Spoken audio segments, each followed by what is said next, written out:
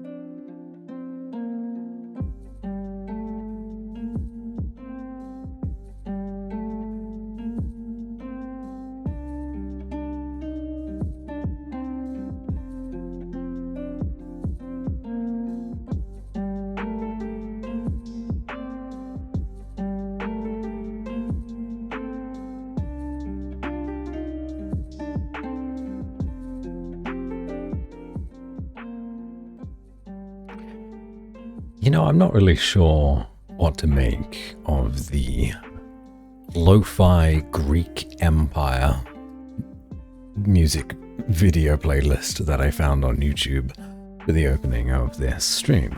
But I thought I would give it a go because it's, well, thematic at the very least. But it's not quite what I expected, interestingly.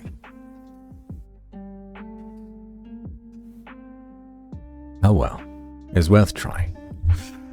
Maybe there's more interesting lo-fi Greek music out there, or Roman. Ash, thank you so much for the 49 months. That's incredible. 4 years and a month.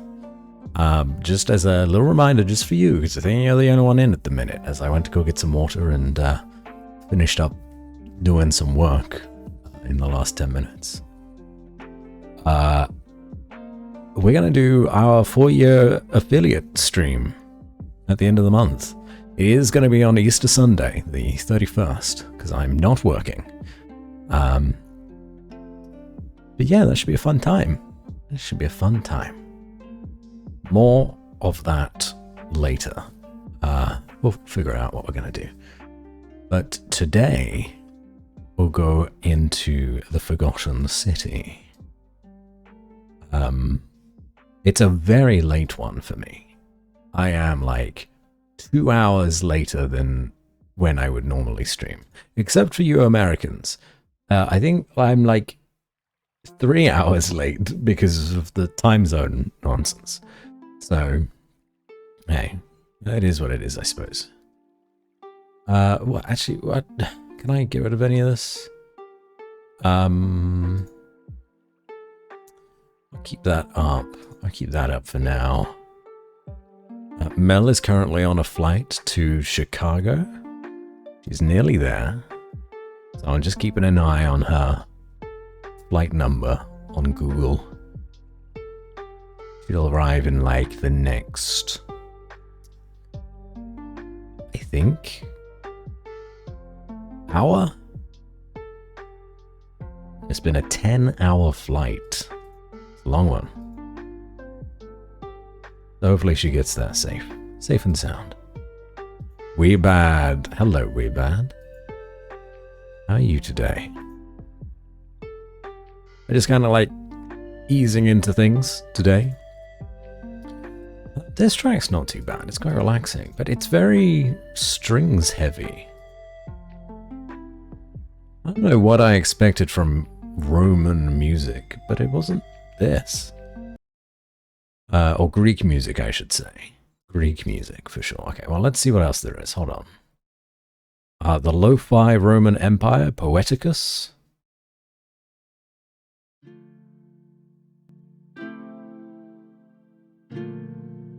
Oh.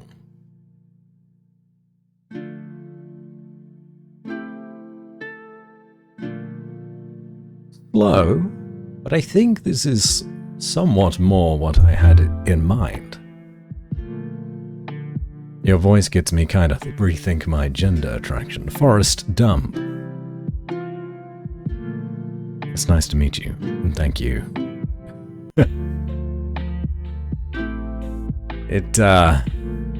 Yeah, it sort of happens sometimes. Don't worry, you're not alone. Thanks for popping in. I'm guessing Forest Dump. You've joined because, well, I imagine actually there's not many people playing The Forgotten City. It's not brand new. It's not old. But it seems to have a bit of a cult following. Hold on. Ah yes, there's me and one other person playing The Forgotten City on Twitch right now. Which is wild. Because when did this game come out? Hold up. The Forgotten City. Store page. July 2021. Okay, so it was like almost 3 years ago.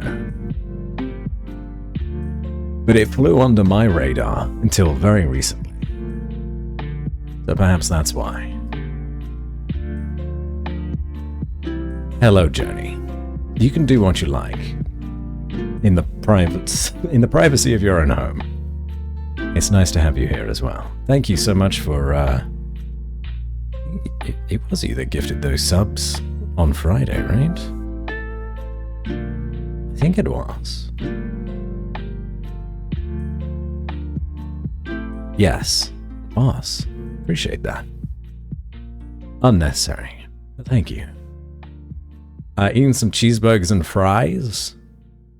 Delicious. I had a whole pizza to myself earlier today. It was wonderful. And I went to the store to pick it up specifically today. Because I was like, you know what? I don't fancy cooking. And I'm too busy doing other things. I don't want to spend the time to make something healthy and, you know, time costly. Don't want to spend the time in the kitchen, essentially. So I went in to the store and I was like, oh, I see there's one that's reduced. It's, you know, it's been reduced today. And then one of the store colleagues came up to me and was like, oh, don't take that yet. I'm about to reduce it again. And I was like, no shit? Awesome. So I got like a large pizza for less than £1. I think it was 90 pence. I'm like, fuck yeah. I don't even feel bad about eating it all by myself. That was amazing. And that's where we are now. All-knowing cheesecake, hello.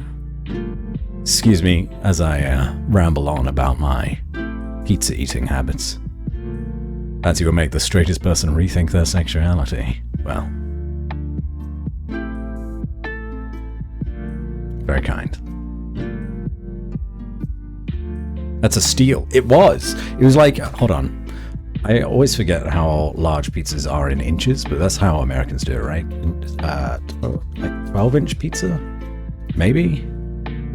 Is that a large? No, 12 inches medium. So I guess it's like 14 inches? Whatever it was. And it had cheese and garlic stuffed crust as well. Otherwise, it was just a margarita pizza because I don't eat meat. But I put some extra tomatoes on top too. It was amazing. 18 normally. Really? Well, it was store-bought pizza rather than like a a Pizza Hut or Domino's pizza. But 90p? So good. Sun-dried tomatoes are good on pizza. They are, though Mel is allergic to the olive oil that sun-dried tomatoes bathe in. So I never have them in my house, unfortunately. So I just chomped up regular tomatoes and placed them on top. Really good deal. How are you doing, Tentacle? I hope you're doing very well. I hope you're all doing well. Thank you for popping in so early today. We'll be playing The Forgotten City, which I'm very proud of myself for today's title of the stream, Detective Batsy Out of Time, because it's a time loop game, right? So there's only a limited amount of time. We're always running out of time, but also we are sent back in time, so we are out of our time. Really patting myself on the back for that one. Very proud of myself.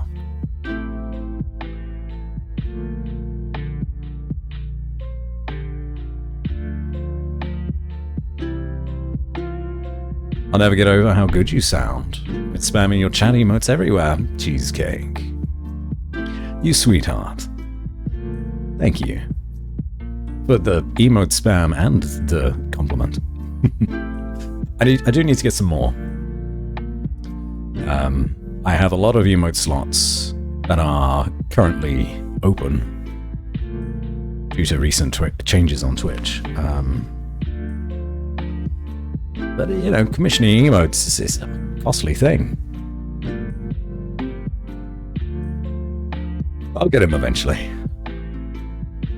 What is a random bit of Rome wisdom that you can provide us with? Are you asking Cheesecake? Cheesecake, are you a Roman expert? I don't know, how do your IRL friends react to your voice? My IRL friends have kind of gotten used to me, or what few friends that I've had from like university. However, people that don't know me quite as long, like my work colleagues, for example, do have similar reactions to you guys on here, which is very sweet of them. But, you know, you talk over headsets to each other and stuff, and then you're just like, Dan, can you, or yeah, this is my name, it's out there. Dan, can you, like, be quiet? Because we're creating puddles out here. And I'm like, okay. All right, sorry, I guess. I won't communicate anymore.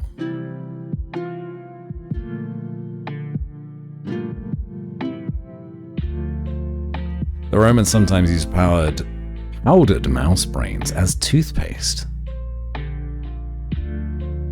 What? I will not be doing that in this game.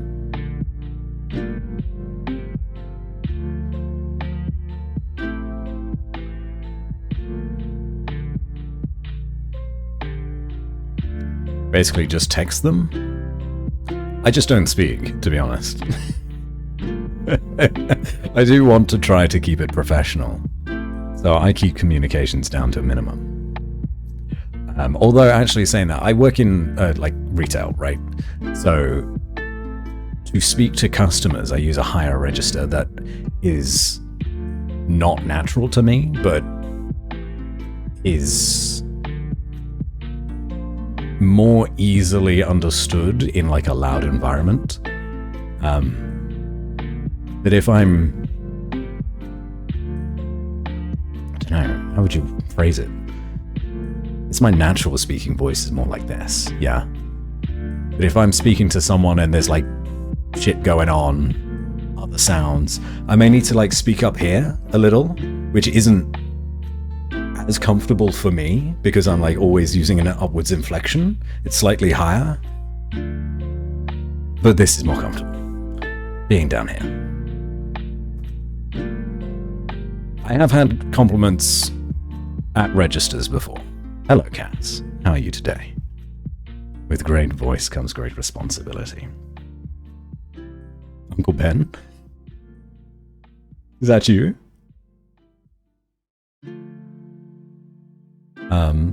Yeah. I'm fortunate in that regard.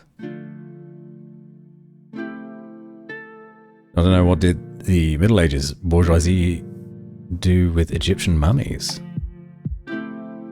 Oh, didn't they like grind up Egyptian mummies as well because of medicinal purposes? I feel like there was a lot of that happening. Anywho, I'm going to start the game because, I do need to warn people actually. I'm going to turn the lo-fi music off just for a second. And we're going to be very serious. The developers of The Forgotten City, the game that we are playing today. This is part 2, by the way. Oh!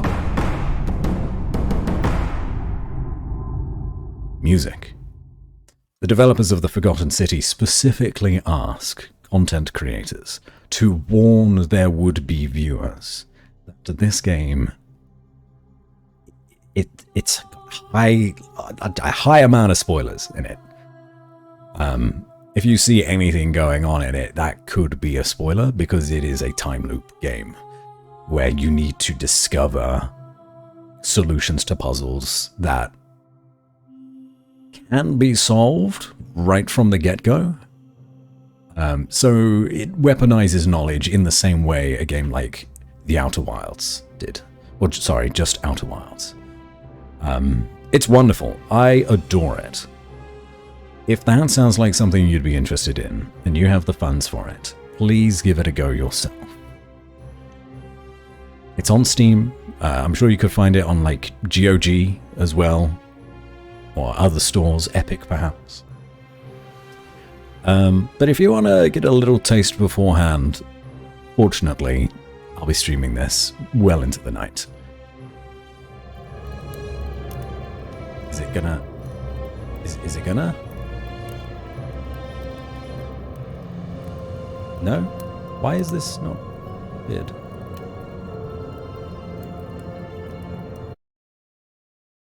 Hello? Okay, now it's here.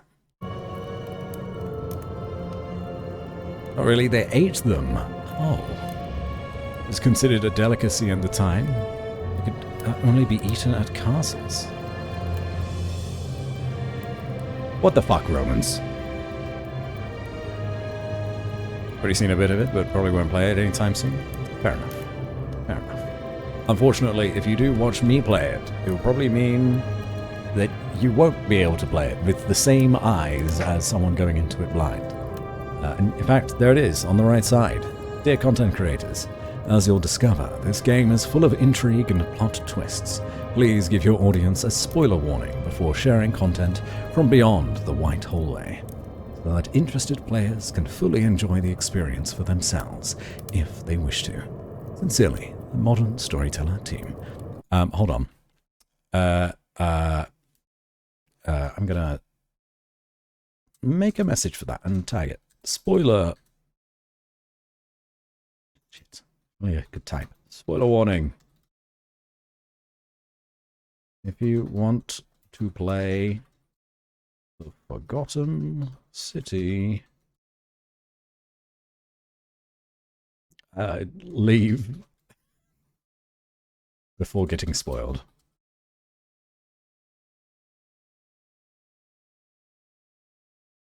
And I'll just do a little pin, and we'll leave that until the end of the stream. And any of you guys that you don't want to see that pin, you can just close it.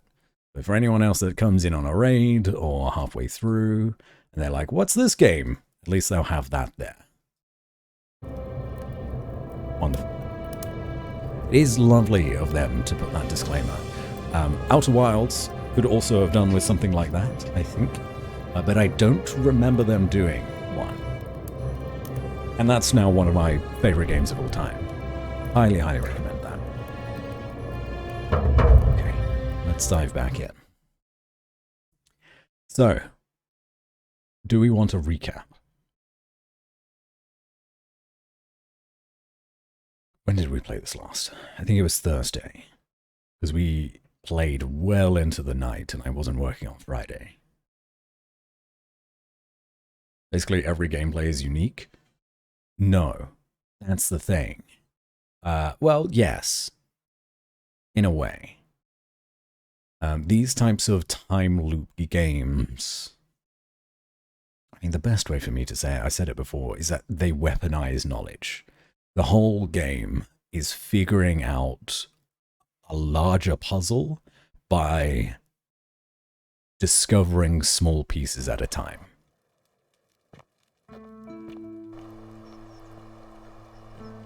If you jump into a game halfway through and see spoilers of the puzzle, you'll be getting a large picture, or a large portion of that picture, without having done any of the work yourself. It's one of the games that, yes, encompass the saying, it's all about the journey, not the destination, right? Because if you knew the solution to this game and the solution to the puzzles, you could probably speedrun it in 10-15 minutes and be done. But gathering the information needed to create the finished puzzle, that's what the content of the game is. How far in are you? Because I think I've seen the intro. This is only the second time I'm playing it, but I think, yes, okay, I've got a complete quests log. So these are the things that we've figured out so far. Main goal, quid pro quo. I was pulled out of a river by a young woman named Karen. In return for saving my life, she wants me to find a man named Al who disappeared in some ancient ruins. We found Al in the ancient ruins. He was turned to gold. Pretty wild. I was then trapped in said ruins, and it seems like the only way forward is through a doorway into the past. We travel through a gateway into the past, which then led us to the same city, but 2,000 years prior. The golden rule has been broken and I'll need to rewind time. Yeah, this is like the loop mechanic, where in this city, if anyone breaks... I was going to say breaks the law, that's not true. If anyone commits a sin, in quotation marks, sin, the golden statues that are scattered around the city come to life and kill everyone, turning them also into golden statues. That's pretty bad, because what do you count as a sin, right? Everyone's, walking on eggshells here. And eventually, someone will commit a sin. So that's what we're here to figure out. Who committed the original sin? The divinity original sin. And essentially doomed this city 2,000 years ago. Hello, Pengu. Welcome in. Welcome back to the Forgotten City. The case of Detective Batsy. Out of time. You have like a notepad then to write knowledge down, or are you just going to remember it? I'll remember most of it, and if I don't remember it, I'll have this log. It's fine.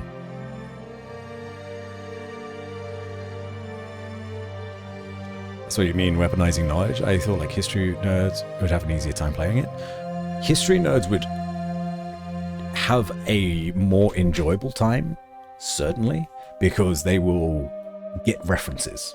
Like, there will be like a slight hint towards something that if you weren't into ancient Roman or Greek history, you could just completely miss and breeze by. But if you are more in the know on those topics, you could pick up on that context and be like, ah, that's where this storyline is leading.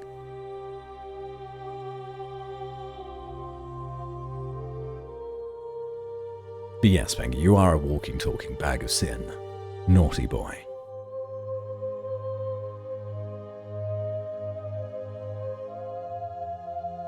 Even white lies be considered a sin?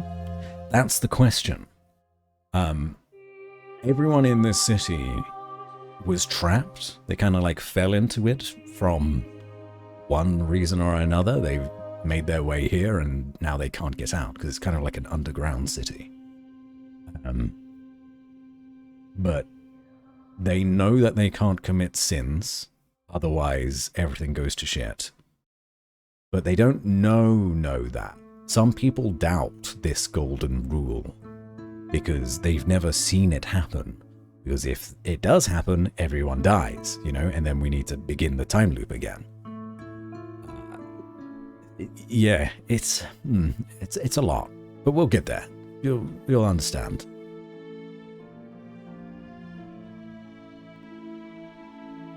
It's giving that one chicken detective game you played once. It is a little. It is. Although saying that, any detective game or mystery gives Chicken Police a little bit. I'd love to do another Chicken Police style of game though. Naughty boy did something to me? You're welcome. He's got a call and came back to hear you say, naughty boy, what happened? No, it's just Pengu. It's just Pengu. Alright. So, okay, in the last playthrough, we actually saved the lives of 2 people that were attempting to commit suicide. Which turns out, because they succeed, if you don't stop them and give them a reason to live again, they do succeed in unaliving themselves. Which does not count as a sin. Because everyone sees it and they're like, oh, what's about to happen? And then nothing happens. The golden rule isn't broken. So, suicide isn't a sin. We've learned that. Maybe somebody else has also learned that and is using, I don't know, driving people to kill themselves. It's a way to circumnavigate the golden rule. Unaliving themselves isn't a sin? Yeah. Yeah, absolutely. Whoever has made up this golden rule, whether it be a god or man, they seem to have made it really difficult to know what actually is a sin and what isn't. So that's another part of the mystery. Yes, manipulation and stuff. Okay. So, here is one of the side quests. I think a thorn in the paw. Yes, okay, we found a treatment for rheumatism for someone in the city. Dying gasp. This was for... Yes, a lady named Yulia who took... What poison did she give herself? Well, she took poison and tried to kill herself because she was being manipulated. And essentially got forced into an incredible amount of debt and then into effectively slavery to pay it off. We got into a locked villa, and then the same person that was blackmailing Yulia was doing the same to someone called Ulpius, and Ulpius jumped from this temple above into the citadel. And that's how we figured out that killing yourself was not a sin. But we restarted the time loop, and we stopped him. So, good end there, I suppose.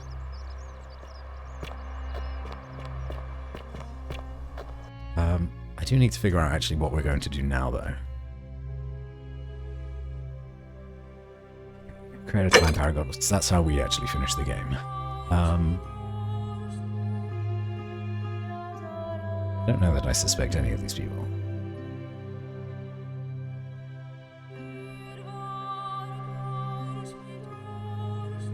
Tell Sentius about the assassin. We could do that. Is that guy petrified while doing push-ups? I think he was at one point. Not right now, but he was at one point. Be able to restart whenever, only when the rule is broken. I believe only when the rule is broken. Although it is very easy for us to be the one to sin, because if you steal, that is a sin. If you kill, that is a sin. If you assault, even if you threaten, that is considered a sin. As I discovered in my last playthrough, because we threatened someone in a very direct way. And then the golden rule triggered.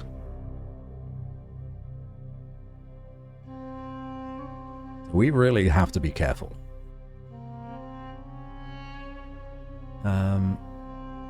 Some people mentioned a coin. Oh yes, we should find a quitter again. Figure out how to make Malleolus drop out the election? Not yet. Okay, into the palace. Oh yes. Don't know how to get in there yet. Space is narrow. Obtain a bow. No idea where to find a bow. Get up into the upper cistern. I don't know where the key is. Dooley. Dooley has a key. Okay. So to get into the cistern, we need to free Dooley. But to free Dooley, we need to do democracy in action and get Malleolus to drop out of the election. It's going to take a lot of work. I think we need to go around and talk to some people. Fresh meat, huh? Domitius. He's a dick. We don't like him. On your best behavior, I trust? Yes, Horatius. Actually, Horatius, let's chat. What is it, citizen? What about indirect threats? I don't know where the line is, truthfully. You know a way out of it. I went around asking the same questions when I first arrived. Never did find a way out. But I learned how to accept my situation. To bear trials with a calm mind robs misfortune of its strength and burden. That's from Seneca the Younger, if you're interested. I've just got to move you guys up a little so you're not conflicting with the text box. Where are you? There you are. I'll put you like in here somewhere.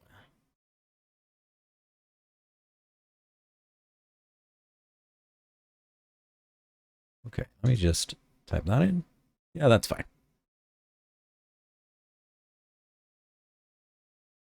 Perfect. Thank you, Weebat. What do you think about the Golden Rule? Well, as I always say, it's kind of like a divine version of the practice of decimation in the Legion. By threatening to execute 1 in 10 men, the idea is to ensure order and discipline among everyone. And it works. If you knew you could be executed because your brother-in-arms is planning a mutiny, well, you'd bloody well watch him like 100-eyed Argus, wouldn't you? Because your only chance of saving yourself is to stop bad things before they happen. Makes us all responsible for keeping each other in check.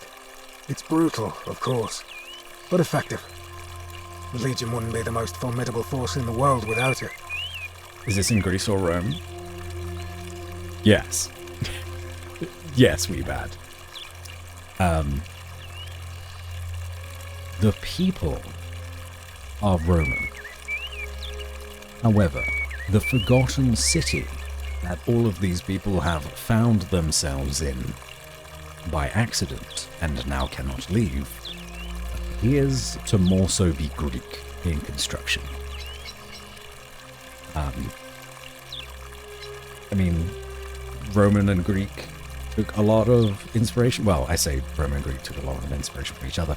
Romans took a lot of inspiration from the Greek, specifically that way around. Oh, I need to talk to that lady in the back. So,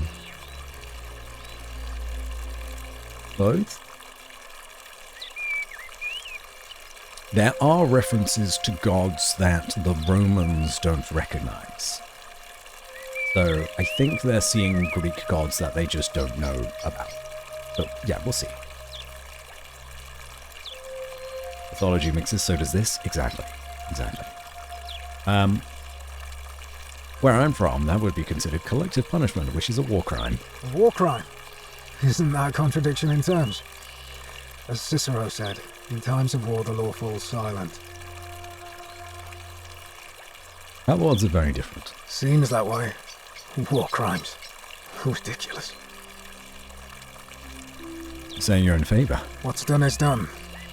I was forced to execute my brothers in arms, and those memories will always visit me in my sleep. Who's that guy?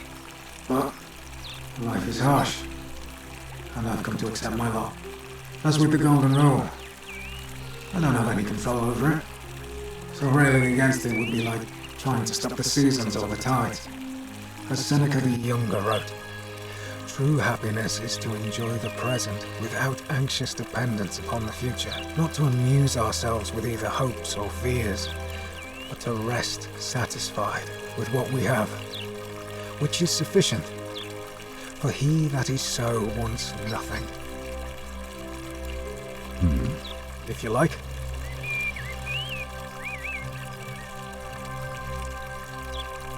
So I have it to the audio, but it's gone now? Okay. Don't know what that's about. I'm sorry. Let me know if it happens again. Who are you going to vote for? Not that it's any of your business, but my loyalty is and always will be with Sentius. Unfortunately, I don't think my vote is going to make any difference today. Oh yeah. See, Domitius has been going around town, shoring up votes for Malleolus with lies, bribery and intimidation. The man's a savage, but he's a gladiator, so people fear and respect him more than they should. Sentius knows about it, of course, but he doesn't have the same rat cunning as Malleolus. This place will be different with that sleaze at the helm. But I try not to worry about things I can't change. It's like doubled or reverbed? Okay. If it does happen again, just, yeah, let me know. And I'll change my audio channels. Again. Keeps happening for some reason.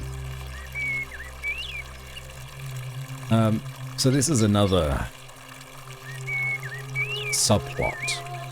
Is that there is a magistrate of Rome who is the head of this small city of people, which is like 25, 30 people. It's not a lot. And there's about to be another vote to see if he stays in power. And he seems like a good dude. Sentulus. He's actually the one that opened the time portal to bring us here and solve the sin. However, his rival in this matter, Malleolus, wants to take power and has garnered support from the masses. So that's a thing, but it's not good news because Malleolus does not believe in the Golden Rule. He thinks it's just some nonsense to keep everyone in line. And if he is to get in power, he will execute Sentius, obviously breaking the Golden Rule.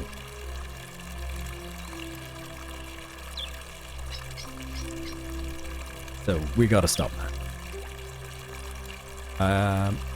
Can I help?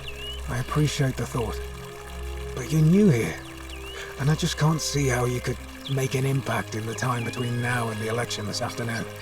In any case, if you're interested in the election, go and have a chat with Equitia, the Vestal Priestess. She'll be overseeing proceedings.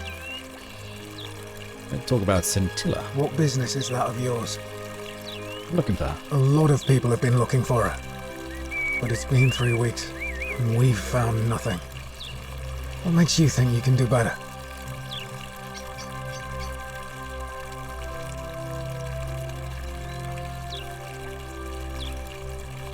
Sometimes fresh eyes help. I suppose that's true. It's not only about morality, it's also about politics. Absolutely. Absolutely. You know what you did to her? What? Why would we have that as an accusatory thing? Did you notice anything suspicious? Scintilla was always a kind, well-behaved young woman. I admit, her disappearance really caught me off guard. If anyone knows something, I'd expect it to be Sentia, Malleolus, Claudia, or Domitius. But none of them will tell me anything. You might fare better though, I suppose. Mouse on my screen, I just realised. Ask residents of the villas for clues about Scintilla. I don't think Horatius has done anything to her, but I am curious about this response. If you're accusing me of a crime, That's fair. better have something to back it up. Never mind, just Worth a try, I suppose.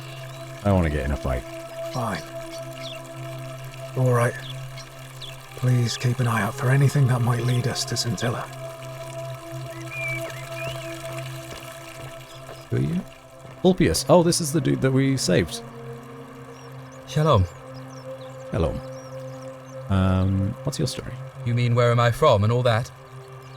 Judea, originally. Ah, But when I was a child, I moved to Rome with my family, Romanized my name and spent most of my life in the Jewish district of Trans-Tiberim, across the Tiber from the main city. That's where I was when the fires broke out.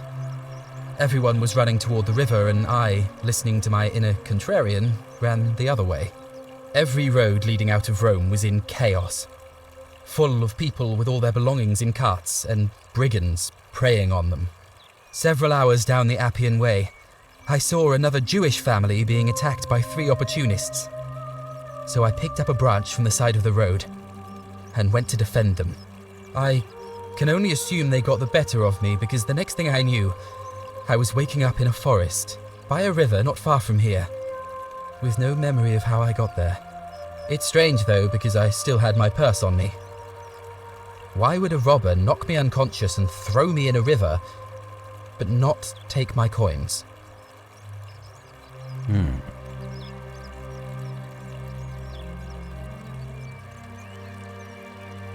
That's odd. Most of the others were in Rome before they woke up in the forest. You're saying you were several hours away. You're right. I always just assumed the river carried me, but I'm not sure I was anywhere near the Tiber when I fell.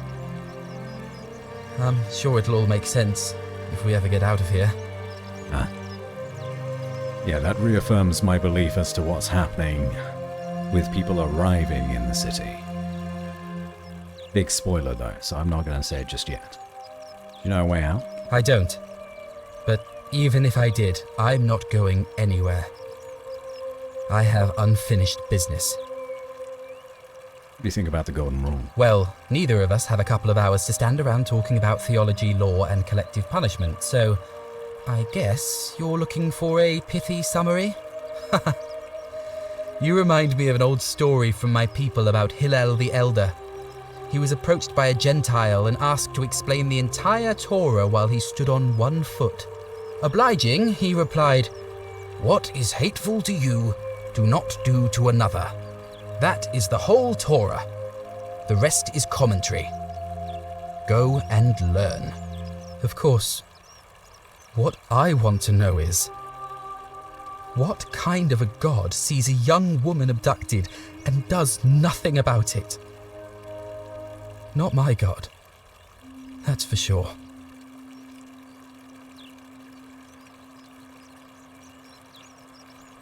Good question. Thanks.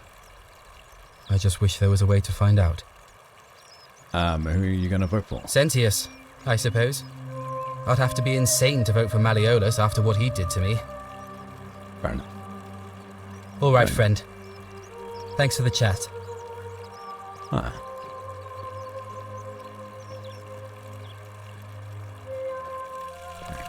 Oh, we Keep an spoke eye out to for him. Scintilla, would you? I shall. I wish to speak to the magistrate. Oh. Whose room is this? Attila.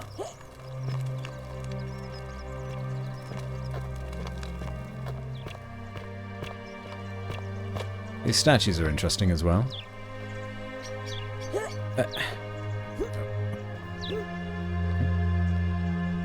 Well, you can see that she's like sort of facing that way, right? Just looking over here. Didn't work with that one. Surely there's another one. Ah, what are you looking at? Oh, you're looking at me. Ah, hey, how's it going? He will guide you. Stranger, oh, we've not met you yet. Ugh, I wish Horatius would stop letting barbarians in here. What do you want?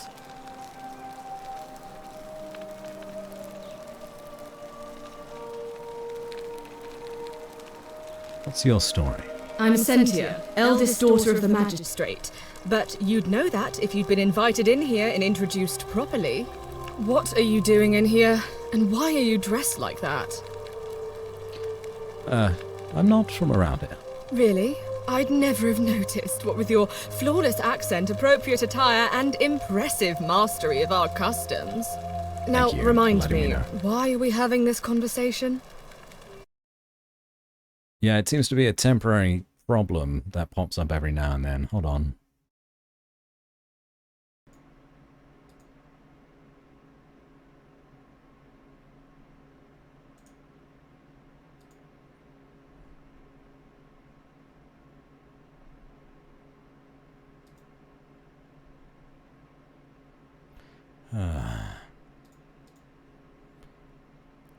What a pain in the ass.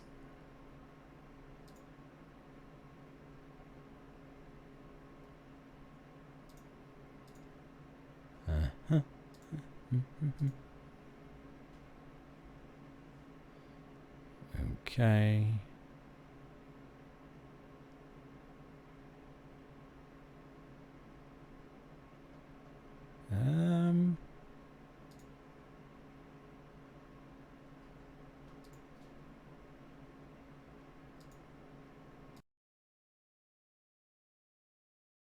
Alright, I've changed some settings. Maybe this will be better, generally. But I won't know until it happens. Just realized I didn't change scenes. Okay. So thanks for letting me know that it happened again. Hopefully now that's the last of it. Really do not know what triggers that. I have no clue.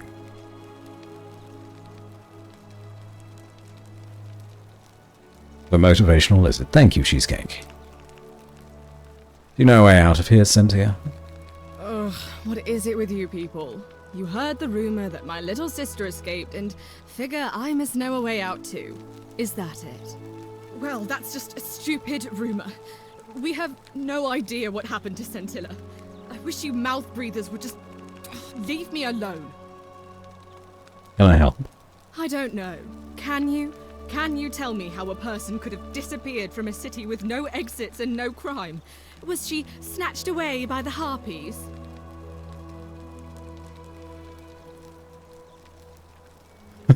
Sentia, Scintilla. Why are your names all so similar? You really aren't from here, are you?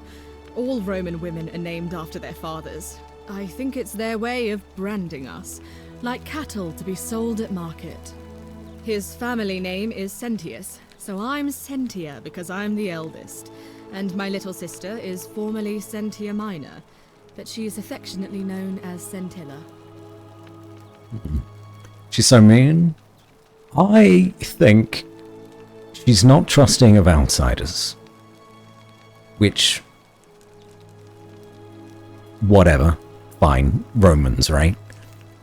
But also, she's worried for her sister. And she's letting out her frustrations on us, which I can't blame her for. When did you last see her? It was 3 weeks ago. We ate our evening meal together, and I remember she seemed happy. In love. In love? We went into our rooms, I went to sleep, and when I woke up, she was gone. That's it. 3 weeks.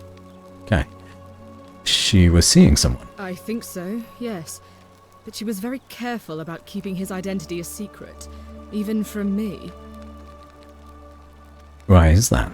Because our father had plans to marry her off, eventually, and even a rumor about her attachment to some mystery man might have ruined those plans. Okay, your father didn't mention any of this. That doesn't Why? surprise me. To him, it was like a prize cow wandering off from its paddock. He's Hello, Bengu. upset, of Again? course, but he says he's too busy with the election to help look for her, so he's letting Horatius do the heavy lifting. Some good that's done. Is it possible her lover was involved? I don't know, but it's been 3 weeks since she disappeared, and he hasn't come forward. That might speak to a guilty conscience. All I know is, Whoever he is, he's still here in the city. You look surprisingly relaxed about your sister's disappearance. I hope you're not insinuating I'm somehow pleased with her disappearance.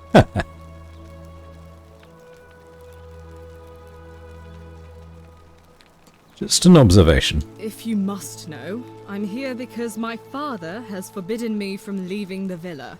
I couldn't bear to lose you too, he says, as if he loves me, and not because he needs at least one daughter he can trade off.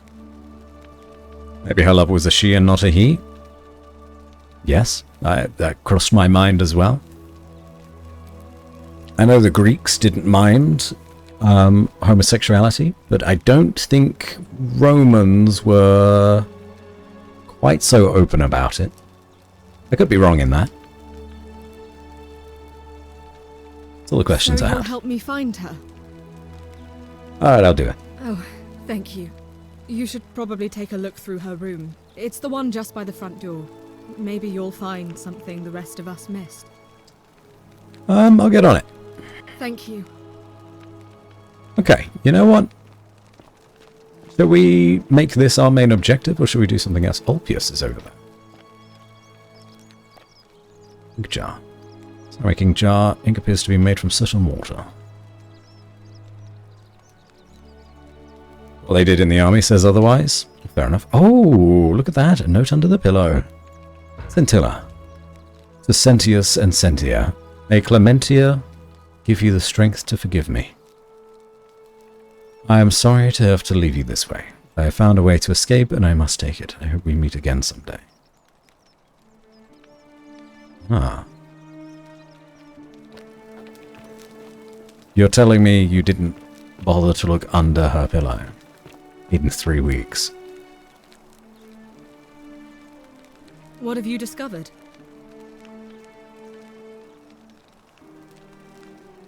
Know who she was seeing? It was Ulpius? Wait, do I know that? I don't think I know that. Why? What? A letter in her room which mentioned her plan to escape. What? Really? I swear, I searched her room top to bottom and never saw that. Oh no, I do know that. How I could have missed it. Strange, but well done, I suppose. But it's odd. It was only a few months ago that Sentilla's friend Yulia let slip she was planning an escape of her own. And yet, Yulia's still here. You should go and speak with her. Find out if she knows anything. She lives in the villa next door. Oh, I feel like this is a very early side quest that we should have clonked onto, but we just never talked to Sentia. Which is quite funny, because we've now rescued the two friends that were going to unalive themselves, being Yulia and Ulpius. And now we can just skip the whole, challenge of making sure that they stay alive so we can question them and just go to the questioning. Scintilla to Sentius. May Jupiter Optimus Maximus continue to protect and guide you. Thank you for making me your daughter and for the lovely birthday pendant. I promise we'll wear it always. I feel so safe and fortunate to have you as my father and Sentia as my sister. I sense you've been feeling apprehensive about the election next month. But if you can just show them the strong and dependable man I know you to be, you will be re-elected, I'm sure of it.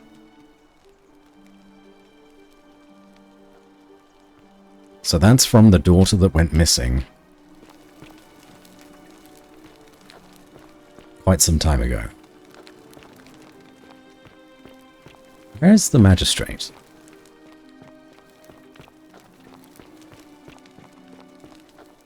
Okay, hold on now. We need to go talk to... There you are. We're finally alone. I assume you already know who I... Yes, we've had this conversation. We have? I know Is that... Yeah. Oh. We've had this conversation too, and I'm in a hurry. Seems rather brash, but all right. Why have you sought me out? So I'm going to ask you some questions about my investigation. Ask then.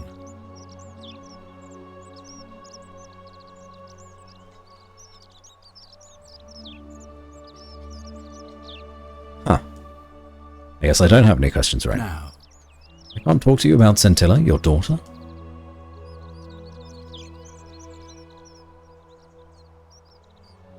It's not. thank you. I'll be waiting. Alright, we'll go talk to Orpheus. Where the hell has he gone? Wade against the current. Thank you for the hint. I didn't need it. This way?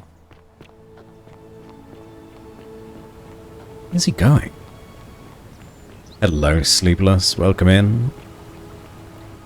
Hope you're having a wonderful evening. Orpheus, talk to me. Shalom. Shalom. We're going to talk about Scintilla. Scintilla and I were in love. And then, 22 days ago, she went missing. He knew exactly which day she left. It's a day. It's the end of the day. You've done it. You've earned your rest. Well done, Sleepers.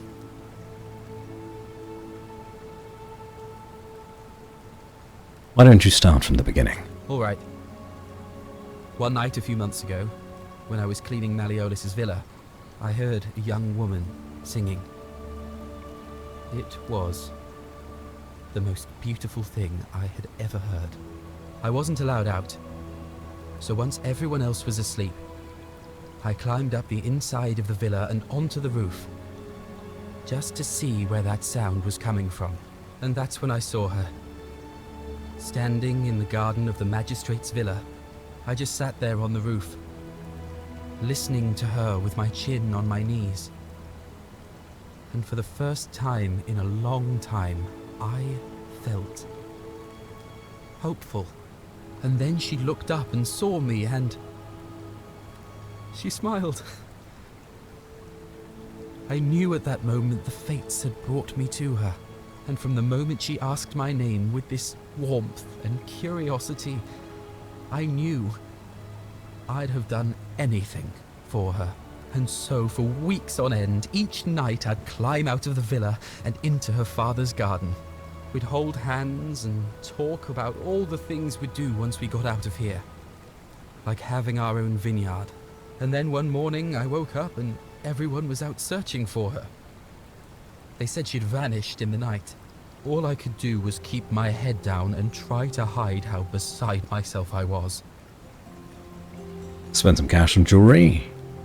Just to see what you like. Nice. Did Mel recommend Sheen to you? I know she's gotten some stuff from there before.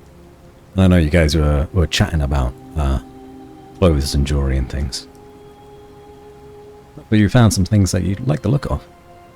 Is it possible she escaped somehow? All I know is she loved me.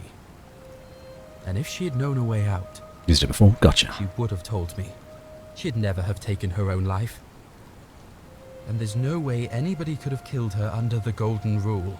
I can't prove it, but I just know she's still alive somehow. Even now, it's as if I can hear her voice in my head, crying out to me. That can only mean one thing. Somebody abducted her. I have no idea how, or who would want to do something like that to such a sweet, lovely girl. But what else could have happened? Any ideas about who might have taken her? My guess? Malleolus had something to do with it. He is without doubt the most evil man I have ever known. I have no idea where he'd be keeping her, but there is one room in his villa, upstairs, which is always locked. I've never seen the inside of it, and I haven't been able to steal a key without breaking the Golden Rule. But I have a feeling that if you could get in there somehow, it would shed light on a great many things. Right. The locked room has his wife in it, not Scintilla. But his wife is always crying anyway, and I don't know why. Mel's gonna help me with makeup, so that's nice of it. Mel's the sweetest. The one who took her was me, Theo, Pengu! Give her back. It's a sin. You're gonna kill all these people. Welcome back, Ash. Gosh, that is a large text box, isn't it? Maybe I should make that smaller. Yeah, I should make that smaller, right? 2 seconds. Font size. Bring it down to like 25. See what the size of that is like. Oh, that's really small.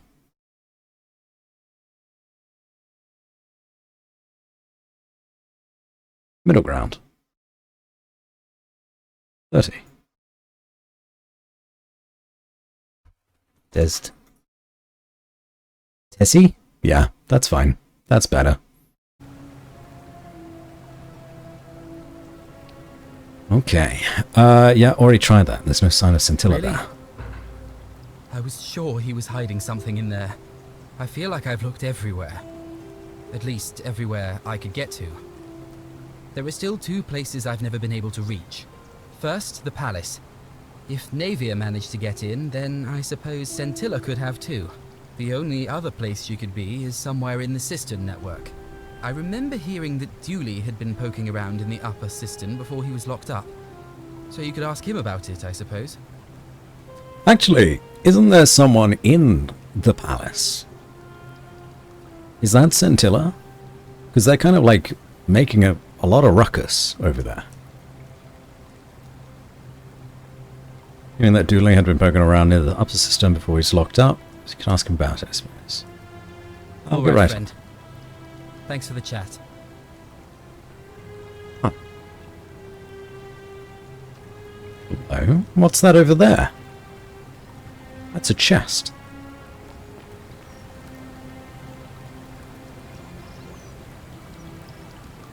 Alright guys. There's a waterfall in this game. What's the over-under on something being under the waterfall? It's gotta be, right? No chance there isn't. No shot. In we go.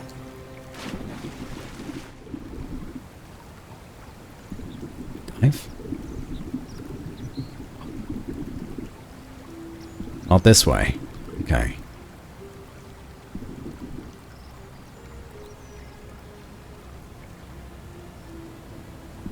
Is there anything underwater? Huh? Money. And yes, I have a flashlight. Gold. I'm still unsure what these butterflies do. Oh, you can... I didn't know you could do this. You could change it to be filtered. Historical old... Oh, that's quite nice. Black and white. Western. Mad Max. That's funny. The Metrics. Las Vegas. Ooh, that's pretty too. Lish. That's gorgeous. Retro Game Child, Mosaic, Mosaic Q, Color Cartoon, White, Default.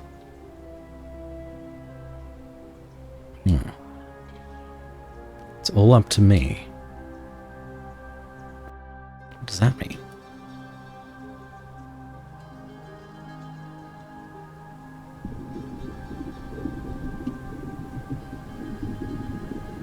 Okay. I don't see anything else in the water. Yes, you said that. There's always something underneath the waterfall. Not the one next to you. Well, we tried going under. Looks like there's another waterfall that way.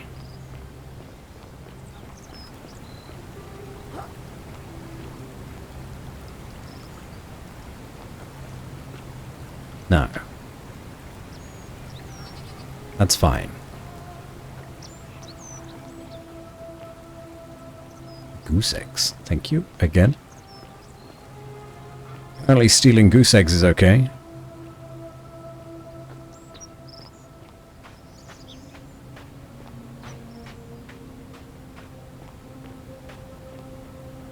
Oh, that's a big drop.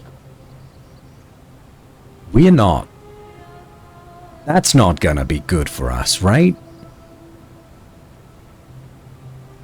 We will die if we jump. Right?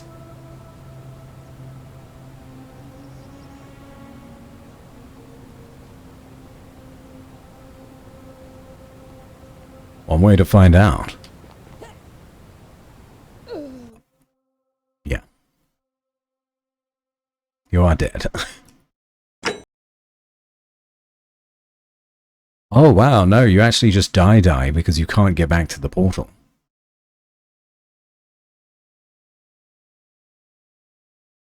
Dear. Hopefully there's an autosave.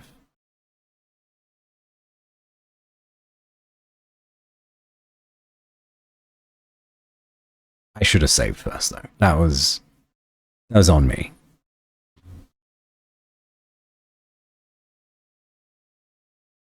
It did look like I was on the trajectory to hit the rock.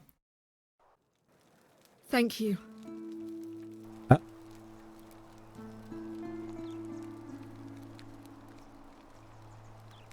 Okay.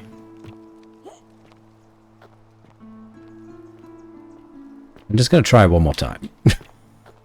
Just in case I was on the trajectory of hitting the rock. But, no. Okay. Yeah, no, that's a no-go. We can't go down there. 2 tries is enough. Thank you. You're welcome.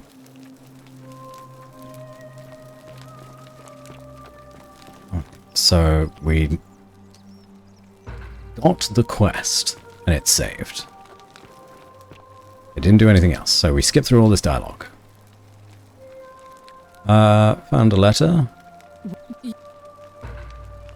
Also, I know who it was that she was seeing. What have you just... Oh, really? That commoner in debt bondage next door thought he could win over a magistrate's daughter. That's awfully bold of him. He succeeded. I can see why she worked so hard to keep it a secret. Quick, go and find him and ask him what he knows. Spoke to him already. He's beside himself about her disappearance. Oh, I see. Well, it was worth a try, I suppose. Just promise me you won't give up on her. I promise. Thank you. See, she's becoming friendlier to us because we're What have helping you her. discovered? Something else? I see. What do you think about the Golden Rule? You know, some people say it's the creation of an all-seeing God who's watching everything we do. But what kind of an awful, incompetent God would let my sister go missing on his or her watch? Fair question. Did you hear that? Curse you, you coward!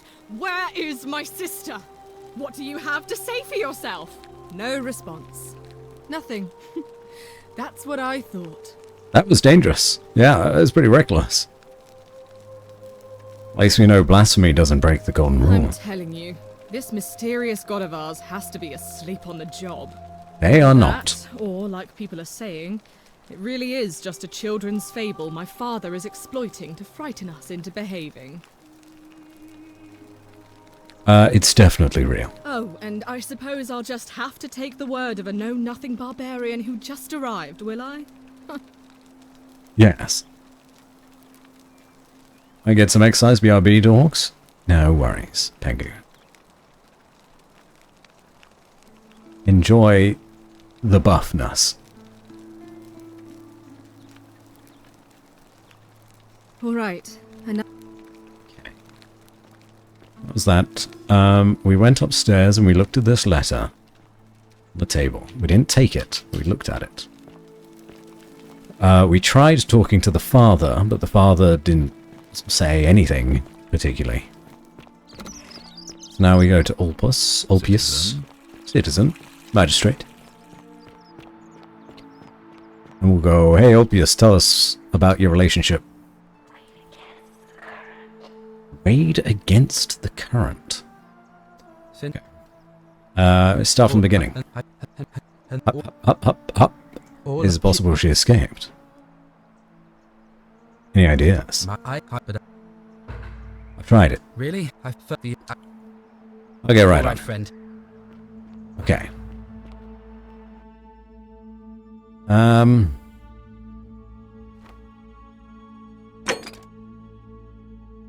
Oh yes, it's Navia that's in the palace. It's not Centilla.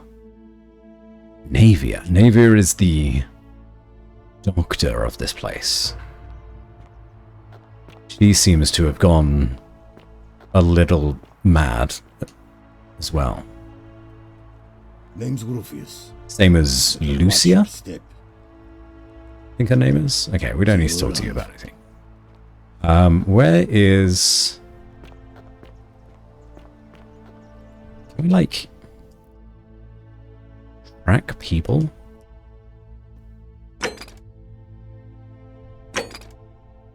What happened to Scintilla?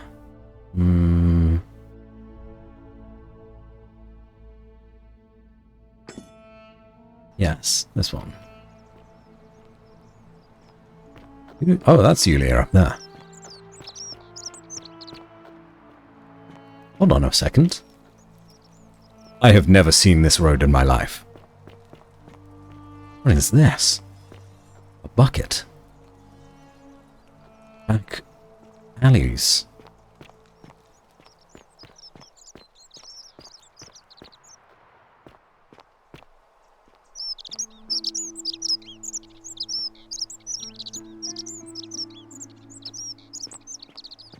At least we know there are birds here. Garum, a fermented fish sauce used as a condiment, gives off a faint, salty aroma. It's like soy sauce, right?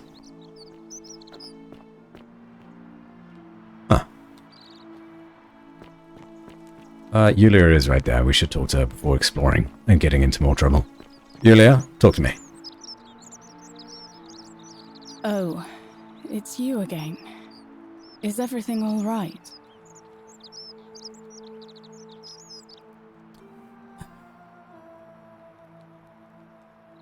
We'll go through all of these. What's your story? You mean my life story? Oh, well, I grew up as part of a big family in Rome.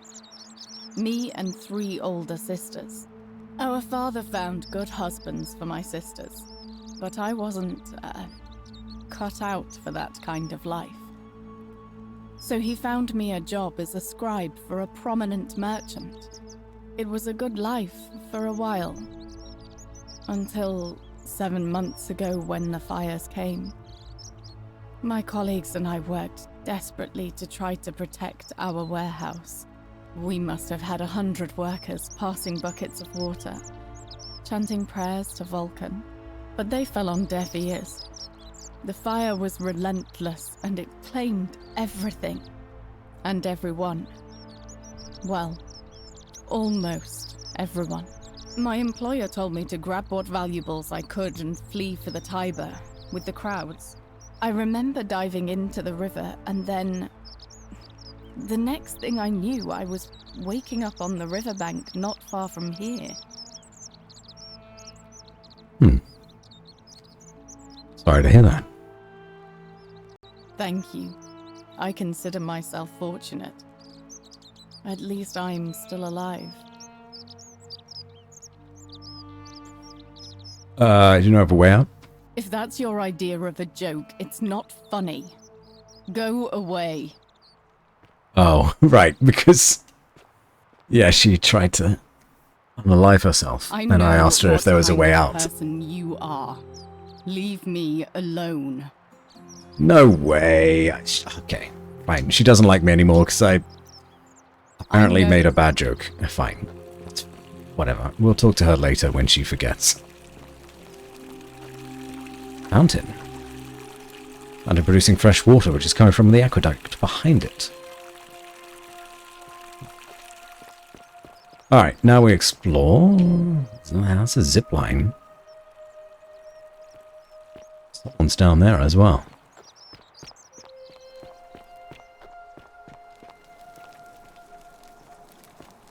What is going on with this alleyway?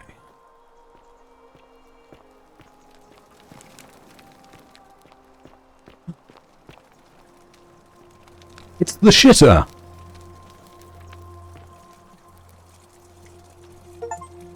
I got an achievement. Unhygienic. Pick up the sponge on a stick.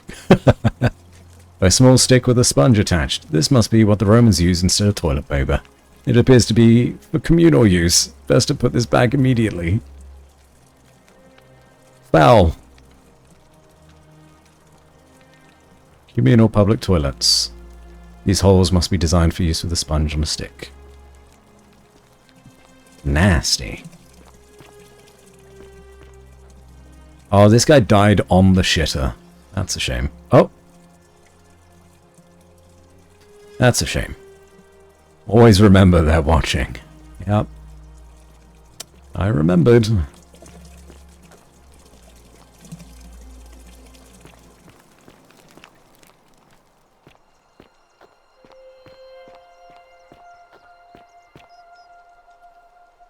Would be my favorite statue head tilter so far. It was a good one. Salve. Hi, Virgil. Ah, a new face. Salve, and welcome to a little community. My name's impossible to pronounce for most people, so you can just call me Virgil. I hear we have you to thank for saving Julia's life. I'm glad you arrived when you did. There we go. Nice to talk to you. Okay. So Virgil is openly gay, and someone is threatening him as well. So that's another side quest we need to do. Is figure out who is threatening Virgil. Because if they don't like Virgil enough and they want him to die, that's a sin. Oh, cosmetic char. Brass char containing some sort of powder for makeup. Hey, Virgil, how much would you want to make me a bow? For the last time, Dacius, I'm not making you a bow. But I would love a why? bow. You know why. But how am I going to defend myself against someone else with a weapon? There are no other weapons You in have the to do city. something. Oh yes. All went along A man with the arrived in the magistrate's bath. weapons ban, Real so it nasty wouldn't be an sort, issue. with his face all covered up. And he's got a weapon. Yes, yes. You have to do something, or he's going to break the golden rule. Not if I don't go over there. Fabio actually knows something about who is threatening Virgil, but she dies sometimes, and I haven't gotten the chance to talk to her. I'll see what I can do. Thank you. I have... Yep, do not go in there. What? Just trust me. All right, fine. Come and find me in my bakery instead. Please be careful. I am also very interested to go in here. When Fabio goes inside this little outcropping, this temple thing, it collapses on top of her. Clipping texture. I don't think there's anything actually in there necessarily, but look at that roof. That's a terrible roof.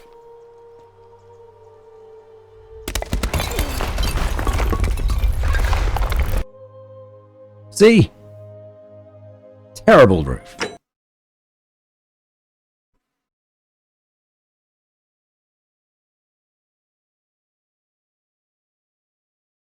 Okay, at least we know now as well that if we go in, we die.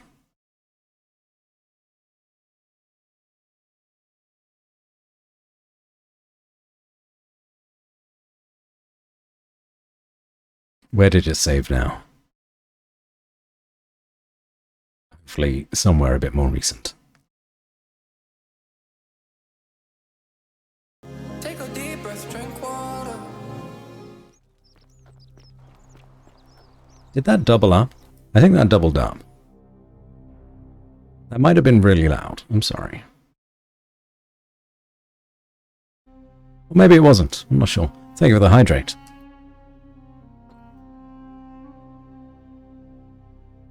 A swine for you? Okay. Oh good, it saved here. Where did she go? Fabio's bakery. Is this the... This isn't the bakery. No. Back in a sec, need to do my Duolingo. Hey! I did mine earlier. Shh, I'm hiding. Did you stop him? Not yet. Well, what are you waiting for? She's terrified. Terrified of the man with the bow, but I can't do anything without some kind of solution. I've tried talking to him twice, and he has killed me both times. Well, not before he commits the sin. Then he tries to kill me.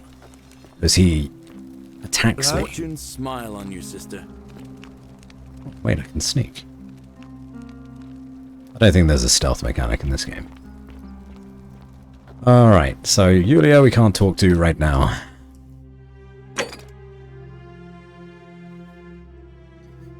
Getting Galerius elected sounds like such a lot of work. Livia is acting strangely. But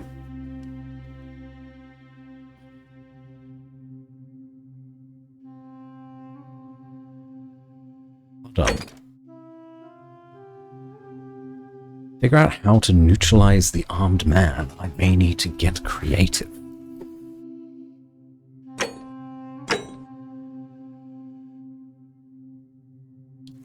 Bread, zipline, chest, citizen register, Navy's treatment notes, like a letter from Sentius to Dooley, old scroll, pretty flower, goose eggs, resin, key to the villa, 10 arrows, not bad.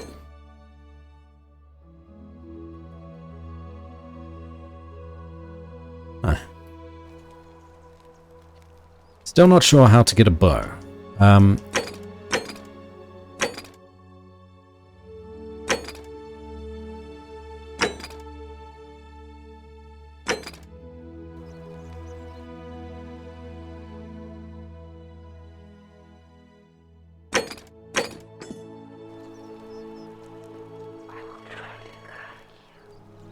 Okay, we have no leads on the bow.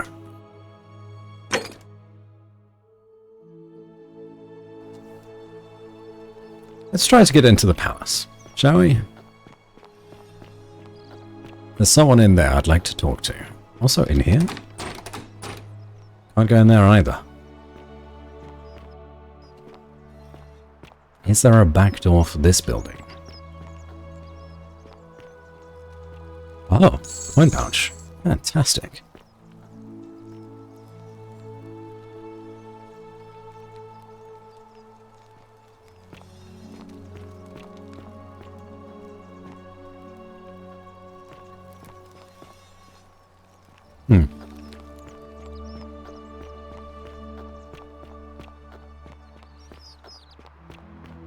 I'm back. What did I miss? Nothing.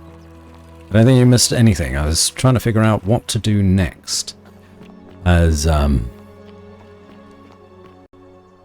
running out of leads, effectively. Oh, hold on. Oh, that's a zipline that just takes me down from the top of the palace. Down to here. There's also a zipline here on the corner here somewhere to take me down into the villa.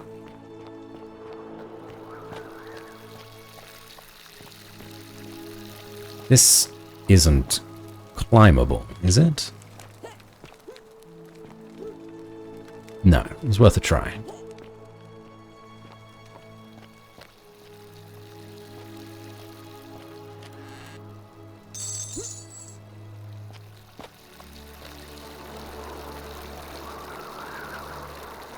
How else would we get in here? To survive, we must all be kind. Corrected to, we must all be wise. Corrected to, we must all be obedient. Finally, corrected to, coping. We must all be... I'm coping. Are you okay? You still hate me? Yeah, you hate me. Okay. Fine. Next loop. There's also... looks to be an archway or doorway up there. The front door is blocked. Yes, the assassin's bow. Don't try to follow me, nothing good will come of it. Maybe, yeah.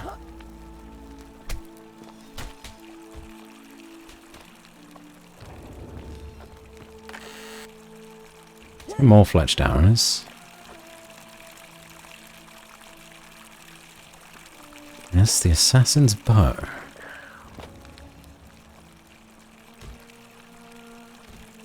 So it tells us to seek a bow to get in here.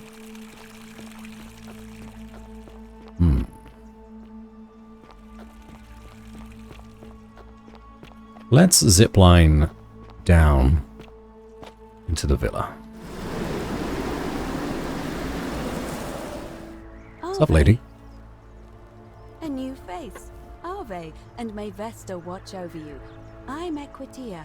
To what do I owe the pleasure of this visit? Someone wanted me to give you this flower. Oh, yes.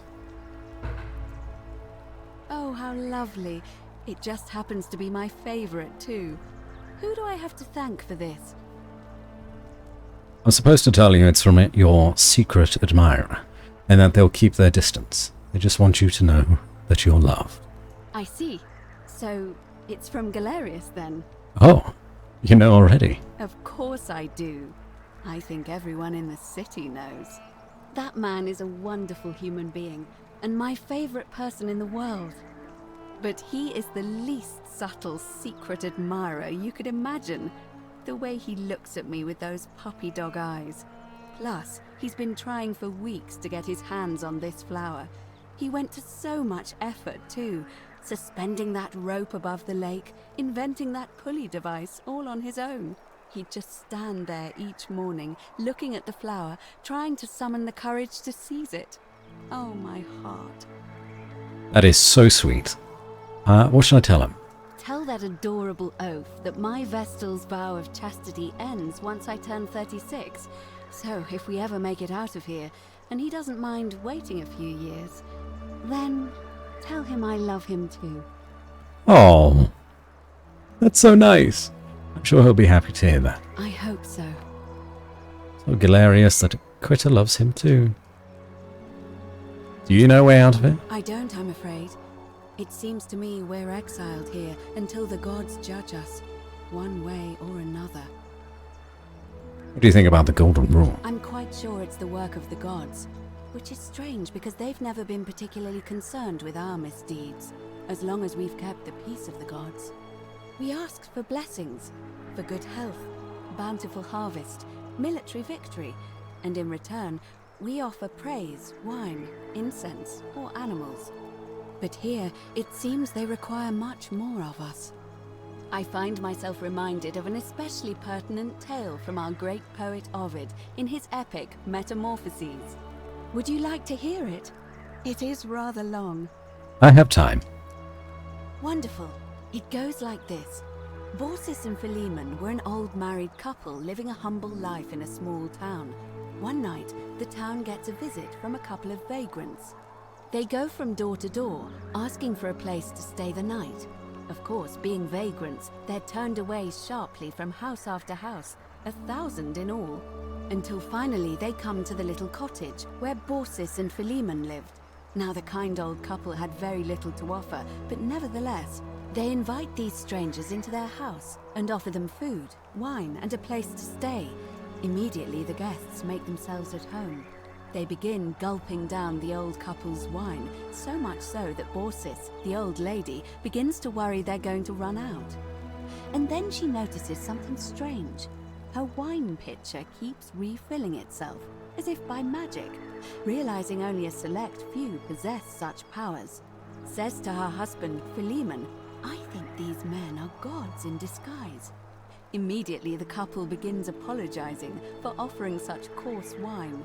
And the vagrants metamorphosize and reveal themselves to be Jupiter, the king of the gods, and Mercury, the trickster god. They confide they didn't mind the meager offerings. They were just pleased that someone in the town offered them hospitality. Then Jupiter says to them, "You have passed our test, but everyone else in this city failed, so we are going to destroy this place and everyone in it, except you, who we will grant a wish." So old Baucis and Philemon escape up into the mountains safely, and they receive their wish, which is for eternity together. Meanwhile, Jupiter carries through with his threat and wipes that city off the map, Oh. Some say the moral of that story is that we must all honor the sacred rituals of guest friendship, the reciprocal obligations owed between hosts and guests. But I like to think it's that we should always show compassion for those less fortunate than ourselves. Oh my. Katie and who? I don't even have a line or a sound alert for this yet because it's so new. Hello, Katie. A timely reappearance. The dungeon awaits. Thank you so much for resubscribing, Katie, in 34 months. I'm just going to pause this game for a second here, as you have redeemed the Blurst Quest. The Blurst Quest, just so you and everyone else is aware, is a challenge of sorts to receive a VIP badge. I don't know if you knew going into it, or if you have the time to accept such a challenge, but it is, you know, something interesting. So, effectively, the Blurst Quest would ask of you, Katie, to create something, whether or not it be a poem, or a artwork, or edit, or something along those lines, that is blessed, or cursed, or otherwise blessed. And it could involve me, you know, Batsy, or the game that we're playing, or something along those lines. And then we will then leave it up to chat to decide whether or not whatever you have created is blessed enough to be worthy of a VIP badge. If you accept such a quest, that's okay. If you don't feel like you have the time nor want to do so, you can decline the quest and I'll refund you the points.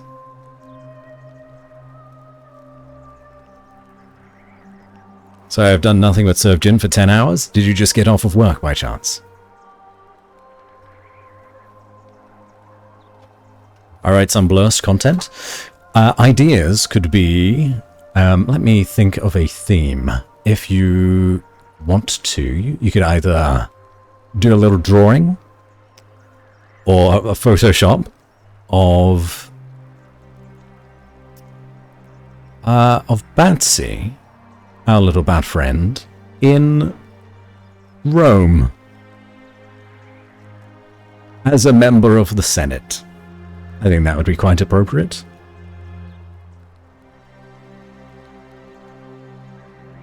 Can I DM you a thing? You certainly can. And with your permission, I will then either read it out on stream or show it on stream. And then chat will decide whether or not whatever you have created is blessed, cursed, or otherwise blessed enough for you to receive your VIP badge. It is a bit of work.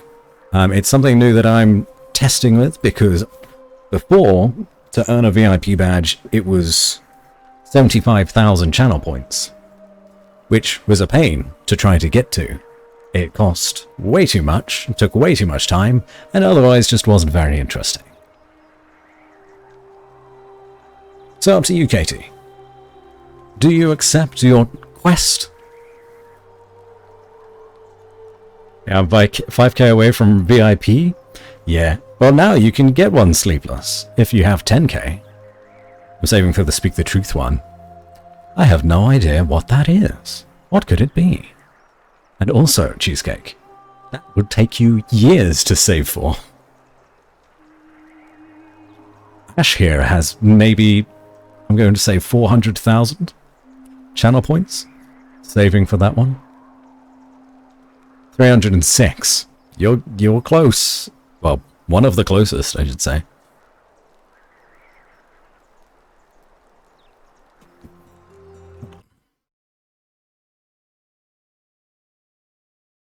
Okay.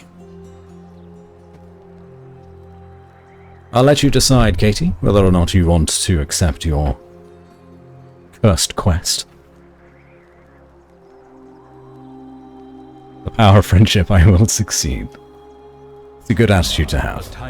Hey, yo, what's up? Hello, lady. So I want to add context in that we are sort of drunk and there is a charity fundraiser involved. Okay. That sounds good to me.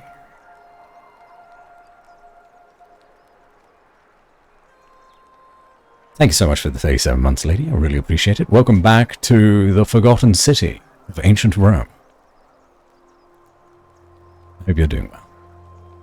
Find my finest Photoshop in thy DMs. Hold on.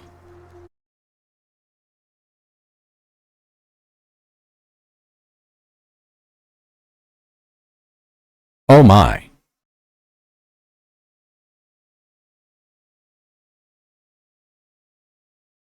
Well, this is something quite cursed. I don't even think that this is remotely blessed. But I do love Mr. Blobby, so I will share it with your permission. Oh, there's two. Hold on now. There's two of these?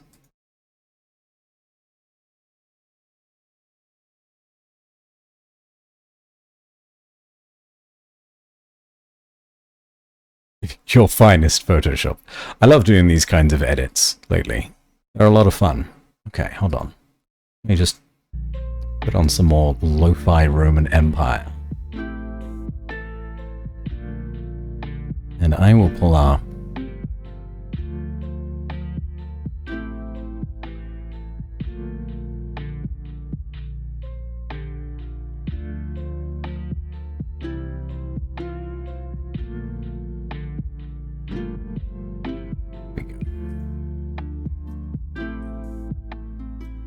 This is one of Katie's previous edits.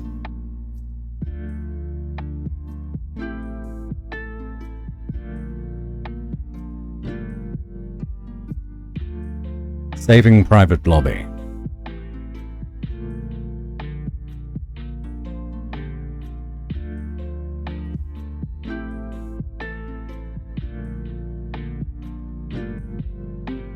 There it is. I realized it was on the right layer.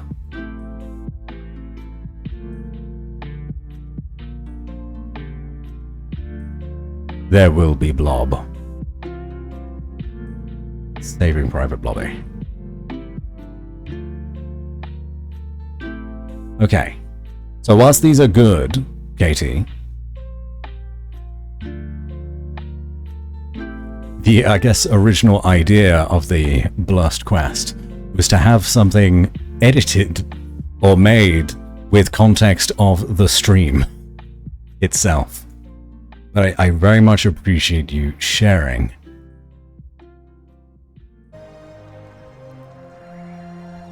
your most cursed edits. Says BB. Hello. Lo-fi Roman Empire? What? Yeah. You can find anything on the internet these days. Hello, Stats. Okay. Back to the game. Don't worry though. If you're up for it still, you want to make another thing to do with, sorry, but I'll use more context in the future, just popped up as an option. Yeah, certainly. I believe there's a little description actually in the channel redemption, and it is a new thing. We're experimenting with it. See if it'll work with this channel. Because I wanted to make the VIP badges something more interesting to try to attain, rather than just saving up 75,000 channel points. Makes it a little bit more, I don't know, creative. Eternal shame, Mr. Blobby was #1 in the charts when I was born. That's... I'm sorry. I'm sorry, Stets.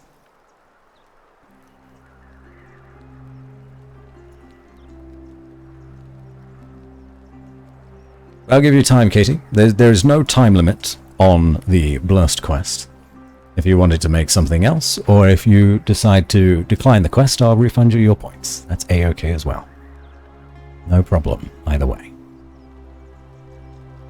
I like to think that it should always show compassion for those less fortunate than others.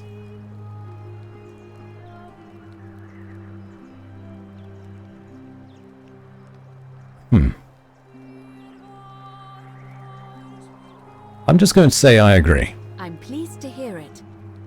Like 15 minutes? You're welcome. That was to a quitter, not to you, Katie. Just bobbing in to say you suck and competitive games. I'm really good at them. Luxury Pigeon,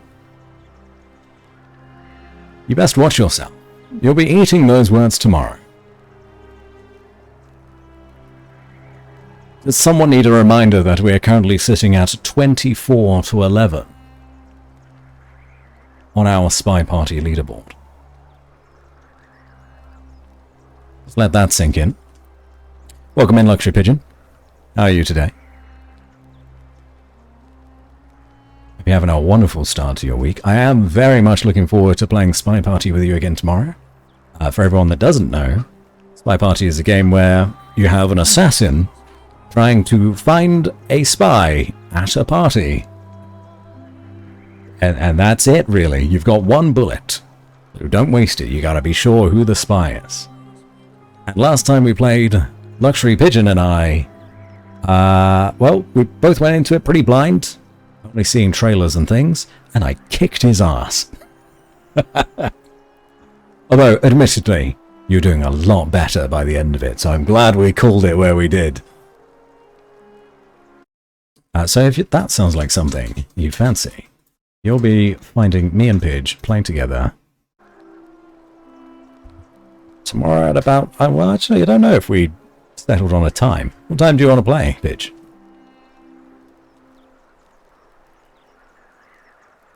What's the status of the election? It must be completed by dusk, just the same as any other official business. It'll be between Sentius, the incumbent, and Malleolus, the challenger. Why do you ask? I'd like to nominate Galerius. I like the idea, but I know Galerius well, and his position has always been that he won't run unless Malleolus withdraws. It was only yesterday that he said to me he'd only ever run if it was absolutely necessary to make sure Sentius wasn't re-elected. So, I suppose if you'd like to see Galerius elected magistrate, you'd need to persuade Malleolus to withdraw somehow. Man, I thought I'd just pop in and get the jive talk out early. You son of a bitch. Oh dare. Coming in just to start a fight. I will remember this. No mercy.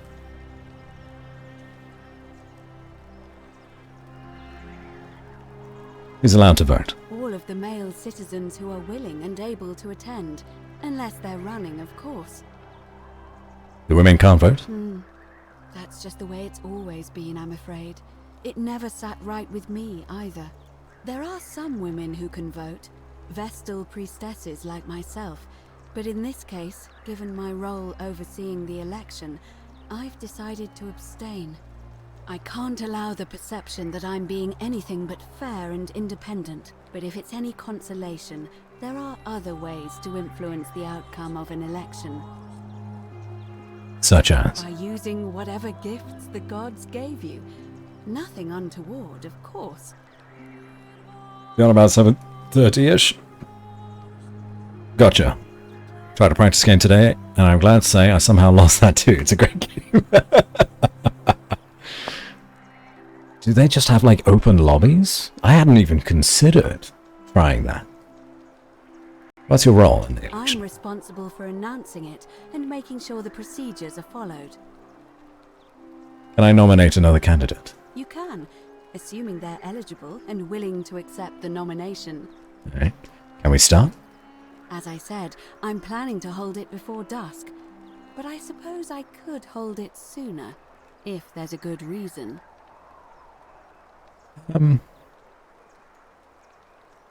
May prevent conflict between the voters. Never mind. Okay, so that's good. If you, like, swing the election somehow, you can then just be like, alright, we've won people over, vote now. Certainly. And not let the opposition respond.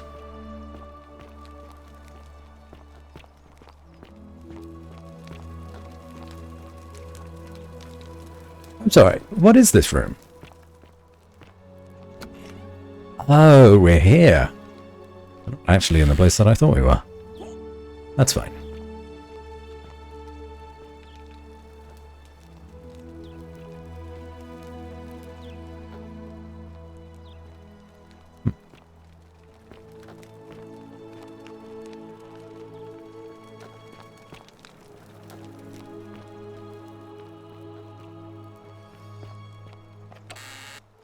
Octavia's chest. Oh yes, Octavia is the secret Christian.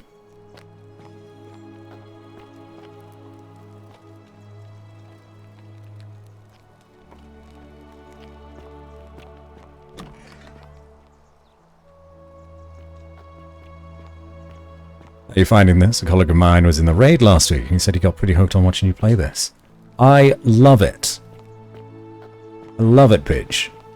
It has a very similar vibe to Outer Wilds, which you know is a game that I raved about for a long time. So you got a bright lamp. Who cares? What a prick. It's a time loop game similar to Outer Wilds, and you need to solve a mystery to effectively save this forgotten Roman city from damnation. Maybe climbable, if only I could support my weight. Okay.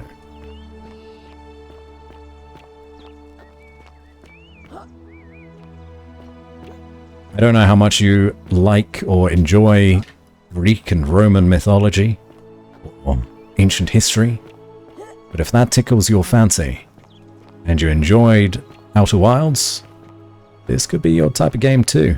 It was first a Skyrim mod, which got so popular and the story was so good that they eventually managed to build up the funds to make it into its own game, its own standalone.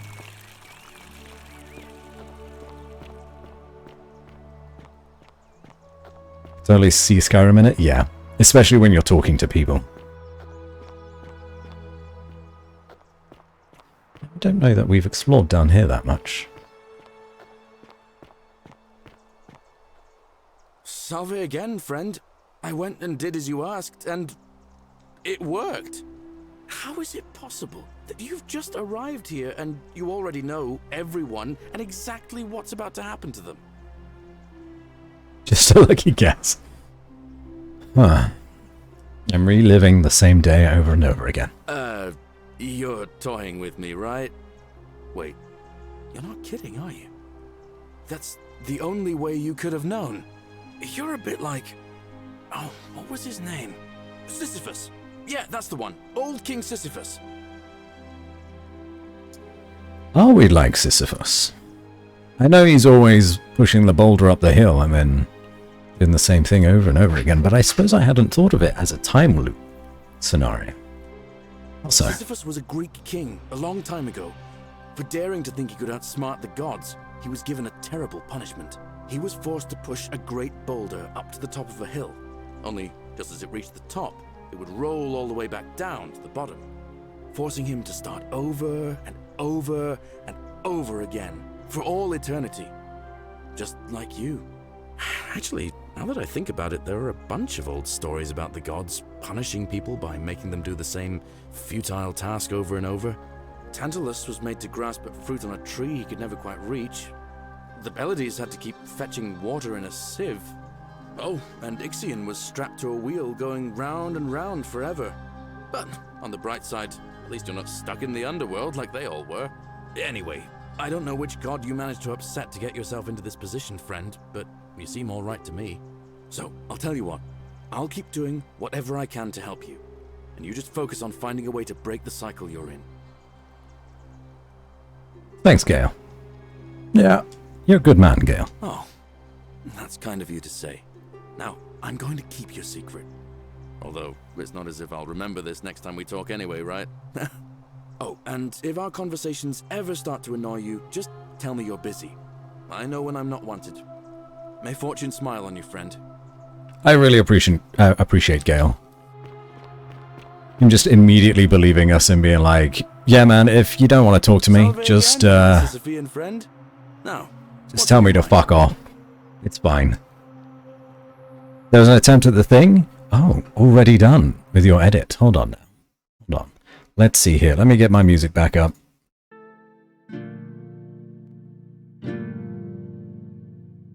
Okay.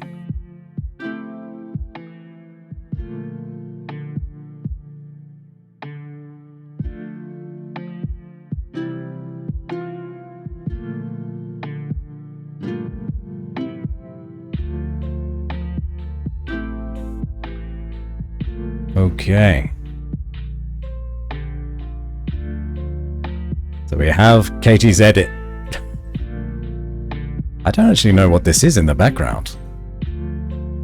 Is this always here? I'm not sure. Anyway, Katie made this edit. The RPG style seems familiar. Me when I find out it was literally a Skyrim mod. Topical. Certainly topical.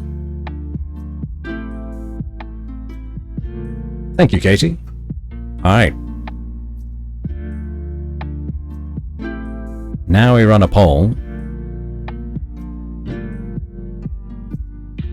Chat. The name of the game is The Blurst Quest. Do we think that this meme is either blessed or cursed or blurst enough to constitute Katie to get a VIP badge? It is up to you. Manage poll.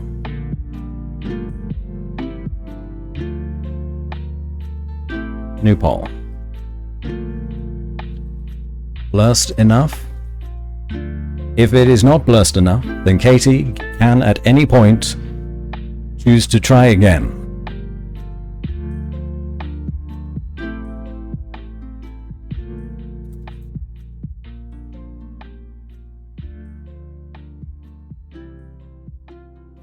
We are not satisfied. More blurst. Just more. That's fine. Or allow additional votes for, like, I don't know, 500 guano. Why not? We'll start the poll.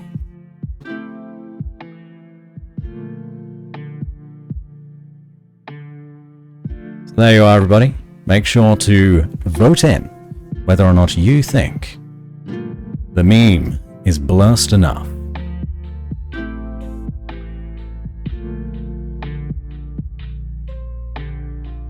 For Katie to earn a VIP badge.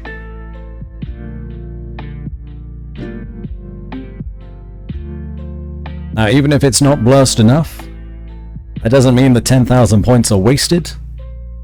You're welcome to give it another try, or if you'd like, you can give up, give in, and I'll refund your points. That's A-okay. Looks like we are not satisfied. Is taking it away for now. I'm gonna need to do a second attempt another day. That's okay. That's okay, Katie. You did just get home from work.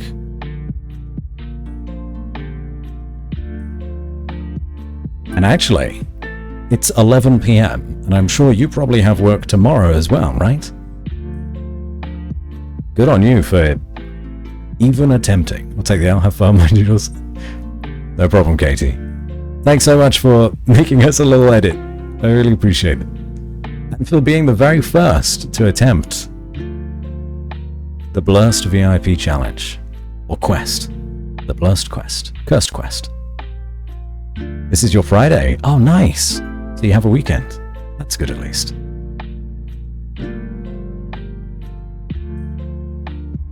So I don't get which part of it is cursed. It's, up to interpretation. Next time. Alright. I will refund Katie's points. Try again another day.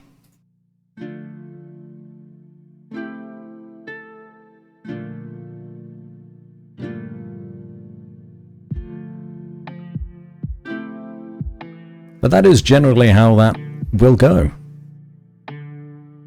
Was it? Right at the bottom. Refund points. And then everything else was fine. I could just complete all.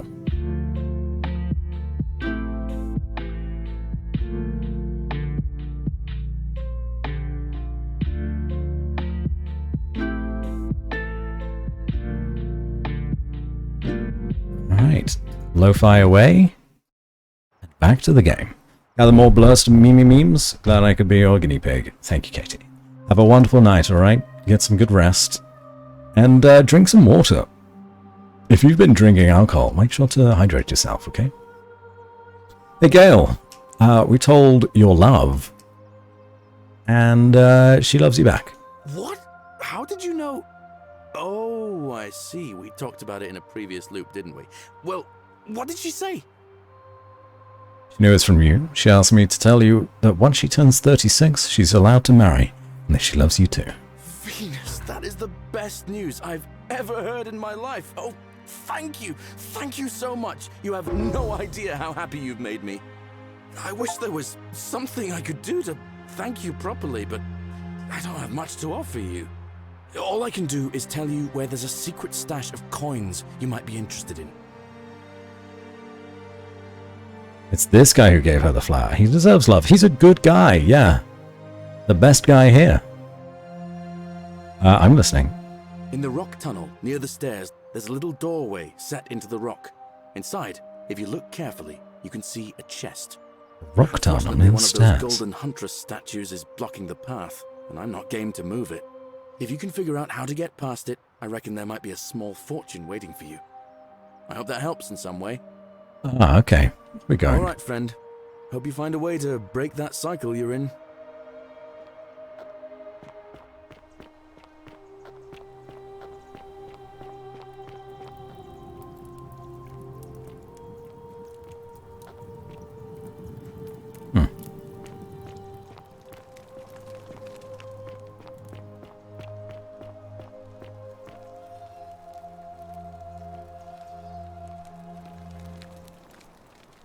So we have this forum here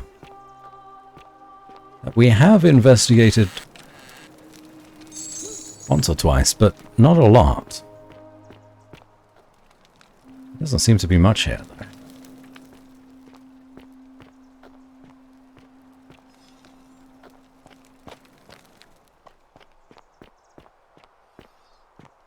Also, there's another thing we can climb? Wait, where's this taking me?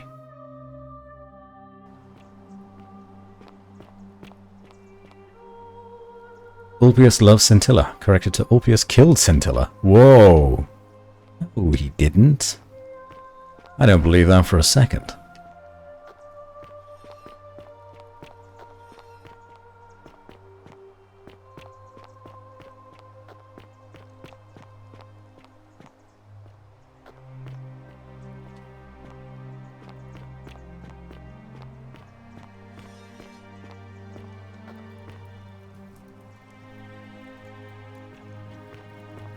Didn't stop them, it would have been true.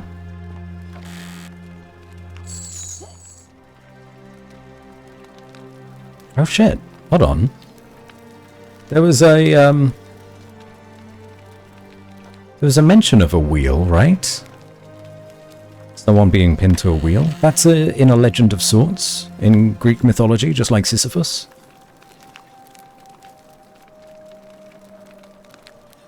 He seems really tired. He sure does. That zipline takes us back to the start. Ixion? This is a reference to Ixion? I'm not sure I know that one fully, but I know Gale mentioned it.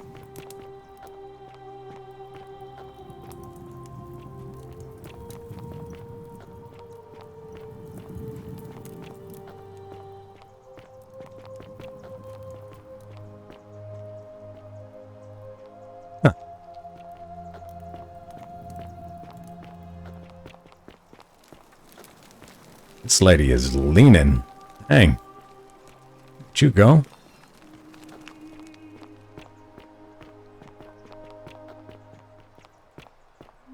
All these people stuck here, blocking the way to the house. There may be something behind there. Behind all those people. May the gods be kinder to you than they were to us, stranger. Read 10 different graffiti. We got another achievement.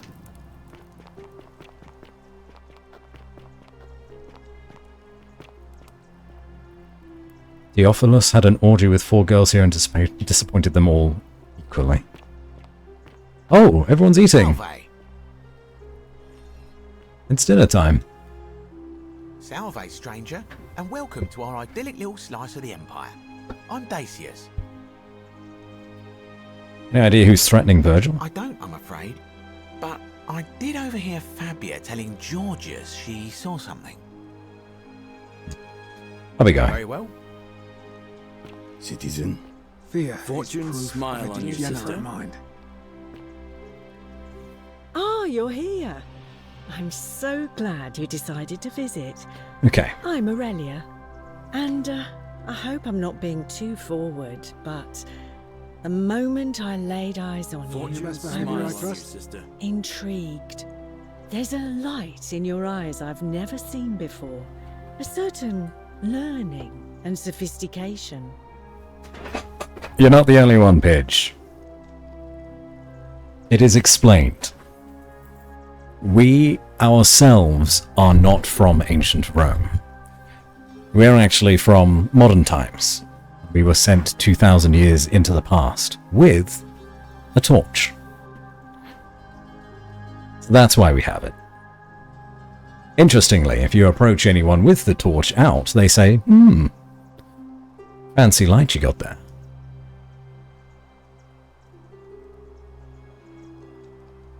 Waste your breath, I know you're a horrible person. Dang. Let's try not interested. Why? Just because I'm a woman? Honey, it's your loss. I take back what I said. Suddenly, I don't find you so intriguing anymore. Let's just forget that ever happened, so we can at least do business. So, what brings you to my tavern? Know of a way out of here? You know, normally, I'd expect you to buy me a drink before asking if I want to get out of here. I was asking about an escape. I guess that went right over your head. Never mind. As a matter of fact, I do know a way out. I'm happy to tell you all about it, but this is valuable information we're talking about, and I don't just give it out like some cheap oracle. So, how badly do you want it? Is it worth, say, 1,000 denarii to you? She is scamming us, or she is attempting to scam us. Ixion killed his father-in-law, and the people of the kingdom shunned and exiled him as punishment. Zeus took pity on him and raised him to Olympus to host him. Then Ixion tried seducing Hera, and Zeus did not appreciate that, so he killed him, sent him to Tartarus, and made his punishment being tied to a flaming wheel, like a pig roast, but rounder. Oh. Lovely. How nice. He was a bit self-absorbed. She is sleepless. Her hands not tired. She's very good with her hands. Kittens. We know from other testimonies that Aurelia is in cahoots with Morelius, and she kind of like tries to seduce people into wanting to buy the information for a way out, and that sends them to Morelius, or whatever his name is. He puts them into debt and gives them 1,000 denarii, and then they give it to Aurelia, and Aurelia just says, here's some poison, that's your way out. So then they just have a little bit of poison, and they're 1,000 denarii in debt. And Aurelia and Morelius are laughing. She's a piece of work. She's a scumbag. But I'd like to know what kind of like procedure she goes through with this scam. Bartender life always clean in a cup? Hey. Solly agrees wholeheartedly. Those cups ain't gonna clean themselves.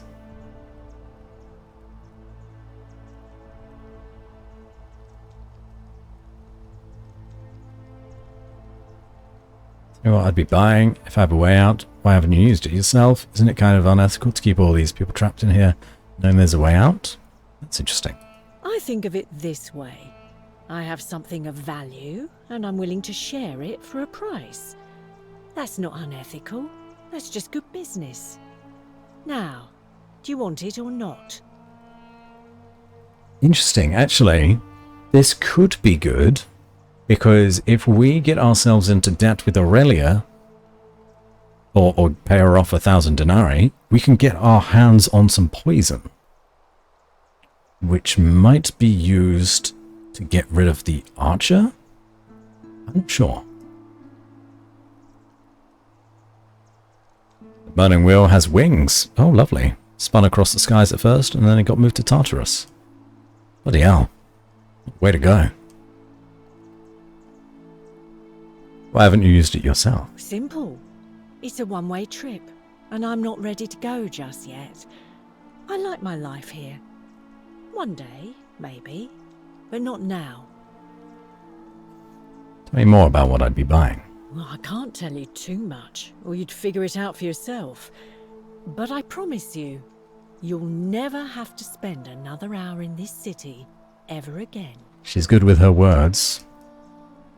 I can't actually buy the poison. That's interesting. I know it's a scam. Ha! It's hardly my fault if people misunderstand the terms of a deal.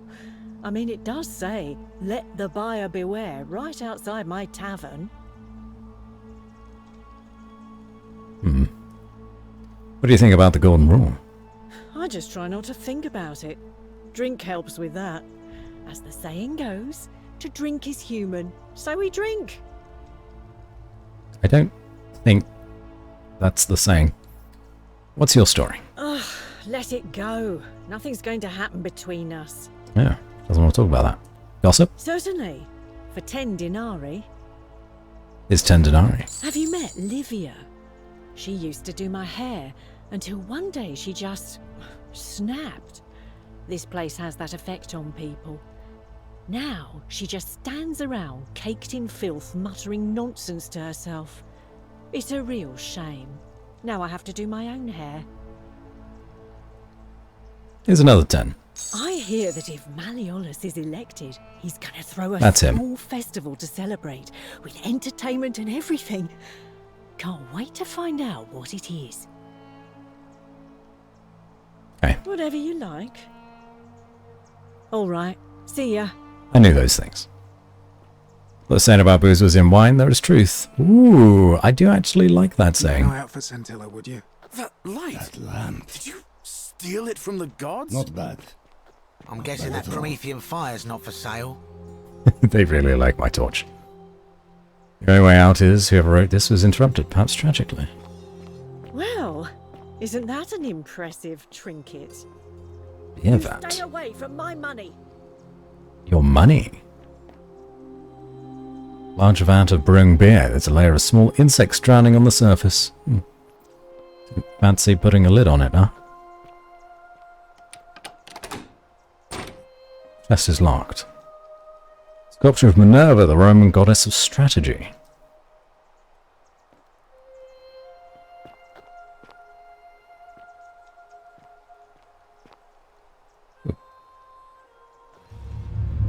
The many shall suffer for the sins of the one. I stole things accidentally. Sometimes when I've been able to take keys, it's just let me. We're gonna go this way first. But not this time. Not this time.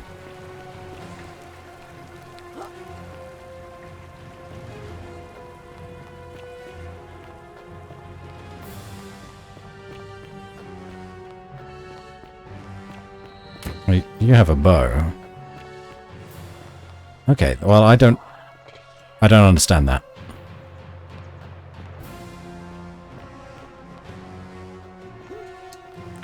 I thought...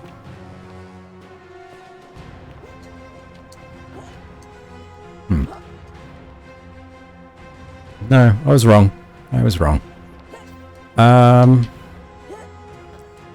Was there anywhere else we wanted to go before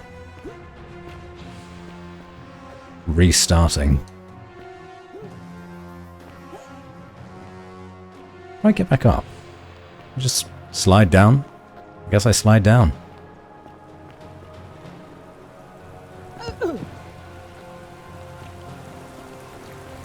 Hello, Shiloh. Stopping in real quick.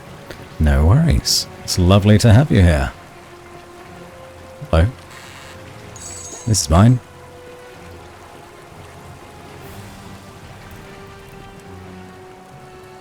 What is and was not stealing in this game is a little confusing.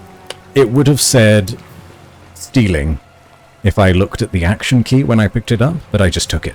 Because other keys I've taken aren't stealing. Okay, so I know there's somewhere that I wanted to go. Where did I want to go? Oh, hello.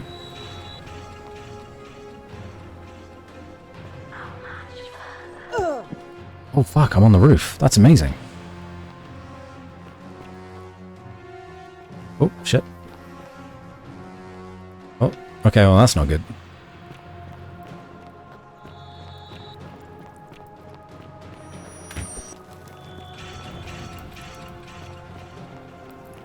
Oh, I died.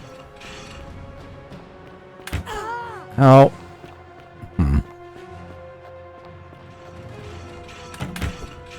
Oh, this is a terrible place to go.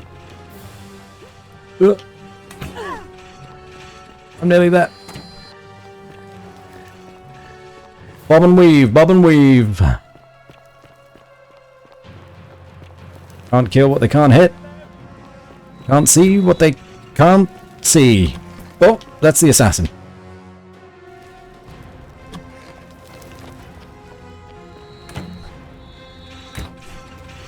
Fuck. Oh, I recognize this place. This is the place that we were. This is how we entered the city. Hello? Why are you gold?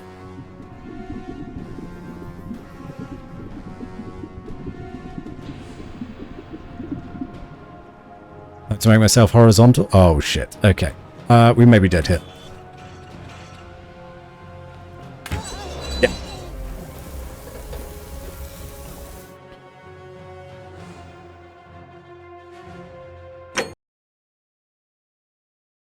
That was the first time we'd been in that room behind the assassin. So that's quite interesting. Though I didn't see anything that I could pick up. Not immediately.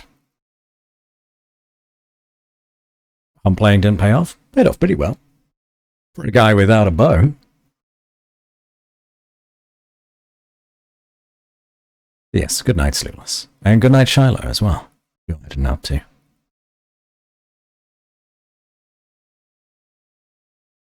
Yeah, I don't know then. How do we climb these various vines? Oh. Hilarious, we're back here now. What did we do after speaking to Galerius?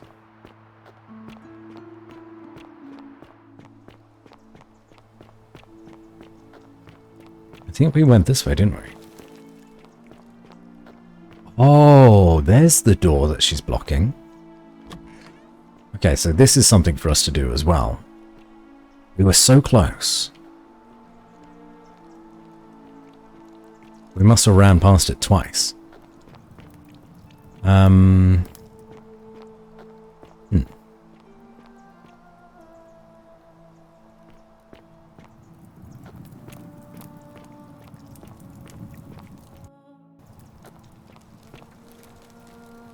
So we have Livia here. I don't remember. We managed to get everything. Well, isn't that an impressive trinket? I'm talking to Aurelia. Yeah. Don't waste your breath. I know you're a horrible person. How dare you? Get away from me, you pig. Okay, she doesn't want to talk to me anymore. Oh, do us all a favour and drink hemlock, Caput Murder. Yep, she doesn't like me. You stay away from my money. I could do it again. See, yeah, now that I look at it, in the bottom right it says steal item in red. Instead of just take. We could do that. As long as we get back to the portal, it would be fine. But we could steal that and then look in the door behind the lady. I don't know if there's anything else to steal in this area. Maybe I could do it all at once. Well, isn't unless you want Whilst all these people are dying. Fire's not for sale. Okay. They are talking all over each other. Anything else to steal here? Gladiator shield. We have some Neris, but that's fine. What? Oh, do us all a favour and... Oh, piss off. Like Demetrius has been using this to train. You, Sisyphus, attack or pursue the stone that always returns. Model arena. Archaeologist insight. A small wooden model of an arena, possibly Verona Arena. It was completed in the 1st century and is still in use today. It's a tourist attraction. Sure. You, Tantalus, cannot Yes, catch Livia. the drops of water, and the tree you grasp at eludes you. Okay.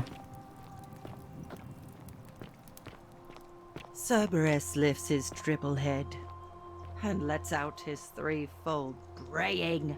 Ancient Roman cavalry helmet with an enclosed face mask and plume made of dyed horsehair. They follow their trades, imitating their previous lives, but they are ignorant. This again. You're in a world of your own, aren't you? Then the rooms upstairs. Creepy doll. Bed. Filthy bed. This creepy lady. Looking around the corners. Into the chest of Apollo. Guess that's fine. A single denarii. She's carrying stuff. A helpful lady. A brack. Creature's chest. Okay, so in this general area, it does seem like the only thing to really look at or to steal is the key. If I went this way, you do have the people blocking this house. Maybe they would move out of the way for us. Maybe not. It could be worth a try. Alright, let's give this another go. Hilarious. I will... Fire's not for Looking a sale. bit troubled there. Not bad. Still no sign of I will save. And I haven't All commenting on my torch. slept right in 3 weeks.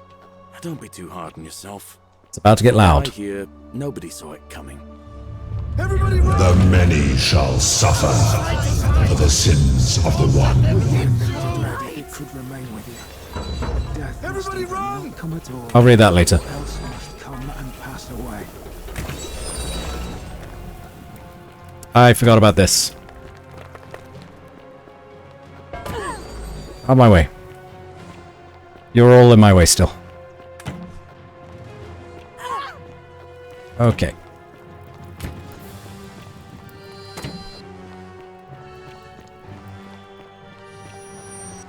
Oh shit. I don't remember her actually having a bow. Maybe I was wrong. But we did steal a bunch of money from the chest, as well as picked up a diary, which I didn't read because I was worried about dying. I wasn't sure if the game paused while we were reading. I wonder if ancient Romans had 2x4s? Possibly. They had saws. If they had a hand saw, I could imagine they could make a 2x4. Still no sign of Scintilla. And I haven't Not slept bad. right in 3 weeks. Not bad at all. What the fuck? Nothing's loaded in. Don't be too hard on yourself. There it is. From what I hear, The many shall suffer for the sins of the one. Aurelia boasts about scamming Yulia and Ulpius and hopes Mariolus wins the election so she can pay him a tribute in exchange for Cynthia's villa.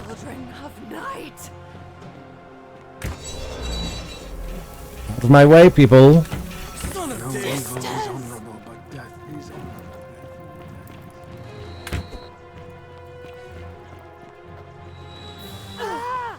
Excuse me, this way. Hold on.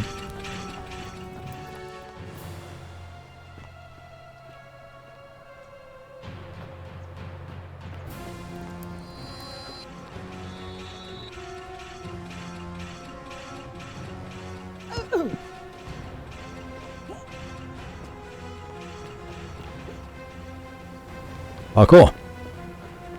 Okay, now I'm going to run past a lot of people.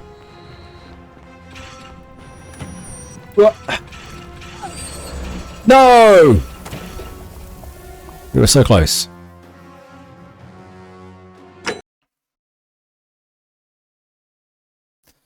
Sorry about the lady boasting about scamming the two and how the M guy better give her tribute after he wins the election. Gosh, yeah, we knew they were in cahoots, don't we? So there seems to be a lot of ways to figure out some of these side quests. Pulling that archer away from the door is quite difficult. We'll keep trying though. Sign of Scintilla, and I haven't Not slept bad. right in 3 weeks. Not bad at all.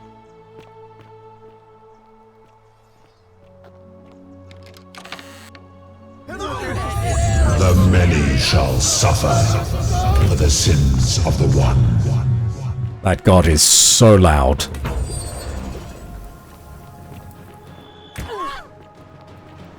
Hey, Centius.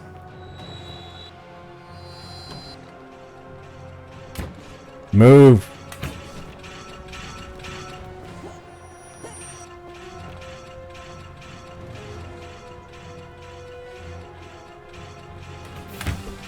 Going for it. Okay.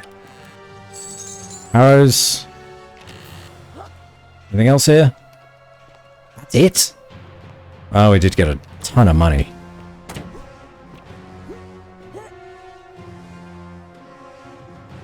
Do we recover health if we just stand still? No!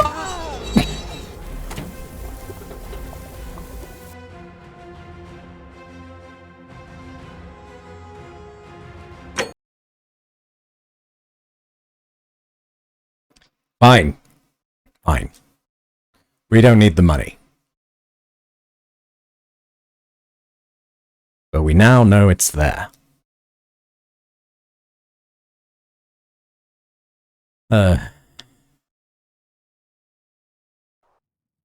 Still no sign of Scintilla, and I haven't Not slept bad. right in 3 weeks. Not bad at all.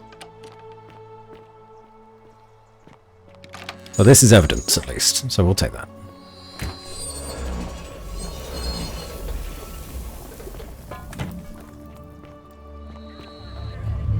The many shall suffer for the sins of the one. Take me back.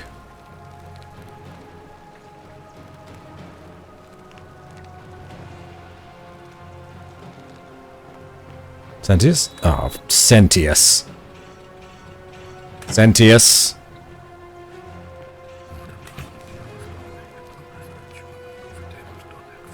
Centius, thank you.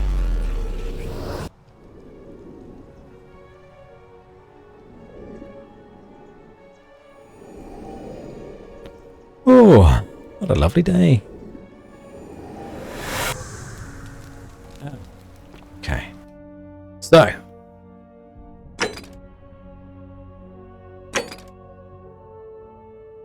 What did we get? We did dig up dirt on Malleolus. Maybe the dirt we now have in the form of the diary... Where is it? Aurelia's diary. Is enough to get him to drop out. Dear diary, today I'm celebrating. I made the easiest 1,000 denarii I've ever made by selling a way out to a desperate fool. Of course, it may not have been the way out she was hoping for, but Hemlock still counts. That'll teach her for insulting my hair. Since it didn't break the golden rule, I have to try this again sometime. Unbelievable. Oh wait, what? There are more pages to that.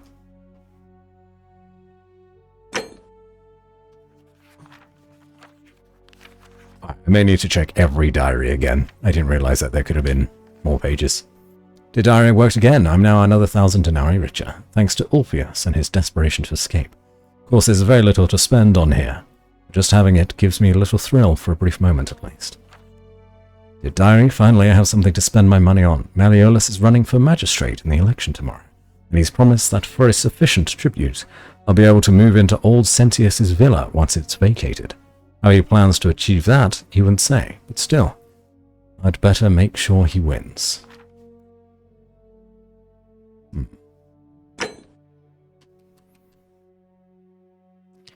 What else do we have? Okay, that just has one. No other pages. Loads of pages here. But we did actually read all of these in the reading mode. We have nearly 4,000 denarii.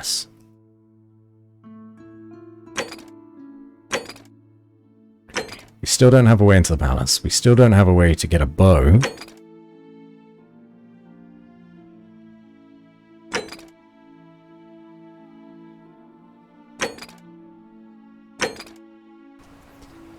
Here's a question. What's that over there?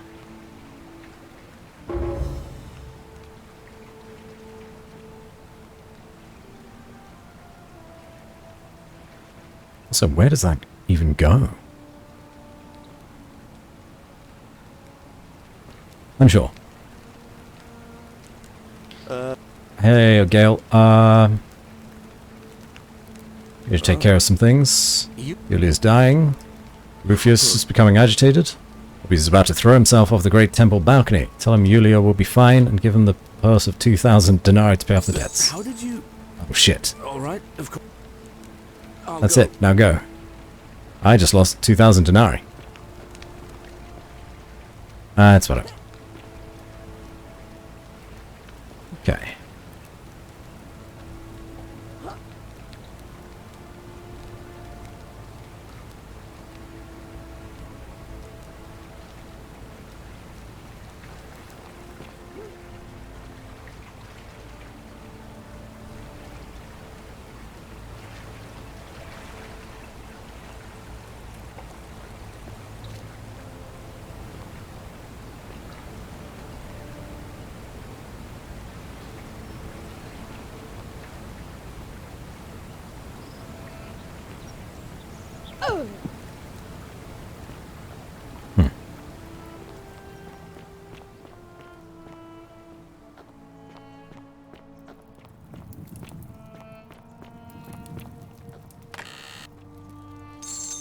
A bottle of wine.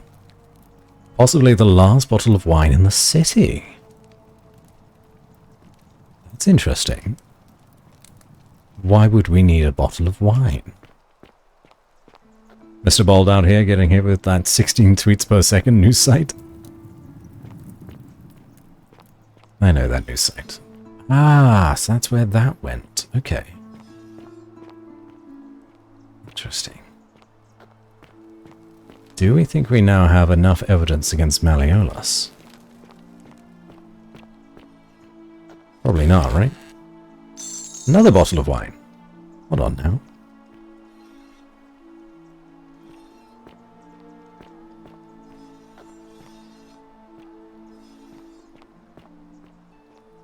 Can't be 2 last bottles of wine. That doesn't make any sense.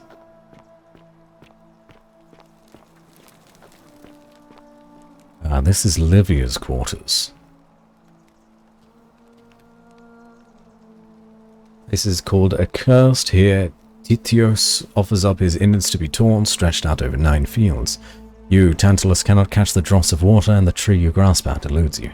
You, Sisyphus, attack or pursue the stone that always returns. Ixion turns and follows after himself and flees. The 49 Belides who dare to plot the destruction of their cousins, their husbands, fetch again. with incessant labour the water they have lost. So Livia is talking about all of the stories of the underworld of people stuck in, effectively, time loops. Hello, Vixen. Welcome in. Need wine for drinking. Wine time. Can we drink the wine?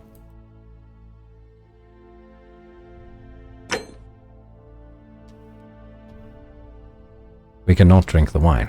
I do wonder if we can maybe poison the wine, though. There's nothing in there.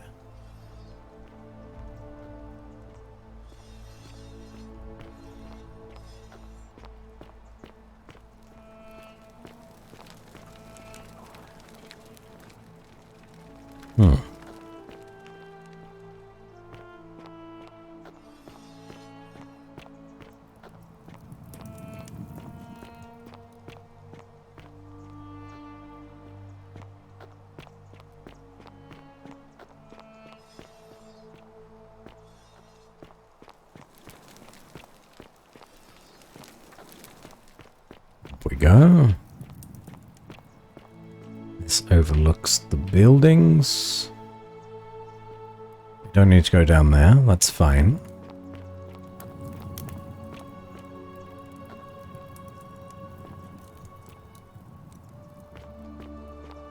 What is down here? Ah, yes. The Christian prison.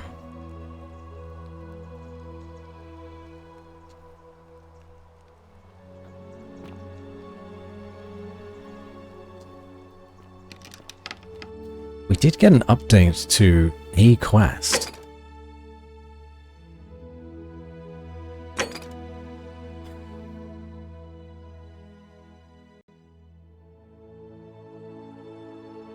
Sentia said Yulia. Oh, yes! Yulia's not going to hate us anymore because it's a new loop. So we should go talk to her. So hilarious that a quitter loves him too. We've done that.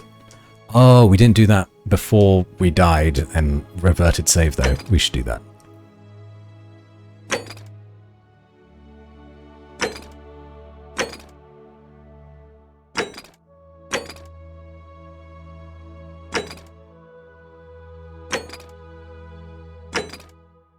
Okay, I think we need to go talk to a quitter again. And Yulia.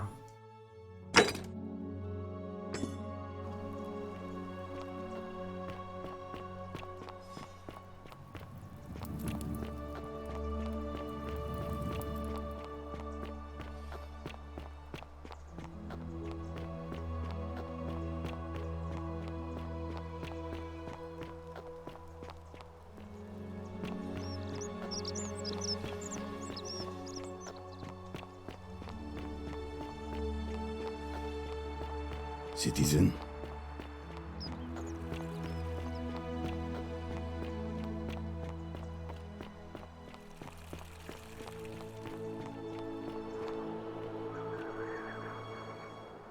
Okay. Let's not make her hate us this time. Still a bit out of it.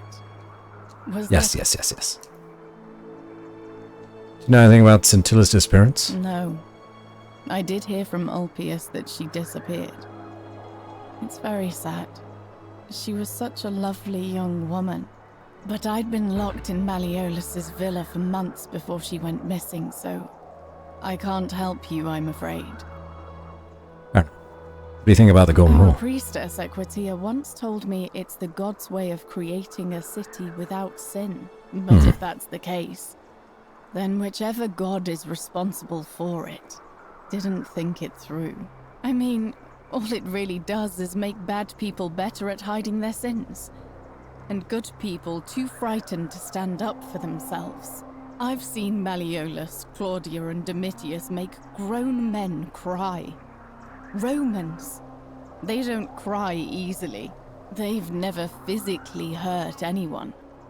But the point is, they don't have to. They've got people running scared because everyone knows Malleolus is the favorite to win today's election.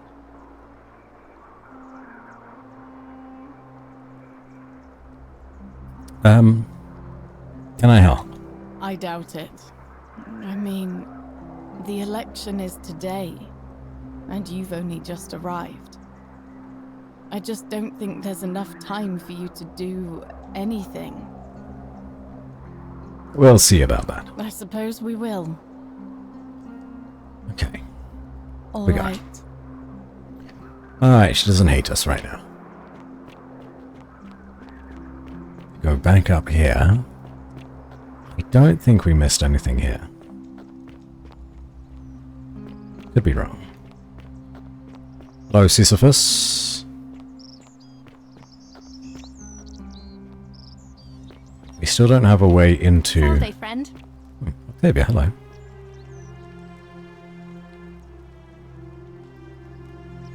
Salve, friend.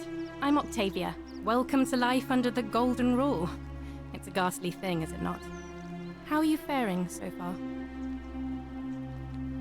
Feeling a bit on edge. That's good, in a sense. If you're not on edge, you've not been paying attention. But on the bright side, Okay, yeah, we've done all of this. I still... Bye. Ah. Although, yeah, we could ask about her being Christian again, but we have asked her already.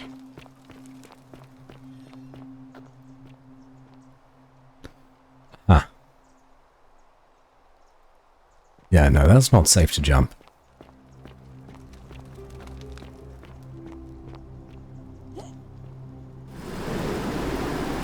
Whee!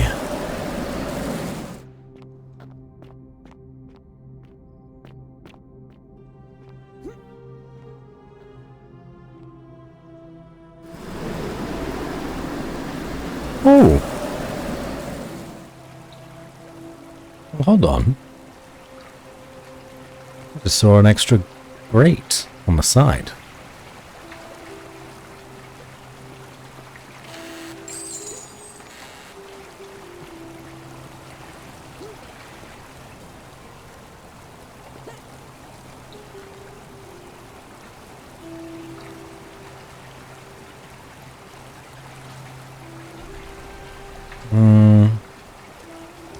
It doesn't look like there's anything actually there. That's fine. Worth a look.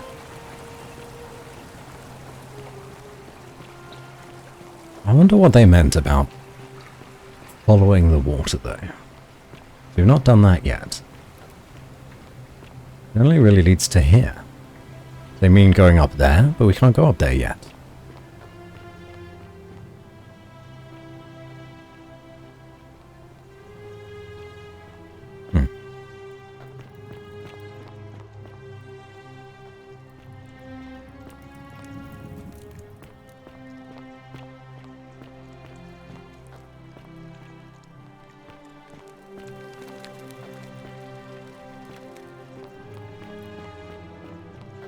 Yep. I still get lost.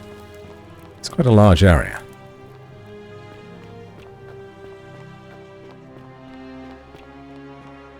Don't believe a word they tell you. Ulpius, you were very close to your microphone when you did your recordings. Oh, hello. Who's this? Do you not enter? Okay, that's fine. We have the key for this. Just head on in.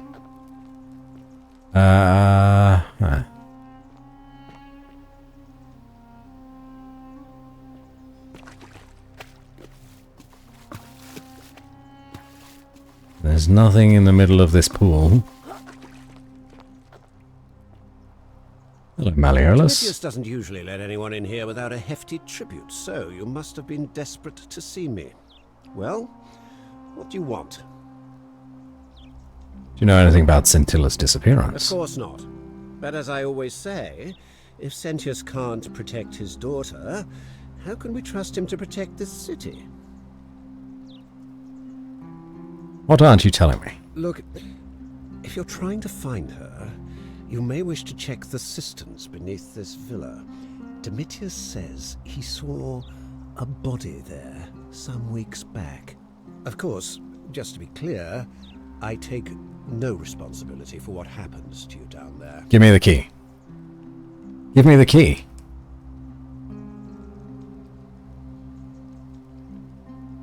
I trust you can see yourself out. So we can't use the diary against him as evidence, at least not immediately. Maybe we need a few other things in addition to take him down.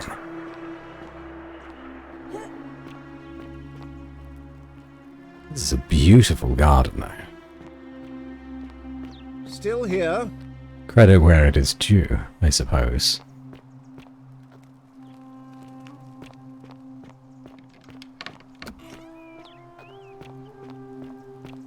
Okay. Hey! You're not thinking about going into the cistern, are you? I am, yes. I know about your creature, don't worry about me. Without a weapon? Well, it's your funeral. Open it. What now? Do you know anything about the disappearance? Listen, I don't abduct women. They come to me. And they keep coming back. If you know what I mean. Yeah, subtle, but I think I know what you mean. Yeah, he's hiding something. You don't know Sturkus. Okay. Whatever.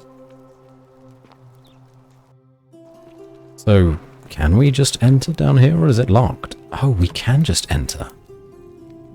I suppose the first time I actually tried entering, he stopped me and was like, "You'll die if you go down there." And I was like, okay. Apparently there's a monster down here. I know the game just saved, but I'm going to save as well.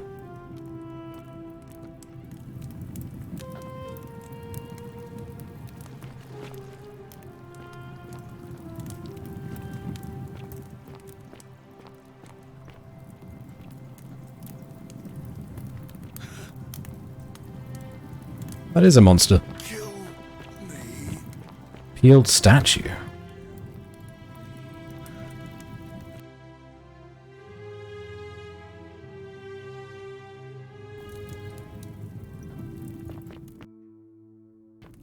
Did he despawn?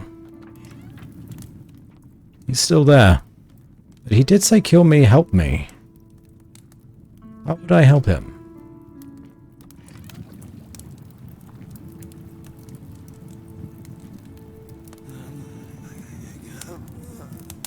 Pained muttering. Hello, Terry. Dropping by to wish you a good stream, Batsy. Thank you. This dude started running at me. I don't know how to feel about it. Do I just follow him? Try to work my way around him?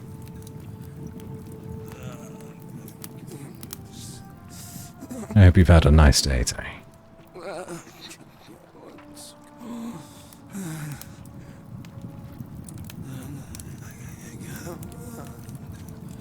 Where did he go?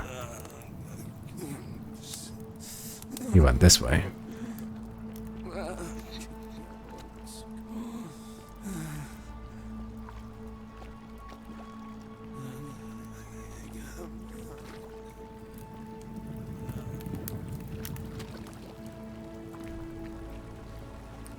Okay, so we need to avoid him whilst we explore. Whoa.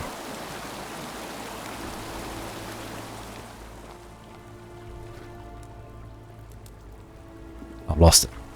Gonna dive into the water? He probably can't follow me in here. That would be silly. Golden statue, a Roman woman in the middle of disrobing, as if she'd been visiting the baths. A man holding up one arm, he's either greeting someone or surrendering. A Roman man posed as if beckoning others to safety. Young Roman woman throwing up her hands as if to surrender to an unseen enemy. And again, more creeper vines that I cannot ascend.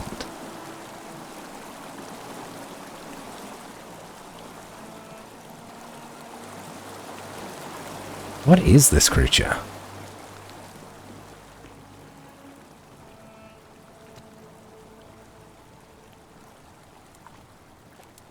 And where did he go? Is that him there? I'm not entirely sure.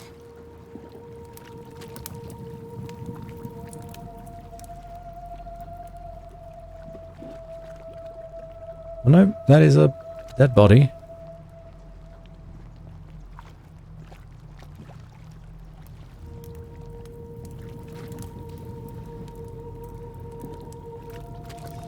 Luna pendant.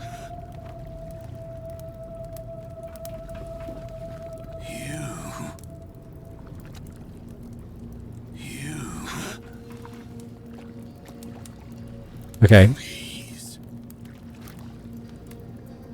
He's stuck. He wants me to kill him. He looks to be... Yeah, they said he's a golden statue that's been peeled.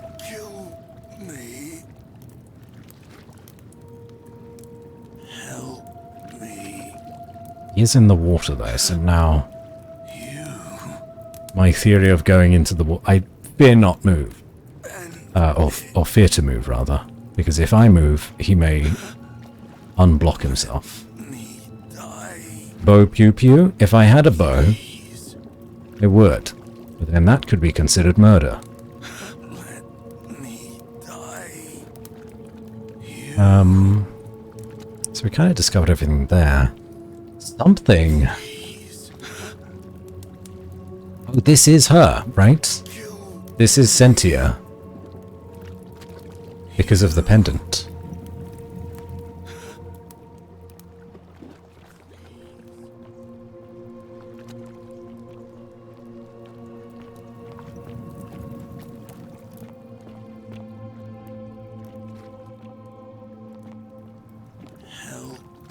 Oh fuck, he is quick.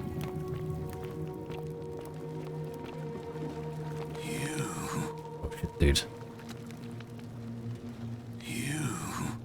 Wait, does he not attack me? It feels like he wants to attack me.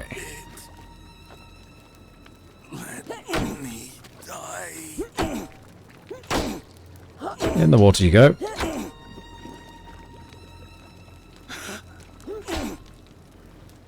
Are you not gonna try to kill me? Or do you try to kill me? You do try to kill me. Okay. You can piss off, son. Yeah, that scared me. Sorry, lady. Fortunately, just knock him into the water like that. Now he has to go all the way around again. He also gets stuck on corners. Arrows. Oh, it's coming. I do wonder if the deep water confuses him as well. I hate him. Well, he seems to be...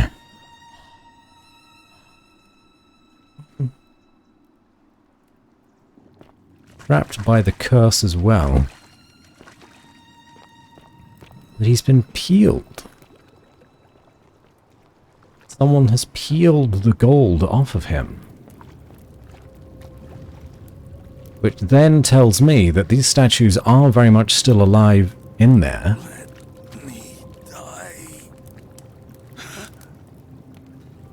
Okay, dude, you need to get out of my way.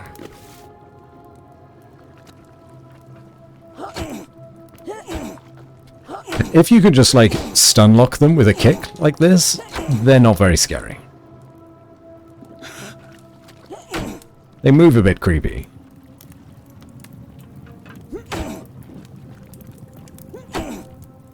So who could this be, do we think? Oh, you are moving very strangely.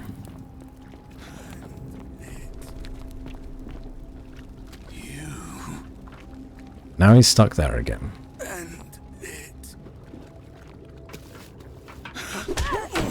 It's off, son. I'm gone. Don't worry. We do need to get a bow to kill him then. But then that would anger the gods because we've sinned. Oh, haha. Is he stuck there? Wish I'd go this way.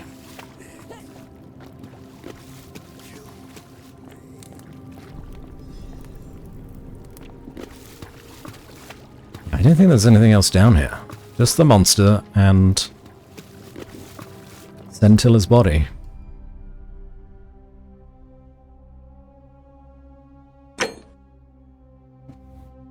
And there's a Latin inscription on the back which reads, Sendia Death. Sendia Death.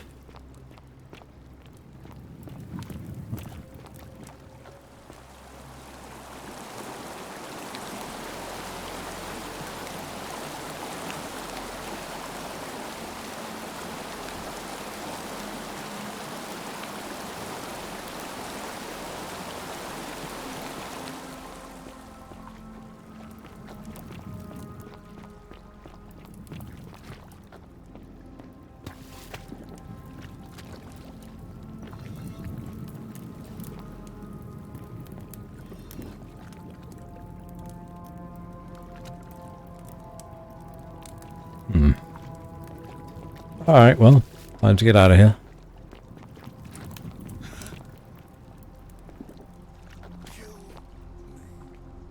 More arrows. A whole quiver, in fact. Crushed creature. There's another one. An emaciated human-like creature spattered in gold. It appears to have been crushed to death while entering the cistern from the cave beyond.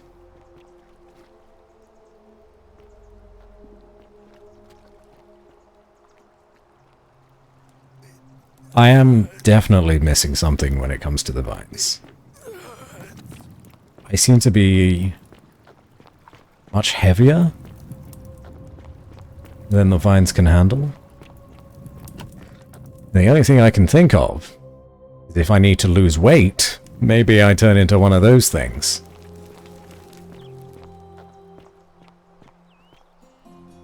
Yo, I found your monster. Stay away, huh, lovely?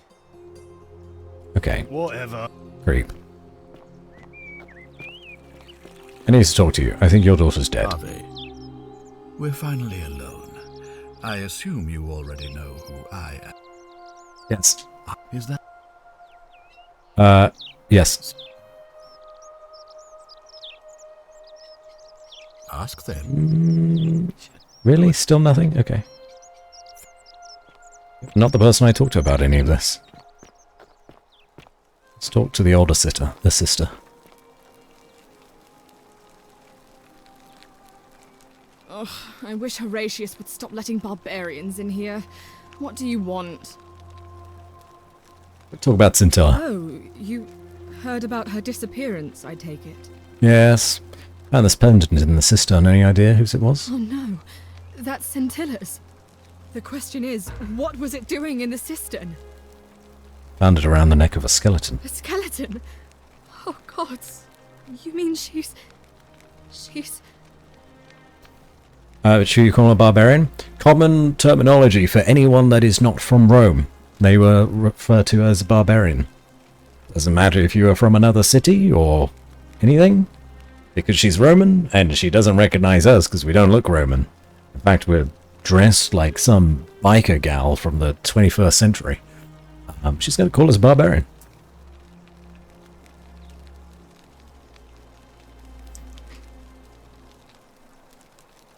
Dead, unfortunately, yes, I'm sorry. That's it then. My little sister is dead. She just left her room one night, walked down into the cistern and died. Right, so. All this time, we've been searching for her. And she was already gone. I think it's best if this stays between us for now. I'll tell the others tomorrow, once election day is over. I'd like to be alone now, thank you. What did you give me?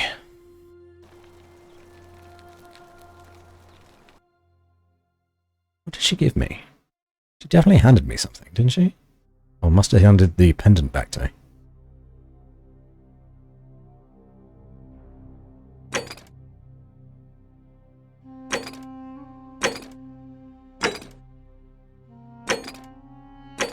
I mean, I'm not convinced that that's the end of all of that. In fact, the Vanishing Act quest has not been completed. I overheard Horatius accuse Domitus of some involvement in Scintilla's disappearance. We could press him for that.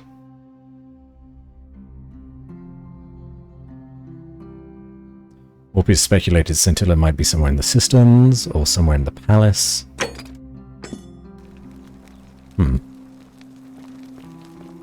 Found her body, didn't find out how she died. Yeah. Alright. We are going to question Domitus. Thoroughly.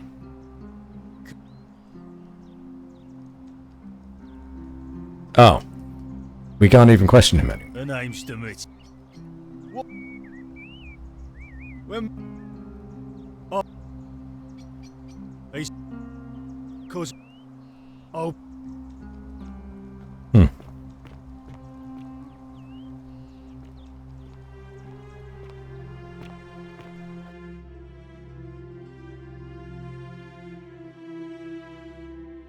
Okay.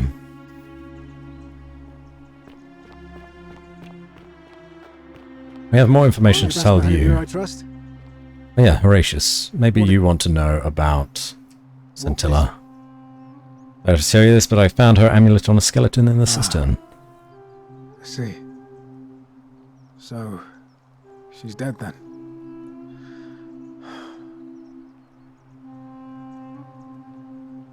What will you do now? I'm just thinking of how I'm going to tell her father. I suppose it'll have to be tomorrow. After all, the turmoil of the election is out of the way. Thanks for letting me know. All right. Strange. Yeah, there's more to that. New face. Ave, and may Vesta watch over you. I'm Equitia. Yes, we know. Been asking people about how they found their way here. Some people mentioned a coin. Yes, I suppose that could be something. But then most of us do tend to carry coins on our person, don't we? Yes. What else? That's it. There are definitely some commons. Keep asking people how they... Livia's fate weighs heavily on my mind. And it... What if I just, like, did them all in one turn, though? What else? This one. I did a young woman. No, I didn't. She was out wearing a hoodie. It's not safe here. Please, go and stop him. Oh, shit.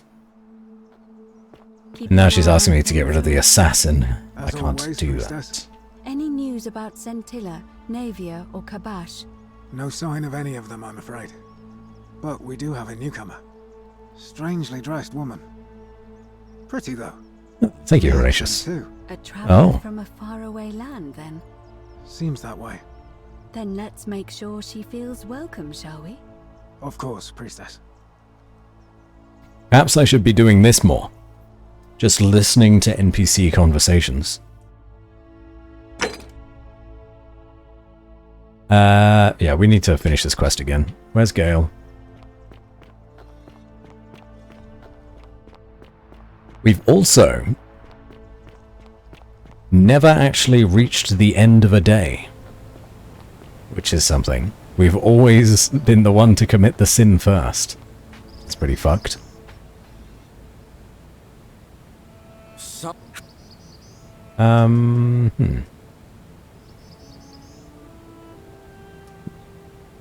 Reliving the same day, sure. Yep. Thanks. Now. Oh. Salve now. Load of flour. We've done this already. I wish all I... I'm listening. In the rock tunnel. If you can... Okay. Here we go. Right.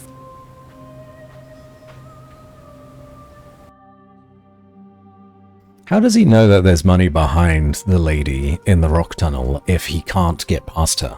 Because there's no other way around.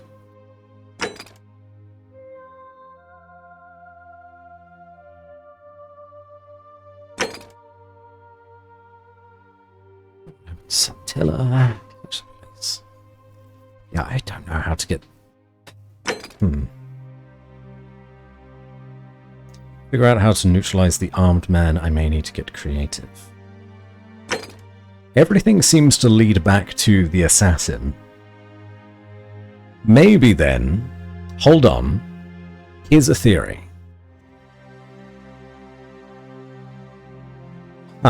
This could create a little bit of a paradox, but it's fine. If we confront the assassin who has a bow, we then let him attack us but we dodge, because we can, him attacking us starts the sin countdown. Maybe when he is turned to gold, and if we are able to dodge out of the way, he drops his bow. We can take his bow off of him.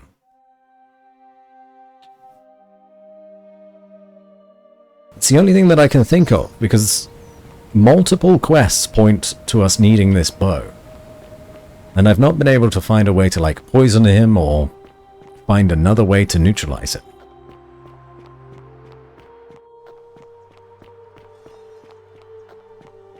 And maybe we can kill the monster in the cistern. It will mean us needing to do a couple of loops for this, which is fine. It's whatever. It happens. Before we did this, though... Oh, my controller. Is there anything else we wanted to do before starting a new loop? The election. Palace needs the bow. That's the bow. No idea how to get the key for the ups. Well, we need to free Dooley. To free Dooley, we need dirt on Malleolus to come out of the election so that we can elect Gale. Find a creative way into the upper cistern. Whatever that means. What is a creative way into the upper... Okay. They're using that quite liberally. An armed man has just arrived in the city. I'll need to stop him. So priestess might be able to help her. We can't do that before getting rid of the assassin. Yeah, so many of these require us to get rid of the assassin. It's gotta be the next thing.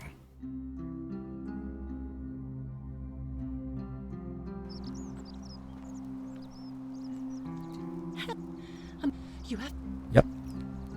Get right to it. Do not go in there. Trust me. Alright. Can't seem to wield anything either in my inventory.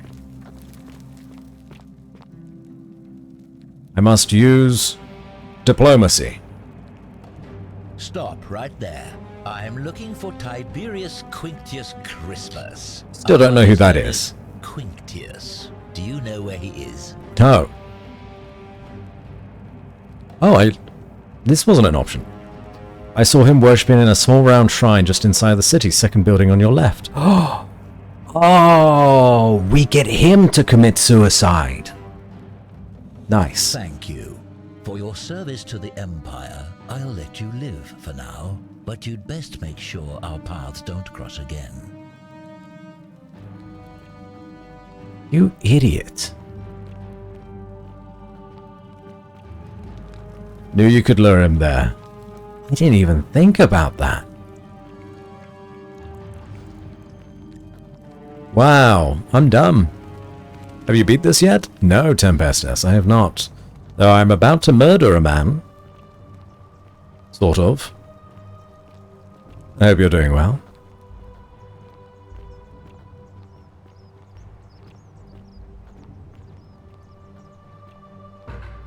Filthy, lying degenerate!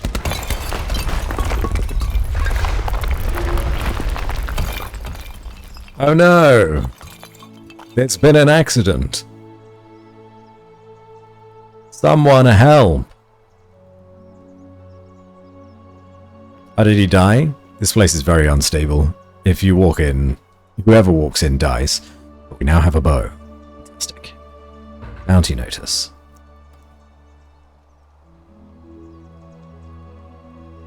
By order of Emperor Nero, all loyal sons of Rome are ordered to hunt and execute the arsonist and murderer Tiberius Quinctius Crispus, a citizen from the Aventine district of Rome.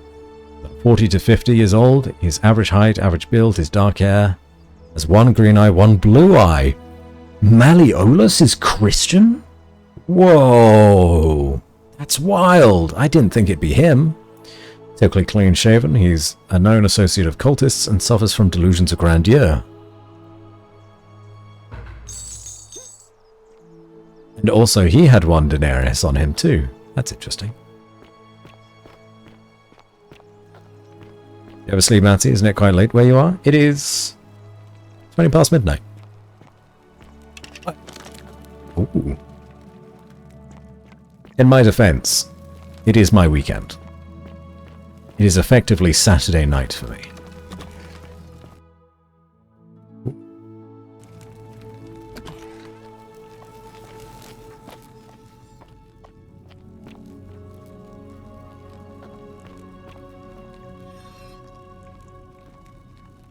This is beautiful.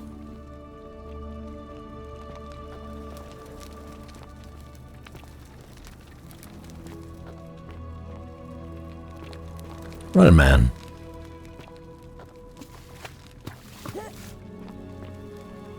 Happy you're here? Hey, I'll take it. Is it late for you as well, Tempestas? Or are you in the Americas?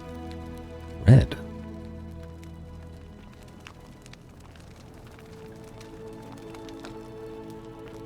(5:21 p.m.) Ah. That's like West Coast, right?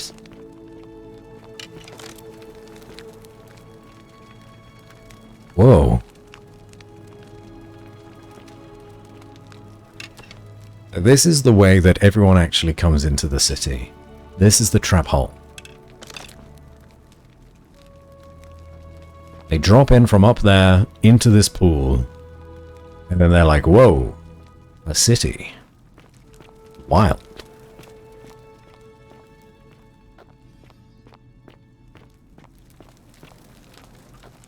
Not American, okay. Understood. Statues add to the ambience, especially when they turn their heads to look at you when you look away. Very creepy.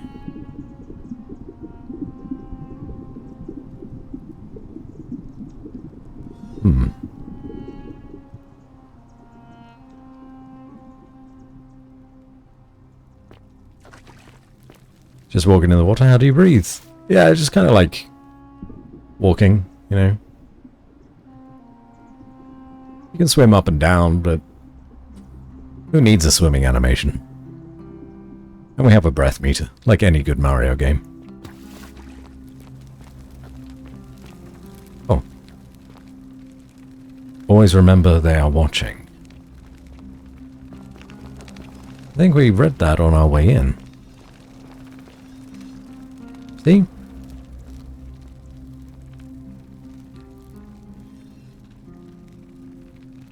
I'm always watching, Wazowski. Always watching.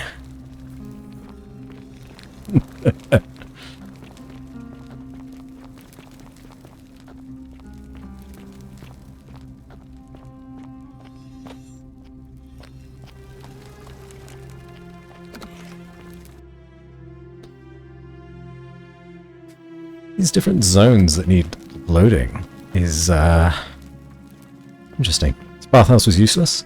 I think it's a setting or a set piece for another conversation that we need to have with a number of people. Oh, You there! I'm sorry to trouble you, but I couldn't help but notice that fine bow you're carrying. no, Decius, it's my bow. Managed to get your hands on it, especially in the light of our dear old magistrate's ban, but I'm impressed. And before you ask, no, I wouldn't dream of trying to buy it from you. I have no use for a wooden bow myself. But I would like to propose a joint business venture of sorts. Go on. Tell me, do you have any idea how people here end up as golden statues? Statues come to life and fire golden bow arrows at them. And here I was thinking I was the only one to figure it out. In any case, supposedly one or two of those arrows is enough to turn a full-grown man into gold. Now, of course, that is a travesty, a terrible, horrible waste of human life which has to be stopped. And yet, on the other hand, I can't help but think of a tale told by that Greek fella Aesop, the goose that laid the golden egg. With the ability to transmute organic matter into gold, one could create infinite wealth. Use your imagination. Golden animals, insects, trees and plants. The Midas touch without the drawbacks. We are talking riches beyond imagining. And even if we were to split all those riches between the two of us, half of infinite wealth is still infinite. Interested? I think the Golden Goose is meant to be a cautionary tale. Look, I might have skimmed over that one, but don't be so pedantic. Are you interested or not? I'm interested. Excellent. So the first question is, how do we get our hands on one of those golden bows? Now, I have a plan, but first, tell me, are you familiar with the story of the goddess Diana? Diana? No. No problem. Allow me to explain. Diana is our goddess of the hunt, the moon, and the underworld, depending on who you ask. The one thing priests and poets agree on is that she carried with her a golden bow and a quiver of golden arrows. And it just so happens that there is a shrine of Diana in this very forum, with a prominent statue of the goddess herself. And would you like to guess what she's holding in her hand? Precisely. I can't tell you how many hours I've spent in that temple staring at it, trying to figure out how to retrieve it without breaking you-know-what. Why does he keep standing on his tiptoes? This game was built on effectively the engine of Skyrim. So, same sort of problems as talking to Elder Scrolls characters. Sounds like a great way of getting smited. It does, but then we'll just start the loop again. You want me to steal it? Oh, gods no! If you tried that, we'd all be dead within moments, I'm sure. No, here's what I propose. You give your bow to me, I cover it in a thin layer of gold leaf, and we create a replica of a golden bow. Then you enter the shrine, extinguish the braziers, and under cover of darkness, swap out the fake for the original. It's not theft exactly, it's more of a trade. But make no mistake, this is a dangerous path, and there's no way of knowing where it will lead. But in my experience, all the best adventures begin with a risky first step. Now, you must have questions. Ask away.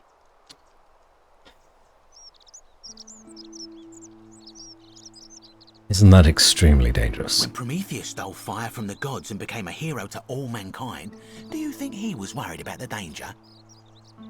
Prometheus was also punished for eternity, if I recall correctly. Only because he was silly enough to get caught. How foolish of me. Why can't I just take it? Because the gods would see you, of course. Hence my proposal. Turn out the lights.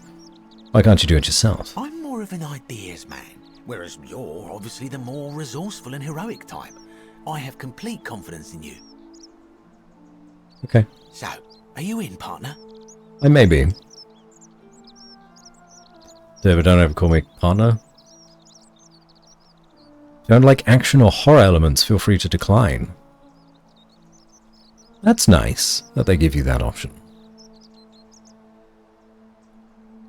Alright, I'll do it. Wonderful.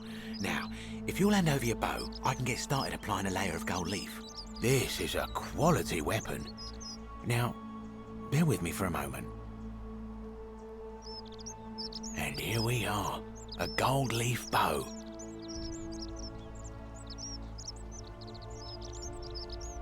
What do you say? Well, time for me to be a little bish. I think they could have been referring to the person we met below the cavern. Fake golden bow. Now I've gone and unlocked the Shrine of Diana for you, so as quick as you can, head on inside. It's just at the end of the street on the left. Make the gods watch over you. The one that is opposite Apollo. Understood. Understood. We have lots of people to talk to now that we got rid of the assassin, though. Fabia, talk to me.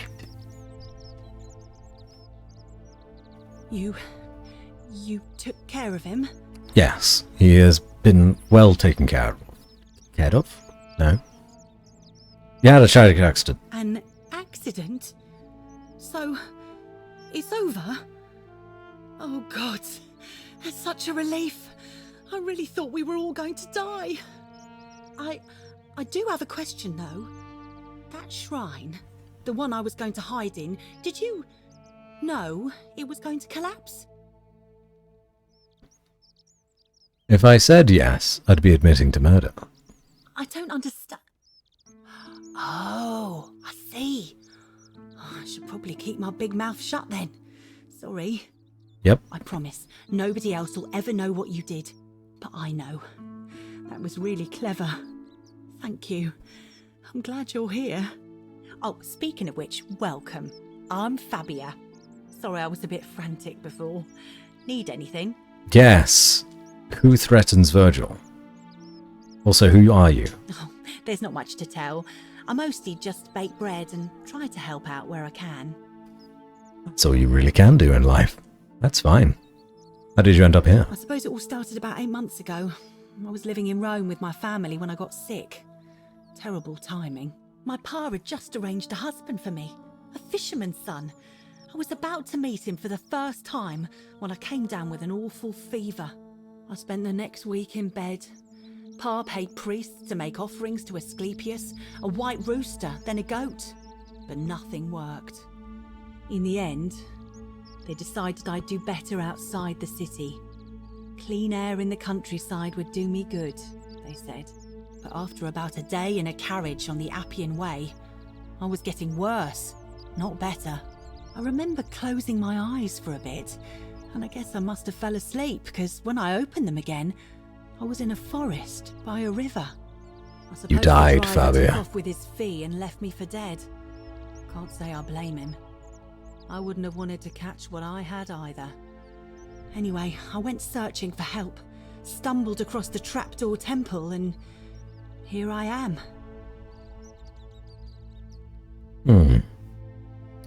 That's odd. Most of the others were in Rome before they woke up in the forest. But you're saying you were a day's ride away. Oh yeah, I suppose you're right.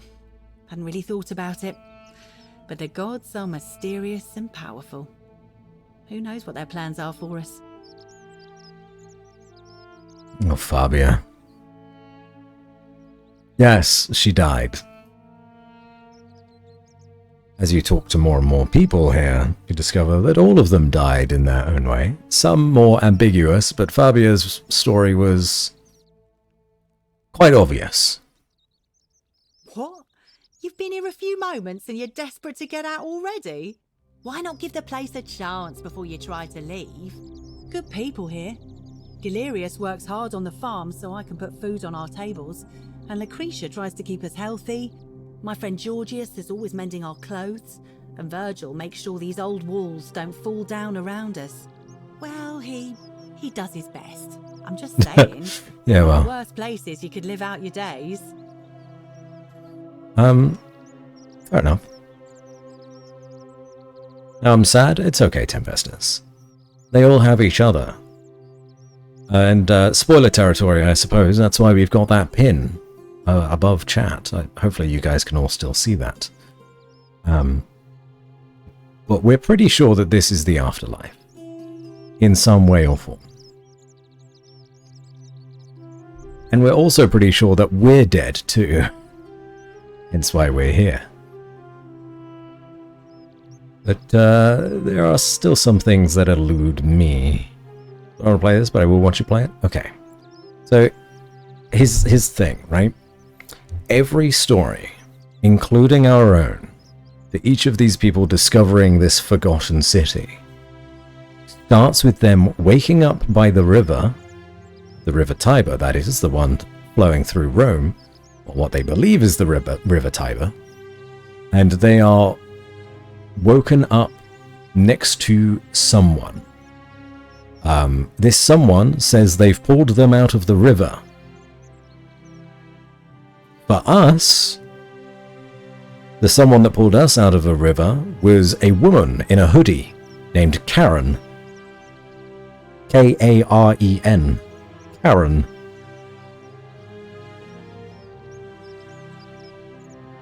If you know your Greek mythology, you can probably put that one together. Anyway, Karen was like, hey, there's my friend Al went wandering in those ruins over there. Just kind of like lazily pointed us at some temple ruins. Can you go find him for me? And then if you go find him and bring him back, we'll all get out of here on my shaky wooden boat. I'm like, okay, fine. So you go to the temple ruins and then you fall in, and then you're trapped in the temple ruins. However, when we fell into the temple ruins, The ruins of the Forgotten City were completely destroyed. We then found a portal that sent us 2,000 years into the past, and now everyone's alive again. And we need to discover what happened to the city, and the denizens of the city as well. So that's where we are. What do you think about the Golden Rule? Oh, I try not to worry about it. I mean, if people are nice to each other, we won't have anything to worry about, will we? Have you met people? You're funny. I bet my friend Georgius will like you. And those interesting clothes of yours. And I'm sure he'd love to chatter about the Golden Rule with you too. He'll be just across the forum in his shop. We'll find out what happens, or keep watching. A little bit more context. This city, all of the denizens of the city, about 25-30 people, must follow what is called the Golden Rule, which is an unwritten law from the gods, that says that anyone sins in the city, everybody dies. So if anyone steals a single coin, then everyone dies. Which is not good. Sounds stressful. Yeah, that's the game. So we need to figure out who it was that sinned the very first time, causing the destruction of the city. Any idea who's threatening Virgil? Terrible shame, that is. Maybe this'll help. Late last night, I was cleaning my oven when I heard some noises outside. The forum's usually dead quiet at that hour, so I came out to see what was going on. To be honest, I thought maybe poor old Dooley had got out of his cell and was snooping around again. So I put my head out and saw someone in front of Virgil's shop. I couldn't tell who, it was too dark. I called out to them, but they just turned and ran off without a word. All I remember is they ran past a lit torch, and the light glinted off something metallic. Armour, I think. Yeah, of course. I suppose it could only be one of three people. Horatius, Domitius, or Rufius. I hope that helps. That's one way to keep everyone in line. It's called collective punishment. And in Roman times, it was fine, but nowadays, it's a war crime. You can't do collective punishment. Unless you're a teacher, I guess. Someone own up to throwing the paper plane in class, otherwise you're all being thrown into detention.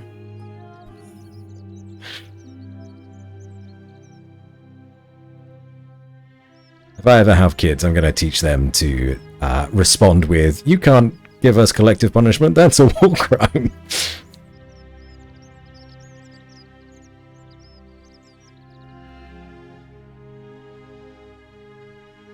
Yeah, no, that does help. Thank you. I'll be going. All right. Thanks again for taking care of our problem. I won't forget it. Okay. Oh. Secundus and Cythera were together until the end. That's the Shrine of Diana over there. Can we speak to... I don't want to do the Shrine of Diana yet, because if we steal the thing and then it all goes wrong, then we're going to need to start again. Hello, Fairly Okay. Welcome back. I was very young and in school I falsely confessed under threat of collective punishment. Yeah, it's not good. It's not good. Common thread. Can we... Yeah, come on now.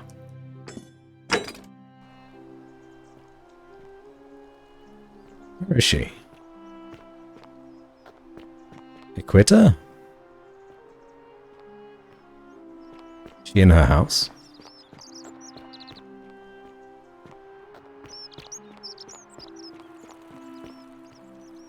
She's not in her house. Well, she might be. I don't see her. Oh. Photo mode. Ah. I got an achievement.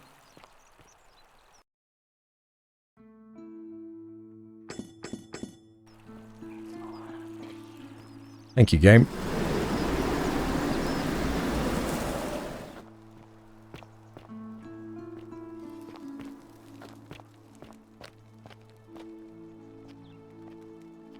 Oh, she's not up here.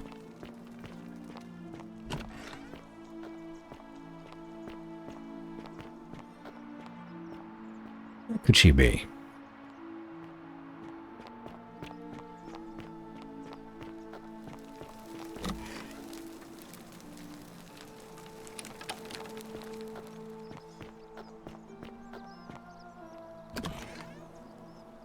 Oh, no one's been in here for quite some time.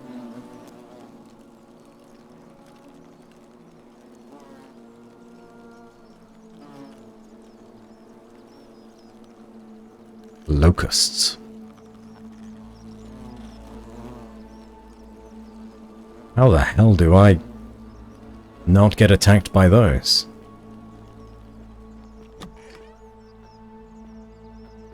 Okay, bye. Oh, I could just use the bow on it, right?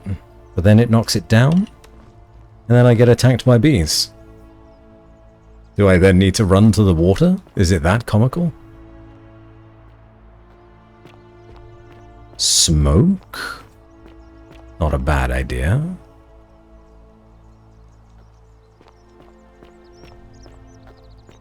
Who's this? Oh, that's the guy who talked to me before. Don't have anything to say about the bees. That's fine. Oh, Rufius, what do you know about bullying our boy? Better watch your step. Are you the one threatening Virgil? No idea what you're talking about.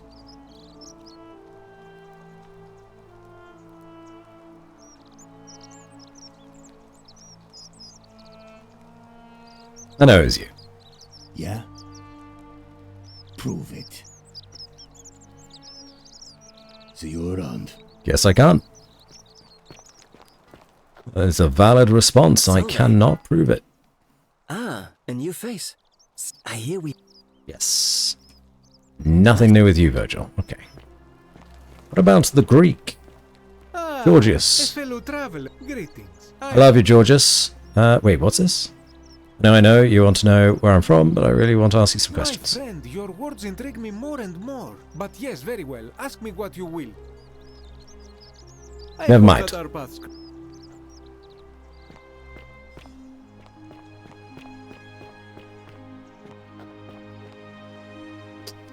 Can anyone see white robes anywhere? Or a toga? Yeah, Romans wore togas. She be?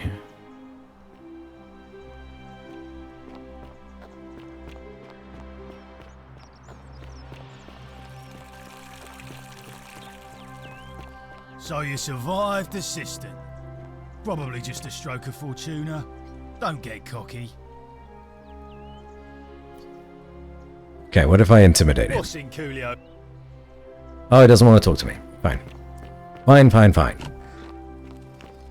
I'll save my breath. Still not out here.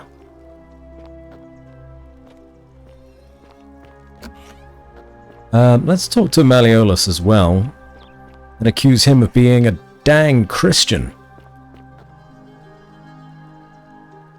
You again. What is it now? So, you're So you're Quincitius. So you're Quincitius. My name is Marcus Malleolus Gurgis. You seem to have confused me with someone else. You have one green eye and one blue eye, just like the description in this execution order from Emperor Nero. You mean my heterochromia? I am guilty of nothing more than having different colored eyes. And I'm hardly the only person with the condition. Alexander the Great had it too, as it happens. I like to think it is simply the way the gods have chosen to mark a natural-born ruler. Nothing more.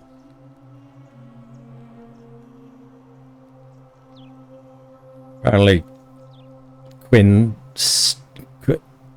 Apparently Q also suffers from delusions of grandeur.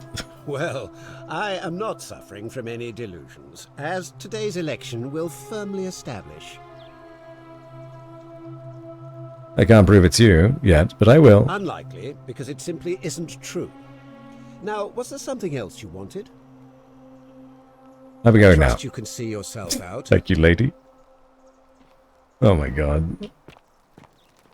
Oh wait, what about his wife? Yeah, what if we intimidate his wife? It's a good clip. Nice. Hello. You're not supposed to be in here. No, my bad. We talk? Talk? What business could you possibly have with me? How would you like to some help getting back at Malleolus? An intriguing proposition. Go on. I don't think Malleolus is who he says he is. Perhaps you're not as silly as those clothes make you look. What makes you say that? Just a hunch. I was hoping we could figure out his true identity together. I may have the very Lovely. thing you're looking for. Some time ago, when he still cared for me, he wrote me a love letter. Only, he used the wrong name. Now, addressing one's wife by the wrong name is not unheard of among philandering Romans. But in this case, the name he got wrong was his own. I confronted him about it, and he stammered through some incoherent response. I let it go, eventually, and yet questions have lingered in the back of my mind ever since. But wait a minute. Why exactly are you helping me? I'm not helping you. We women have to stick together. I knew I chose to be a woman for a reason. Welcome back, Ash. You haven't missed much. I struggled to say someone's name. That's about it. And hello, Harry. Welcome in. I couldn't agree more. One hand washes the other, as they say. It seems our interests are aligned. I imagine knowing his true identity will give me the leverage I need to manage him appropriately. But first, I need you to do something for me. What do you want? I want you to bring me some wine. Just one small urn should do it. I have two. Look at me like that. I know this must be hard for you to wrap your sweet little pleb head around. So what do you need me to spell out? Why do you want wine, I guess? Let me tell you something about Malleolus. He talks a lot about freedom, but what he doesn't tell you is that he means freedom for men. After all I've done for him, counselling him through his entire election campaign, and he had the audacity to lock me in here. He said it was for my own good, and that my drinking was unbecoming of a lady, let alone the wife of a magistrate. I'll show him unbecoming. Tonight, at his victory party, I'm going to get good and merry, and if he tries to discipline me again, I'll threaten to expose his true identity in front of everyone. I am so looking forward to it. Why can't you get it yourself? You mean, aside from the fact that I'm locked in this room, and Domitius is right outside the villa, because there's barely any left in the city.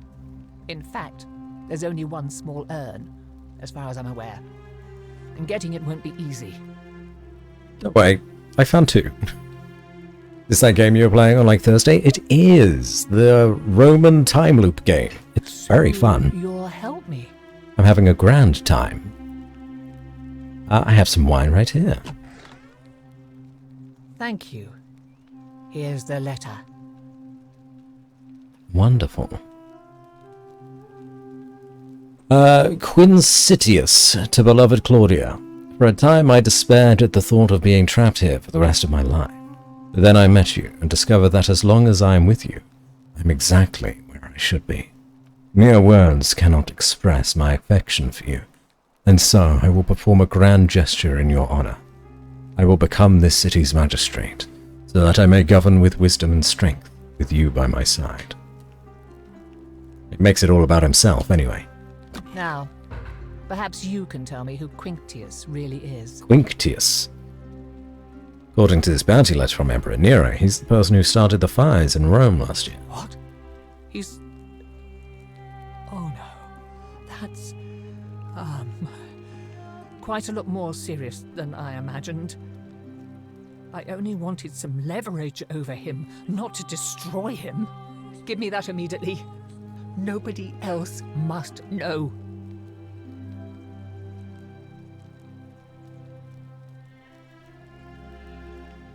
Ooh.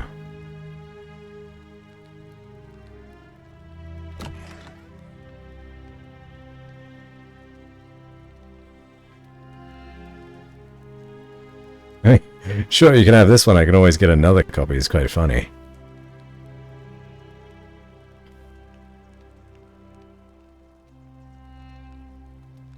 I'll hang on to it.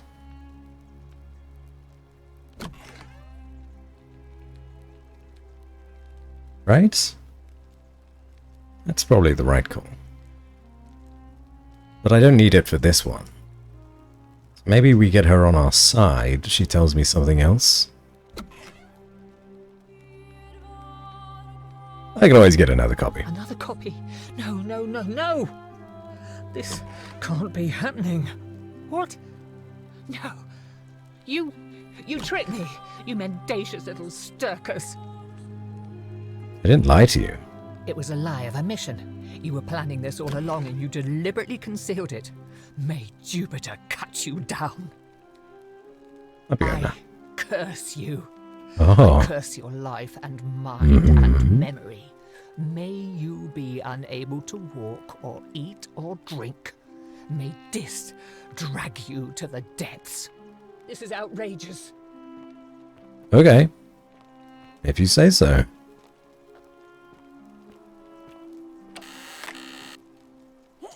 Steals so much money.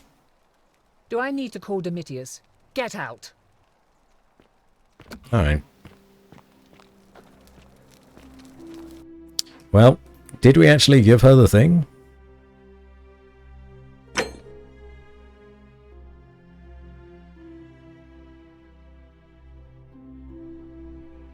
We may have done, you know.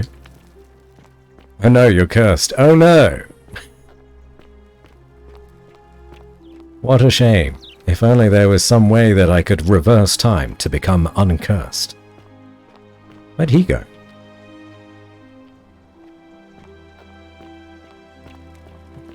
No, really, where'd he go? I wanted to accuse him.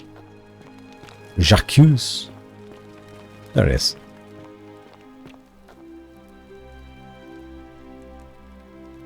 You again. What is it now? Yo, dude. Your wife dobbed you in.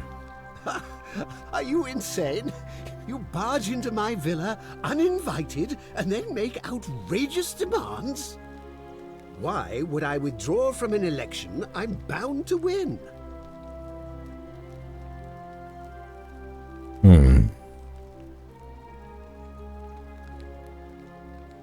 Because I know you're Quinctius. Your wife gave me your love letter and Nero wants you dead. So, it finally caught up with me.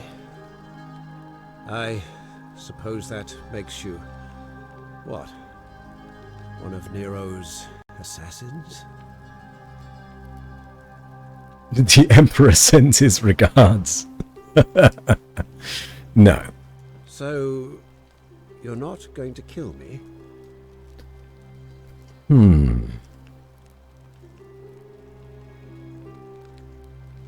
Not if you withdraw from the election. So much work for nothing.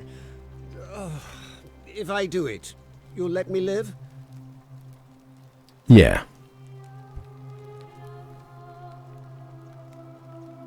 Fine. Ruling this cesspit of a city would have been beneath me anyway. I'll have Domitius notify the priestess of my withdrawal. Lovely. There. You got what you wanted. Now, please, leave my villa and never speak to me again. Wonderful.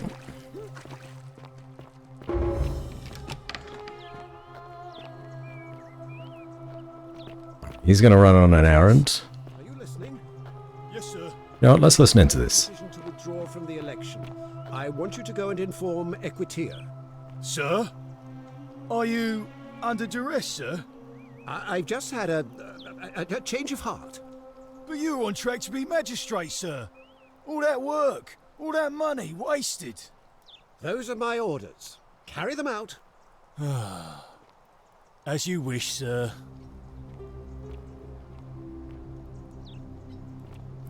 Okay.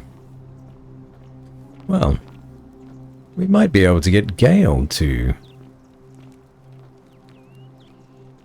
be voted in on this loop.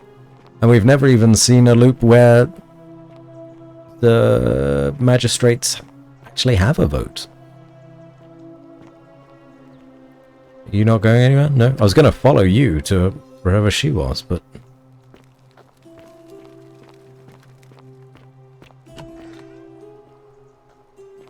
Where is she?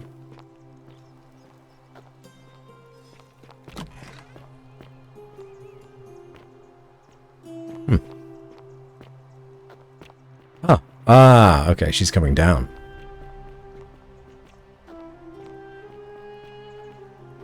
Priestess, Malleolus has decided to withdraw from the election. Oh, well, that's surprising, but thank you for telling me. I'll let everyone know. He's legging it.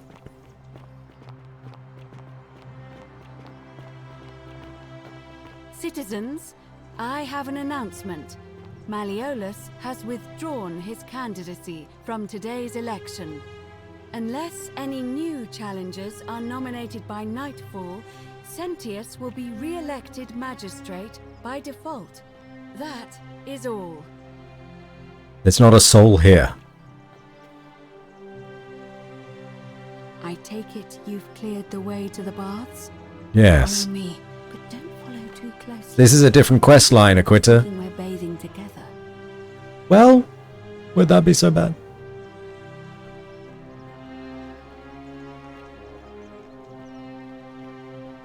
Okay, hold on. No, this is fine. Actually, I do need to talk to you first to get Gale to then... Oh, God. What quest line is this? What are we doing now? The common thread?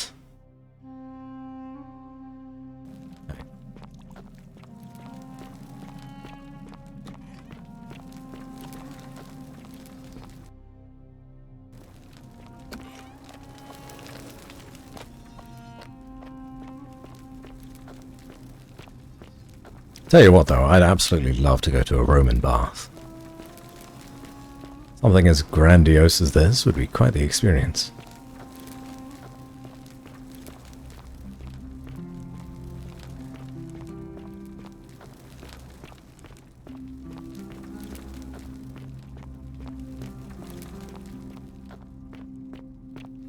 Ah. All right, you're here. You were asking how I knew the young woman you met by the river was wearing a hood. Yes. Look down at the bottom of the baths. It's a little hard to make out in this light. If only we could see. Oh, what a marvelous lamp. But do you see it? Somebody waking up by a river in a forest to find a hooded figure with a coin. It's just as you described it. Only, I think I know who that stranger is. Charon, the ferryman of the dead. Big reveal. Charon, who, in exchange for the right coin, helps the souls of the newly deceased cross the Styx, the river that separates the land of the living from the land of the dead. When I dragged you out of the river, I thought you were never gonna wake up. I checked your pockets for ID, but all I found was some loose change. Feels like I've spent my whole life in a dead-end job with an endless commute. That is an excellent line. Old stories about the gods punishing people by making them do the A same. dead-end job with an endless commute. On the bright I side, love that. At least you're not stuck in the underworld like they all were. I'm so sorry, my friend. I'm so sorry. I take it you know what this means. This place is the underworld. I'm afraid so. It's all starting to make sense. All these people whose last memory was running from the fires toward the river. It seems none of them escaped with their lives after all. Perhaps we should be grateful they don't remember their final moments. It also tells us that the Golden Rule is the work of Pluto, the god of the underworld, and why his epithet has always been Father of Riches. I know it's a lot to take in. Hades. And you look as if you have questions, so I'll try to answer them if I can. I don't know if I've ever heard the epithet Father of Riches for the underworld. That's interesting. I'm glad we're getting confirmation for the things that we figured out, though. That's nice. So, we're dead. That was my first thought, too. It's the Roman version. In the old Yeah. stories, the underworld was where the souls of the deceased were taken. But it was also possible for the living to reach it without dying, if they were particularly fearless. So I'm afraid I don't know. Ah, Hades has nothing to do with riches. Pluto has dominion over what's buried. Ah, so there is a little bit of a difference between them. Okay. Well, yeah, I didn't know that. That's new to me. What can you tell me about Carol? Oh, I'm sorry. I keep forgetting you're not from here. If you were Roman, or even Greek, you would know these stories. Each of them is slightly different, whether the storyteller was Plato, Homer, Virgil, or Ovid. But they always involved the souls of the dead meeting a grim ferryman named Charon on the bank of a river. It was said that he'd help the new arrival cross, only if they could pay him with a coin, an obol. That's why it was once our custom to bury our loved ones with a coin in their mouths. Charon's obol, we called it. Of course, an obol was a kind of Greek coin, because we inherited this knowledge from the Greeks. Yeah, but like, that's all well and fine, but Charon's single? What do you think? Why didn't you all recognize Charon immediately? To be fair, the ferryman isn't exactly as the poets described, and he, she, they seem to appear to different people in different guises. You say you saw a young woman with a hood, and I once heard Kabash mention a stranger in a ram headdress named Kerti, and Rufius described meeting a stranger named Kumut Tabal wearing an eagle headdress. But whatever form this stranger took, they were always wearing a hood of some sort, and their name always began with a K sound. I suspect the only way you'll solve this riddle is if your paths cross again. Why are there so few people in the underworld? Good question. Let's see. In the stories, Charon would always require a coin as payment for passage across the river. But that never made any sense to me. What does an ancient immortal being need with coins? In our case, it seems Charon didn't take the coins we had. He or she merely checked we had one in our possession. I did notice that. Maybe there's something special about the coins each of us had on us. That might explain why we wound up here, but so many others did not. The coins we had on us were special. That's interesting. Are you trying to keep this from me? No. I mean, I had my suspicions, especially after Livia's ramblings, but I would never have figured it out without your help, I promise you. That's all the questions I had. Now that we know where we are, we have to figure out what to do about it, if we don't want to be cast into gold for eternity. We don't have much to go on, except the old stories. I remember 4 in particular about heroes in the underworld. Hercules, the demigod and son of Jupiter. Orpheus, a Thracian poet. Sisyphus, a king of Ephyra. And Aeneas, a Trojan hero. Hercules was able to leave the underworld because he cowed its god with his strength. Sisyphus and Orpheus both relied on their wits instead. They persuaded the goddess of the underworld, Proserpina, to help them escape. And finally, Aeneas was able to escape with the help of a spirit guide, who led him through a secret gate.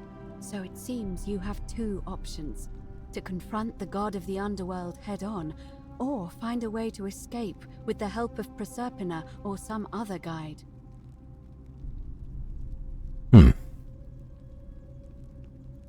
Or just escape the way we came in? It's a reasonable question, but the problem is, this place is fairly well designed to keep us here. There's no way to climb up the shaft. And even if you could build a ladder big enough, just trying it would break the golden rule. We know that, thanks to the writings left behind by those who've tried. Noticed you seem uncomfortable calling the god of the underworld by his name. Why is that? All Romans try to avoid saying it, and the reason is quite simple. He might hear us. You may refer to him as Pluto, if you wish, but you'll only be calling attention to yourself. Do so at your own peril. Tell me more. Shh! Is everyone so blunt where you're from? Oh. That option would be the boldest, but also the only way to learn the truth about the Golden Rule, and maybe even put an end to it. As I said, Hercules managed to overpower the god of the underworld, but he was a demigod. Forgive my candor, but you are no Hercules. Hercules couldn't manipulate time. Are you telling me that you can? I won't pretend to understand exactly what that means, but if that's true, then perhaps you stand a chance. So, if you want to confront him, I'll help you as much as I can. Who knows? Perhaps your name will be uttered in the same sentence as Hercules one day. But first, you'd need an audience with you-know-who, and for that, you'll need to enter the great temple overlooking the city. The problem is, the door has been sealed shut for as long as I've lived here, and there doesn't even seem to be a keyhole. I suspect the answer lies in the desecrated obelisk in front of it. I'm not sure if you noticed, but there are 4 plaques missing from its base. It looks as though somebody, or a series of somebodies, forcibly removed them, and in doing so, dishonored and angered our divine keeper. If you could recover and replace all 4 of those missing plaques, I imagine he might be willing to receive an audience again. Damn, we should have brought a gun? Lady, it's funny that you say that. Weirdly, this game has a class picking section right at the beginning of the game when you make your character.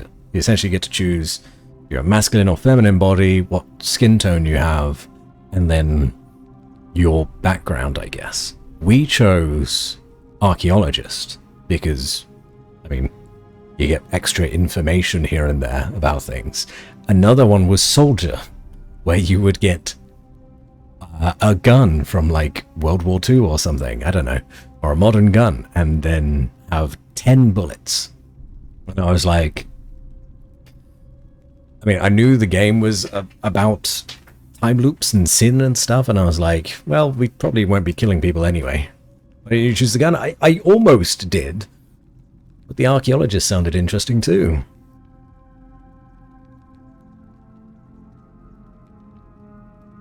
Perhaps if you wanted to play the game yourself, you could choose the gun. Always go for the gun. It does make you feel empowered when you have a weapon. For sure. What can you tell me about the obelisk? It's the towering stone monument with 4 sides and a pyramid-shaped head that stands Only before 10 the ever? temple. I don't know. A dedication to the god of this place.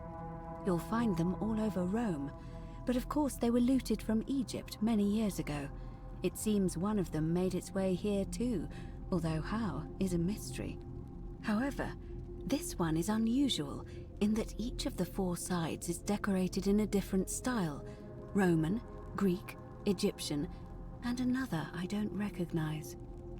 That means you'll need to recover 4 different plaques: Roman, Greek, Egyptian, and a 4th, a mystery plaque.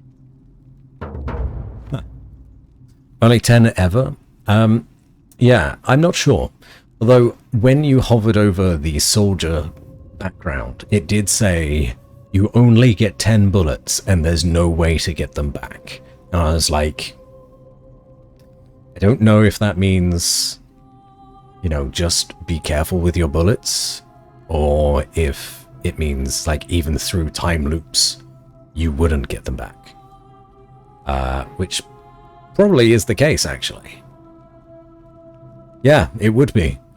Now that I'm thinking about it, because if you spend money in this world, you don't get it back at the start of a new time loop. You need to go back in and find more. So eventually, if you used all 10 of your bullets, you would just have a useless gun.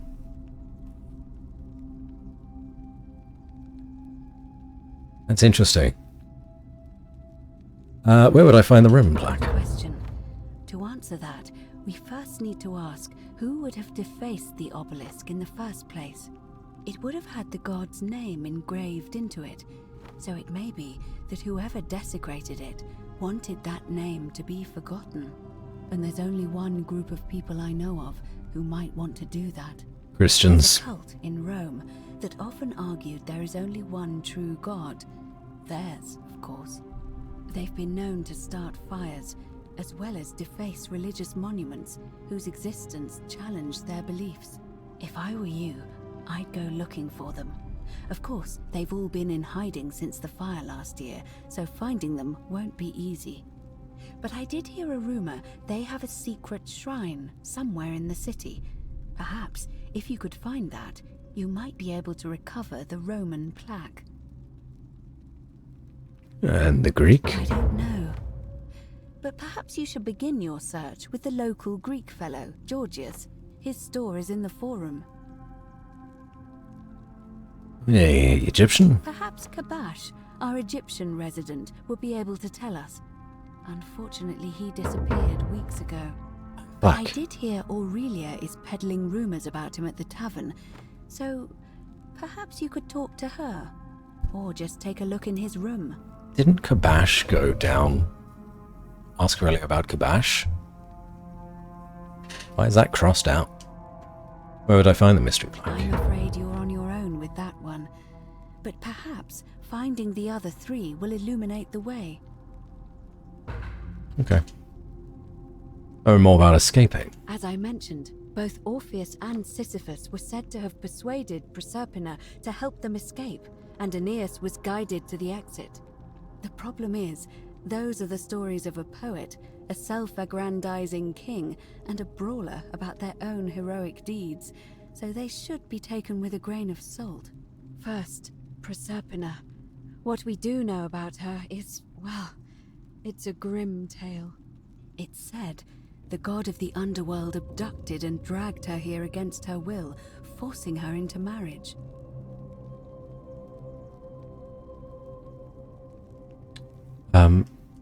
So she might be willing to work against him. If the stories are true, then I suppose so. The problem is, how do we communicate with her without being noticed by her captor? Leaving that aside for a moment, there is also the possibility of a spirit guide. I don't suppose you've come across one of those in your travels? I hear the female statues whispering to me every now and then. Truly? And you're only bringing this up now? Oh, yeah. Then again, I suppose you were worried I'd think you were as mad as Navia. Can you tell me more? Is it the same voice? What kinds of thing does it say? It's always the same voice, and she's helpful if a little cryptic. Fascinating. Perhaps she's a benevolent spirit. Or perhaps... Perhaps you're hearing the voice of Proserpina herself. Could be. If she has indeed been abducted, it would make sense for her to speak in cryptic whispers to avoid detection. Tell me, has she told you anything that might lead you to the way out? Perhaps she said wade against the current, whatever that means. Yes! It's strange. She did say that. There are no rivers here. Let me think on that. Perhaps I need to get to the upper cistern. Right, because the current flows into the city through the aqueduct and into the upper cistern. I vaguely recall wondering what was in there, but the door at the back of the great temple is locked up tight. You might be able to get a key from the magistrate, but if that doesn't work, perhaps you can find another way in. Let me know if you find anything in there. We should have done this ages ago. We did so many side quests. I would suggest not discussing this with anyone. The best we can do for them is to let them remain oblivious for as long as possible. As for Livia, it seems she's been shouldering the weight of this terrible secret all this time. Perhaps it would comfort her to know she's not alone.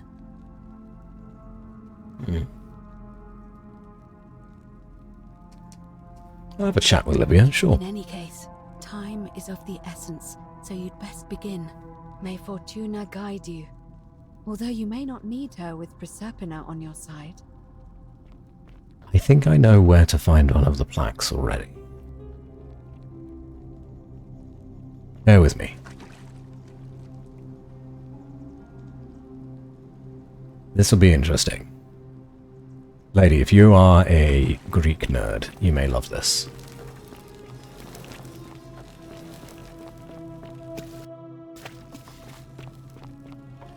Hold on. Hold on. I may be able to find the Greek plaque straight away, or maybe even the mysterious plaque.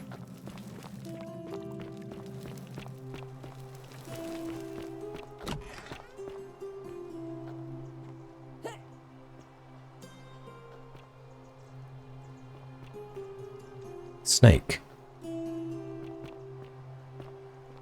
Greek statue, probably of the goddess to whom this temple is dedicated. Perhaps a local Greek resident knows more about her.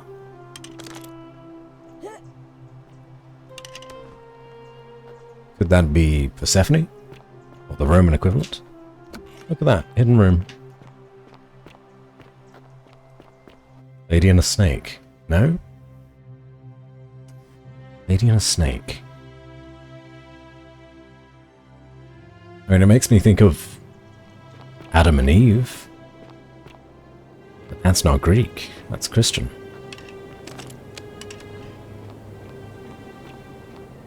Hecate, or Hecate, however you want to pronounce it. Yeah, that could be it.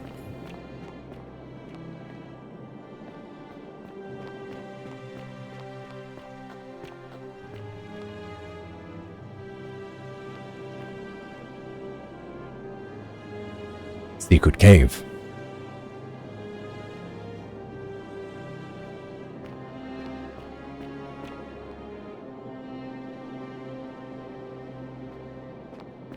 Come and join me by the fire.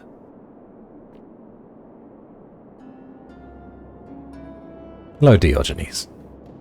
Welcome, welcome. May I ask your name?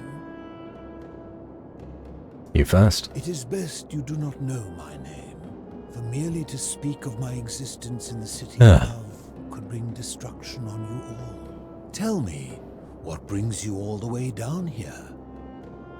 Oh, what? It's our running theory that this gentleman, who is living by himself, away from the rest of the residents of the city, is the Greek philosopher Diogenes. The one that is the extreme minimalist.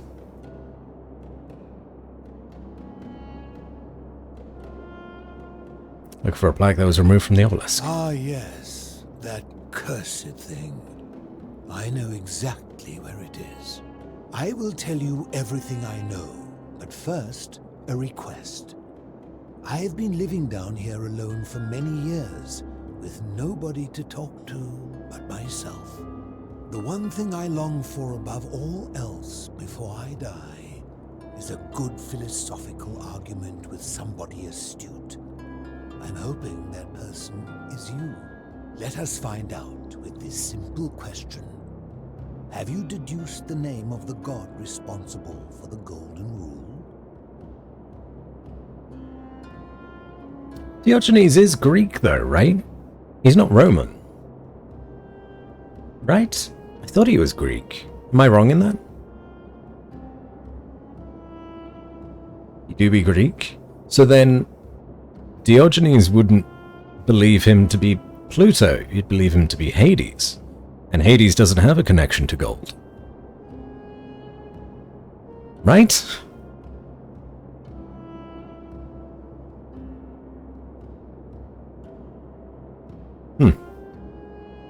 Well, when in Rome, I suppose. Pluto, god of the underworld. Excellent. I see you are indeed quite astute. very few come to that realization before their time in the sun is over.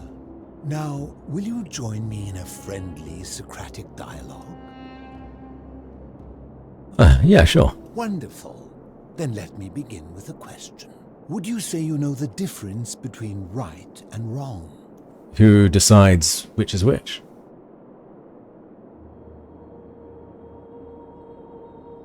It's a complex question. You are an overthinker too. We're the same then. It is probably why I became a philosopher. But if you struggle with right and wrong normally, then down here with the golden rule, surely your struggle can only have become more difficult. It is. Well, that's reassuring. And the truth is, you're not alone. You see, out there in the world, being uncertain about right and wrong was acceptable, because our mistakes rarely had consequences. So we would tell lies and bend rules and turn a blind eye and rationalize, and yet still find a way to think of ourselves as good people. But under the golden rule, morality matters. The slightest wrongdoing could result in a mass execution. So to navigate this maze, we would have to be certain about the difference between right and wrong. Wouldn't you agree?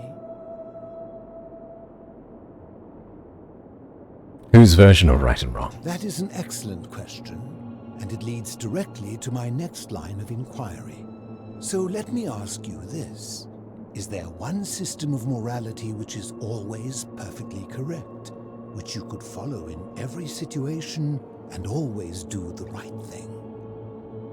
No. Are you sure? Or is it possible that humans simply haven't figured out the right system yet?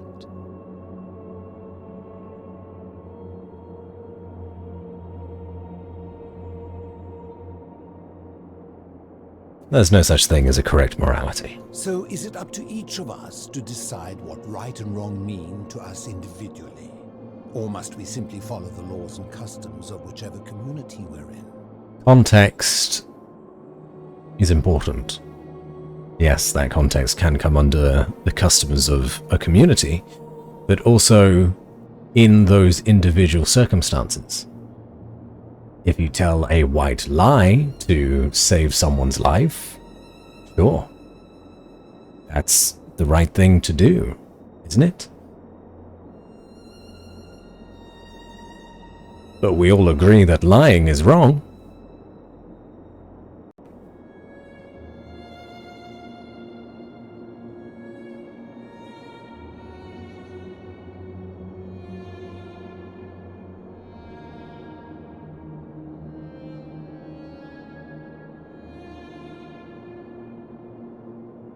I think we need to decide for ourselves.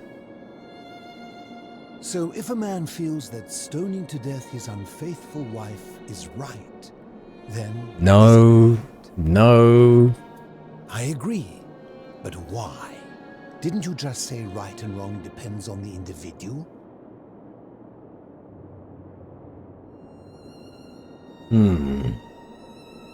This is fun. Good night, friends. Thank you for stream. Thank you for hanging out with me, Vixen. I appreciate it. It is 1:30 already again, so I'm going to have this talk with Diogenes, see where I get, and then I'll probably leave it there for the evening. I think that's a great way to end a stream, with a bit of philosophy.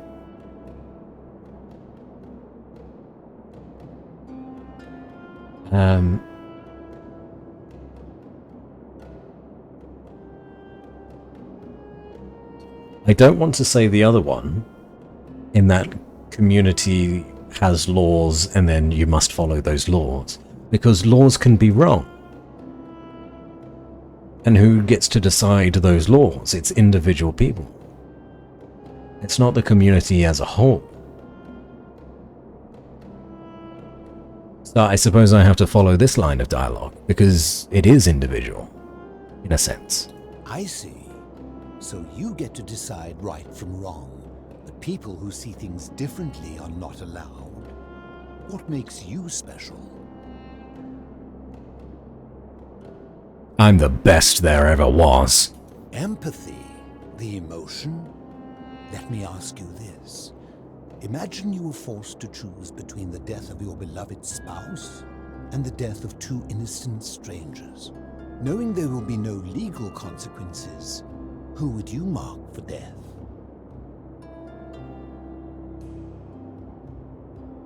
Honestly, the two strangers. Of course, everyone would. Our empathy, like a siren song calling us away from our true path, would lure us toward the greater evil. Can such a beguiling thing be a reliable cornerstone for anything, let alone the perfect moral code?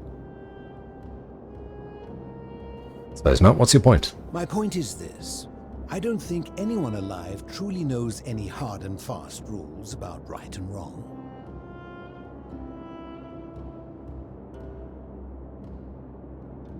Isn't that what I was saying before? But this is a good response to that. I'm not sure about what about do not kill. Well, kill one person that is threatening to kill two people. Or will kill two people. Oh. Surely you would agree there are circumstances where an exception may be made, such as where it is necessary for self-defense or to prevent a greater evil. For any rule, you can imagine there are countless situations in which that rule may be suspended, and those situations are impossible to codify. You're right, I did let that man One thing I have observed about rules, die. it is that virtuous people do not need them, and evil people will always find a way around them. And so we must accept our limitations, and the sad truth that no human society will ever achieve the utopia for which it strives. In mathematics, we would call it an asymptote, a line that can be approached but never reached. Because the only way to create a utopia is with the ever-present threat of force, such as the Golden Rule. This and no other is the root from which a tyrant springs when he first appears as a protector. And life under tyranny is no utopia at all.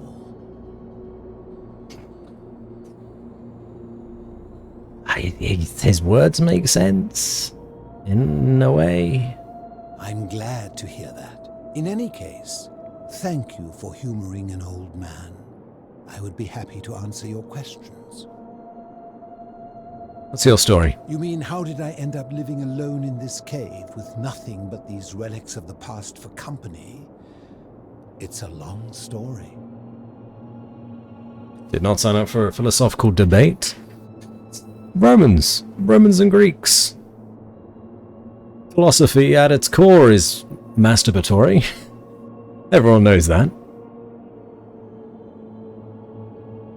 And I'm sure the Romans and Greeks were great at that particular activity. No listening. I was a quarrelsome young man. At 19, I left Corinth for Rome to study rhetoric at one of her finest academies, so I could argue more forcefully. Back then, I used to enjoy verbally sparring with everyone I could, and I was good.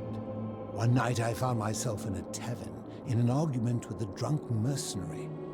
It became heated, he drew a gladius, and I won the argument, but lost my life. I woke up on the banks of the Styx at a campfire opposite Karen. Of course, I tried to persuade her to let me return, but even with all my skill, I failed. I settled in, made friends, and learned what I could, quickly realizing our little community faced certain death under the Golden Rule. So I began looking for a place to hide underground. Fortunately, I found this place waiting for me. You see, I was not the first to take refuge here. I returned to my friends above, persuaded them to join me, and 12 of us descended for the last time to live out our days hidden from Hades' tyranny. Hades, there he is. You mean Pluto. They are one and the same. The Romans call him Pluto, but long before that, Roman people philosopher. called him Hades. Why can't you return to the My service? generation was wiped out, turned to gold, many years ago. My friends and I were able to avoid the same fate by hiding down here. I think it's safest to assume that if I was to return, Hades would realize that his furies hadn't finished the job, and he'd send them after me again. Why can't you tell me your name? I fear that if you were to utter my name in the city, even by mistake, that Hades would hear you and know I am still alive. Where is everyone else? I'm afraid I am the only one left. There were 12 of us in the beginning, but one by one, my friends passed away. Some from malnutrition, others from madness and despair. It has been lonely. Before my unexpected visit from Kabash some weeks ago, I'd not seen another person in many, many years. Kabash. You survived down here? Living in darkness is not without its challenges. The first challenge is diet. Fortunately, I found that eating fresh fish provides most of the nutrients I need. And sometimes, when there are Greek people living up above, I surface at night and salvage the offerings they've left in the temple of Demeter. The greater challenge is the isolation, so I like to imagine arguments. Hecate. Demeter, of course. But, like so many things in life, arguments are better with a partner. Let's talk about As something you else. wish. Ah, sushi. Just imagining Diogenes in Japan now. Modern Japan. That'd be funny. You no way out of here. Ha! If I did, would I be living like this? What do you think about the Golden Rule? Did we not discuss it at length already? Oh, I see. You're toying with me. Ha! Do you know where I can find a plaque that was removed from the obelisk? You seek the plaque bearing the Egyptian inscription. All of them? It is a cursed object, and I would be happy to give it to you if Kabash had not already taken it. Kabash? Oh, where Kabash is. I will tell you, but you may find him hostile. To prepare for your encounter, there are certain things you must know. Very few know this, but before the Romans came to this city, it was once entirely Greek. The architecture, the temples. I think he may be the skinless fucker, yeah. When the Romans came, in typical fashion, they claimed it as their own, built over everything that could be built over, and renamed the things that could not. Thus, the Shrine of Persephone became the Shrine of Proserpina. And when they found an obelisk bearing the name Hades, they tore it off and replaced it with Pluto instead. And the city's dwindling Greek residents, witnessing this compulsive Roman conquest, decided to preserve what they could of their heritage. They gathered their art and valuables, secreted them away through the Temple of Demeter, and hid them here, out of reach of the Romans. Okay, I'm with you. However, there was one thing that always seemed out of place to me, and it is the very thing you seek. An even older plaque bearing an Egyptian inscription.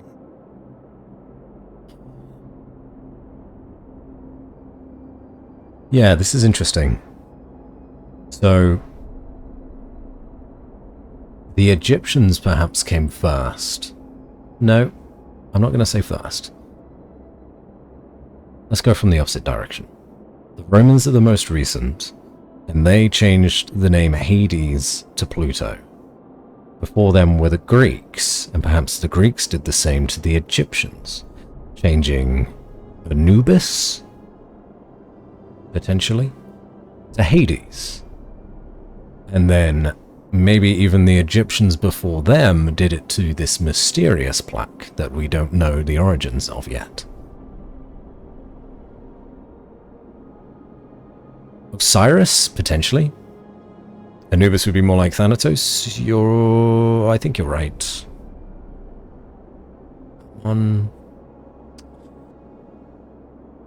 Anyway, yeah, there's many gods.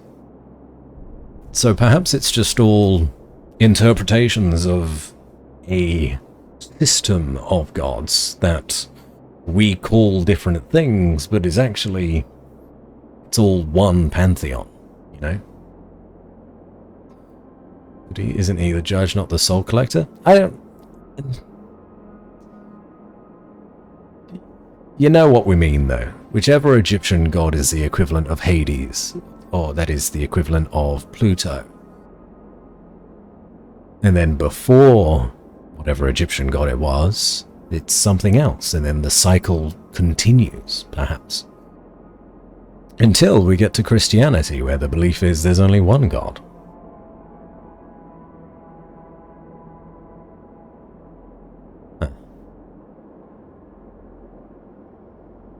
What did it say? We had no idea until years later, when the first of my friends began to die.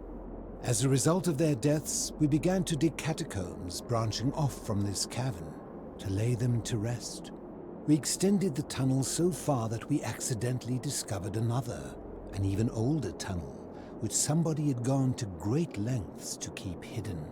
Suddenly it made sense why there was an out-of-place Egyptian plaque among our people's possessions. You see, we proud Greeks had thought the Romans beasts for stealing and corrupting our heritage.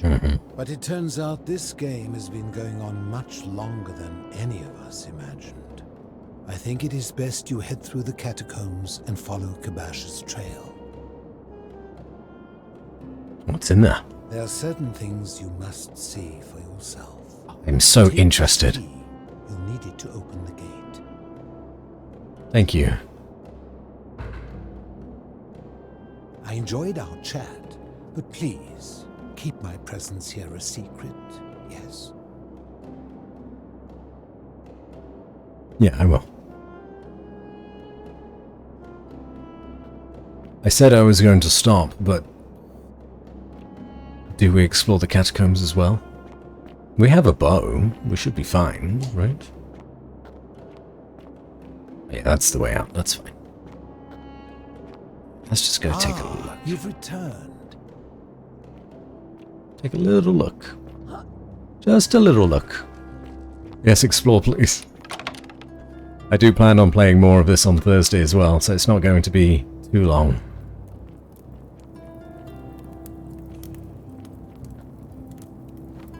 Friend of the philosopher.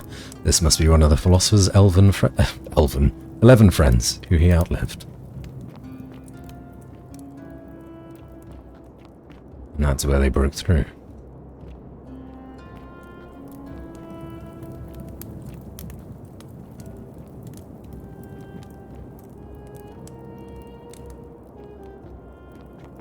Egyptian catacomb?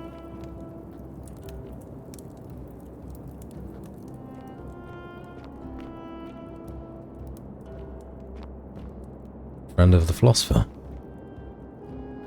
Not wrapped, though.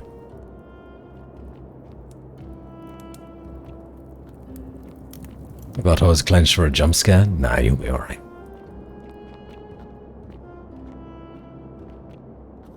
I'm on the lookout. Don't you worry.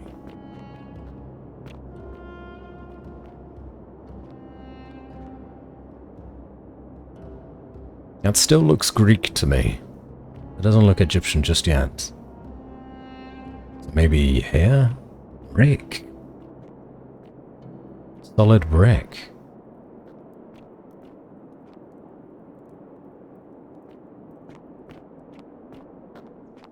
Is this the aqueduct system?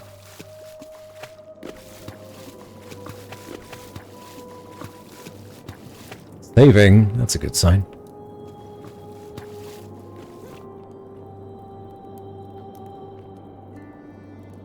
Golden statues. Again.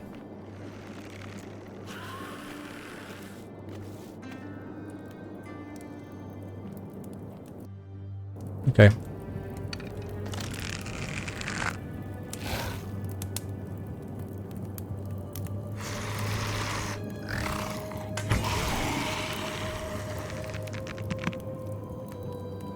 Unfortunately, the AI is not great in this game.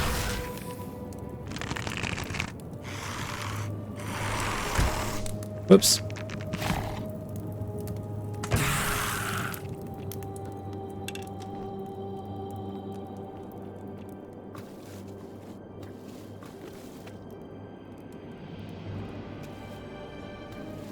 Well, they are killable. First elves, now Draga. It is Skyrim. Egyptian vases. There it is.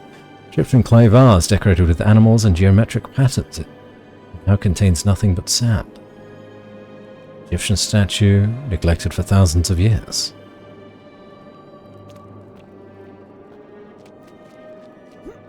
What's this?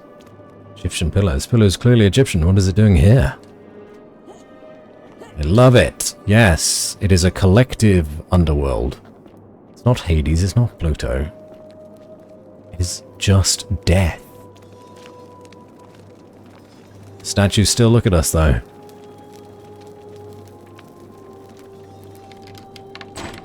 Watch on the other side.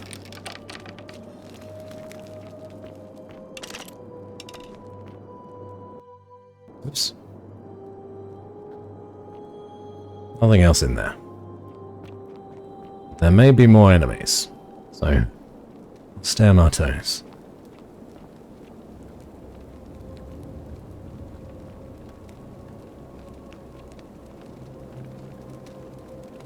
That is so creepy, Batsy. What's creepy?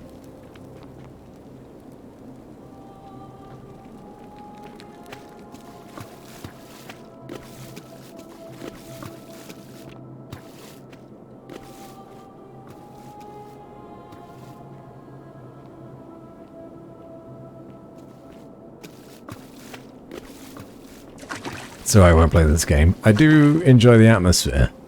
It's creepy enough, but I'm not scared. Which usually I would be in a situation like this. I guess I'm just so...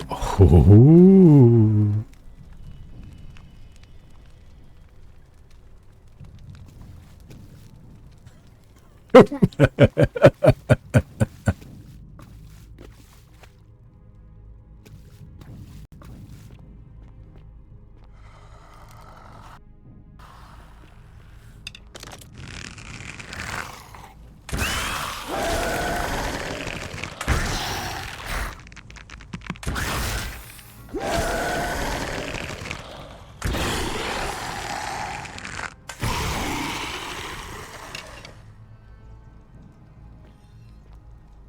I headshot this one. Look at that. I hear you out there. I'm scared, Batsy. Sorry, Tempestus. But don't worry. I will protect us. Just focus on the water.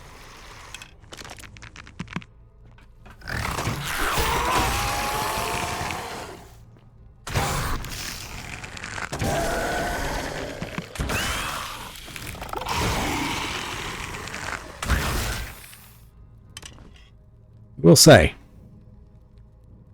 I did not notice them run at me. That made me jump slightly. But I don't hear any more. This goes all the way back to the Egyptian gods. Who would be the equivalent that's whispering to you? I don't know. Why couldn't you have invested in a headlamp? I know. I know. The Skyrim mod can't escape the Archer build. It is forever ingrained. Oh shit.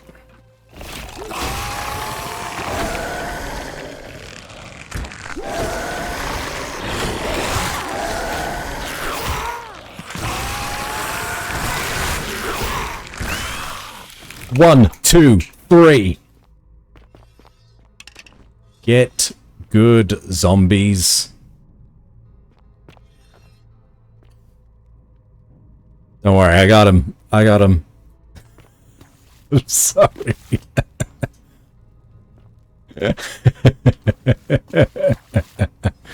Would not blame you for noping out of this for now. It is a little creepy. Just keep your eyes out for me. If you are watching. They're so scary. They are quite scary. Oh, what is this? Egyptian board game. Bought for an ancient game called Senet. The rules for which are long forgotten. We are healing, fortunately. Eyes are half shut. We don't need to worry about the gold statues unless someone commits a sin. Then we're in trouble. An Egyptian plaque which translates to, "The many shall suffer for the sins of the one."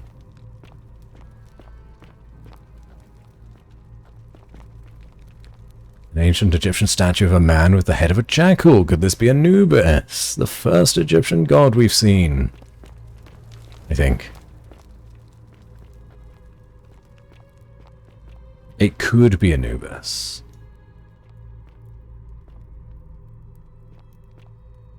Egyptian man looks like he's running from something. Same problems, I suppose. Surely there's some down here, right? We'll use the high ground. You can't touch us from here. Dead.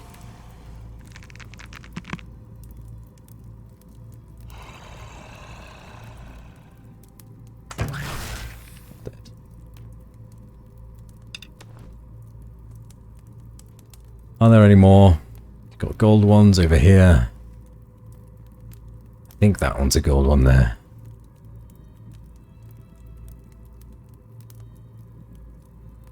Running from the zombies, it could be. Could we get into that building? I never actually tried opening any doors. Let me do that before I jump over. And no doubt there will be a jump scare. Oh, Egyptian tools. Bronze-bladed woodworking tools. No, can't open it. That's fine. I don't think there was anything else that I could have looked at, was there? This is fascinating, though.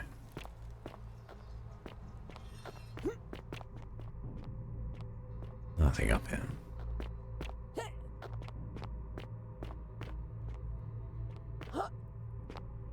Okay. That was a thorough enough search, I think.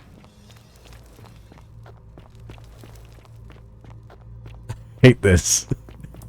And yet you are glued to your televisions.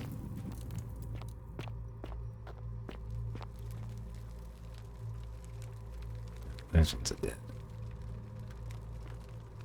There'll not be any more of those scary things. They've not gotten us just yet.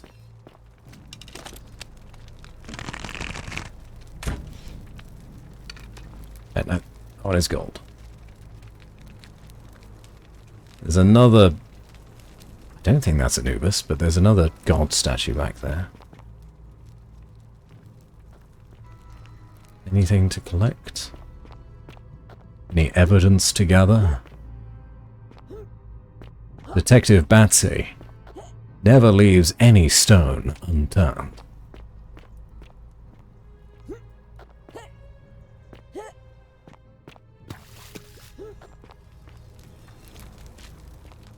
Monsters aren't god, right? I wonder how, such why they're here at all.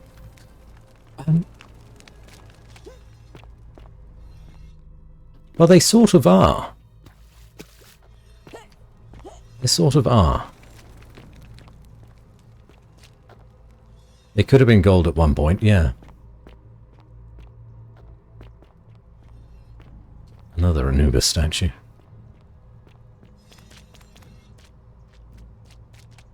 You guys are all just gold. Sand levels are rising. Kabash, is that you? That looks like a cow head. Stop. Do not come any closer. Who are you? I'm Batsy. Who are you? I am Kabash. And let me guess. Another Greco-Roman come to loot and plunder the resting place of my ancestors, Do I look Greco-Roman to you? Trousers, boots, curious here. No, I suppose you do not. Then what do you want? I'm looking for an Egyptian plaque. To what end? I want to return it to the obelisk. That is welcome news. You really are not Greek or Roman, are you? I was planning to return it myself, but for now, I must remain. Here, take it, and restore the honor of Osiris. You're right, Ash. The honor of Osiris. Plaque bearing a hieroglyphic inscription, Osiris, Lord of Silence. Thanks. Now, as for the other plaque. The fourth plaque, you know about that. Indeed. I have it right here. I stumbled across a collection of dusty curiosities while searching for a place to hide from the hungry children of Amit, and there it was. If Osiris, why Anubis statues? They're closely intertwined. Osiris, I think, became the god of the dead. You know what? I'm not going to make assumptions. They work hand in hand, though. Okay, what did he say? While searching for a place to hide from the hungry children of Amit. Hungry children of Amit. Who is Amit? That must be another Egyptian god, right? You may not. In fact, I am about to destroy it. Ah, okay. So, Kabash has found... I'm going to need to kill Kabash. Oh, I have to kill Kabash to get the fourth plaque. But then that will set everything off. Devourer of the Dead. It's a crocodile leopard thingy. Ah, okay. Oh, the crocodile must be the thing that eats the hearts of the people that aren't worthy to be reincarnated, right? Yes. So the children of Amit, was it? Are the ones that weren't worthy and their hearts were eaten. Because it speaks a treacherous, blasphemous lie. Yeah. Kabash sees the fourth plaque, and the fourth plaque kind of says that his gods, Osiris, aren't real. That means he's offended by that, so he's going to destroy it because it's blasphemous. The cycle continues. How so? I will tell you, but first, do you know what this place is? The Duat? Indeed, and I see you know our history. This is the Duat. See what has become of it. I have been down here for weeks, piecing together its story, and here is what I have learned. As Egypt declined and the Greeks had their turn to flourish, their souls came here in great numbers. But instead of adopting our ways, they copied and corrupted them. When they found the obelisk bearing the name Osiris, the true god of the underworld, they desecrated it, removing his name and replacing it with Hades. Even the ferryman of the dead, known to my people long before as Kerti, they renamed to Keron. As if that desecration was not enough, they built over this place, using it as the foundation for their own underworld, so that ours was forgotten. My only solace is that the Greeks then suffered the same fate when the Romans rose to power, renaming Hades to Pluto, and the cycle began anew. So what's the problem with this plaque? It is inscribed with a script I do not recognize, but it is ancient, almost as if it is older than the plaque bearing Osiris's name. But if that is so, it would imply the gods of Egypt are mere imitations too, copied and corrupted from an ancient people who prospered even before us, and that my people did to them what the Greeks and Romans did to us. But this I cannot accept. I sense a deception. Perhaps it is the work of Set, the usurper, seeking to undermine Osiris once more. Give it to me, I'll destroy it for you. What does it say? You will never know. This work of sacrilege must be destroyed. thrown into the black abyss below in Osiris's name. Do it and I'll kill you. Oh, God.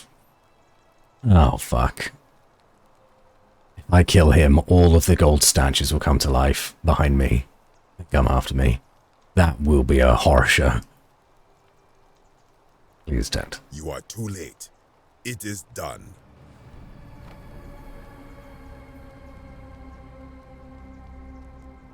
Now we're gonna have to go and after it. You would plunge into the depths of the Duat with no way back up. Madness.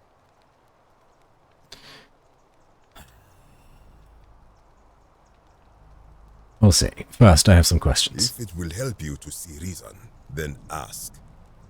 What's your story? I am from Rakotis, which you may know as Alexandria, the name of the city the Greeks built over it. I was a fisherman, like my father before me. Since the Romans had taken over from the Greeks, I took the opportunity to learn Latin and eventually traveled to Rome. When the fires broke out last year, I tried to help. I gathered terrified locals into my boat and led many of them to safety farther along the Tiber. On my 7th trip, a passenger demanded I wait for his brother. But we were full to almost sinking, and smoke was all around us. I told him his brother would have to save himself, and he tried to bribe me by placing a coin into my hand. When I refused, he drew a dagger and thrust it between my ribs. I awoke on the banks of the river to a stranger wearing a ram headdress. He said his name was Kirti, and at the time, I simply thought him odd. It did not dawn on me until much later that he was the Kirti, the ram-headed ferryman described in the Book of the Dead. Do you know a way out of here? This is where I belong, as caretaker of the memories of my people. If our ways are to be remembered, it falls to me. What do you think about the Golden Rule? I think if someone is to break the Golden Rule, it will not be me, for I try to live as I always have by the command of the goddess Ma'at. Do to the doer to make him do. As for the punishment that will come from it, I finally understand why it has long been said among my people that gold is the skin of the gods. Do to the doer something. That reminds me of right at the beginning of the stream we spoke to the Hebrew gent Usiper or something like that. Ulsiper? Usipal? I can't remember his name. He said he's Jewish, and then said something similar to what Kabash just said. They all copied each other. What do you think is down there? I do not know. What could possibly lie beneath the underworld? Perhaps it is infinite darkness. Perhaps it is the lair of Amit, the devourer of souls. All I know is, it would be unwise to venture down there. Perhaps. Most unwise. There we go. Good. Be gone from this place. Wait. You are planning to go down there. I see it in your eyes. Yeah. You would plunge into the depths of the Duat with no way back up. Madness. I'll find a way. We shall see.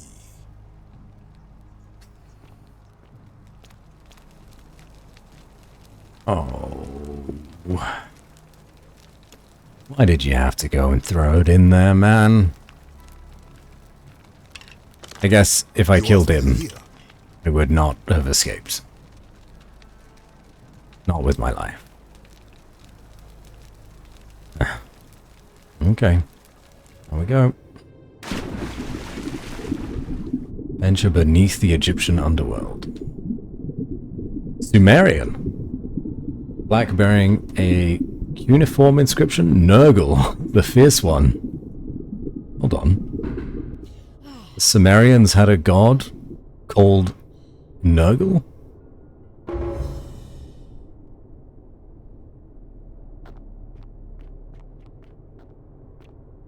Whoa.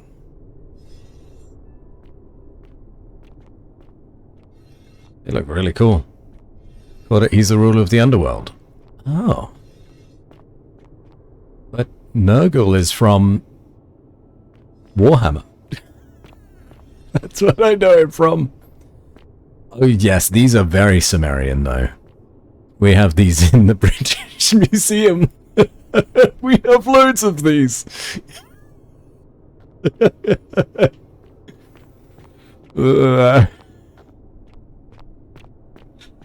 Oh. He rules over Kerr. Thought that was Garfield's friend. Nurgle? Me. I love the outfits that these Sumerians? Is Sumeria and Babylon the same thing? Bird-headed statue. An ancient Sumerian statue of a man with the head of a bird. Perhaps this is Kumat Tabal, the man with a bird headdress. Rufius saw when he awoke by the river. Oh, Rufius is from... They're not the same, no? Both Mesopotamian, though, I think. Oh. Yeah, with each layer we've descended, my knowledge of mythology has lessened.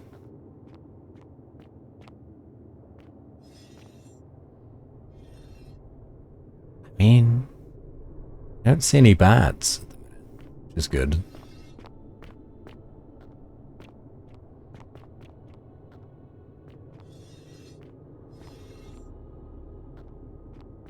Big boulder. I cannot go into this green water.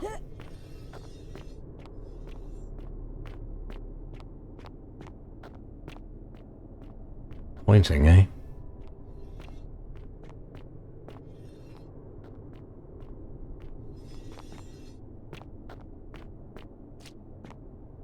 Barricades. An eroded set of barricades. It looks like these Sumerians were trying to defend themselves from something.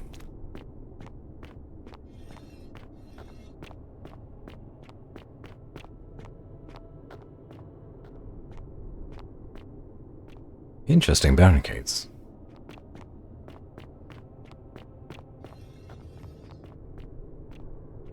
Ancient stone tablet. Stranger, heed the final words of Namkuzu.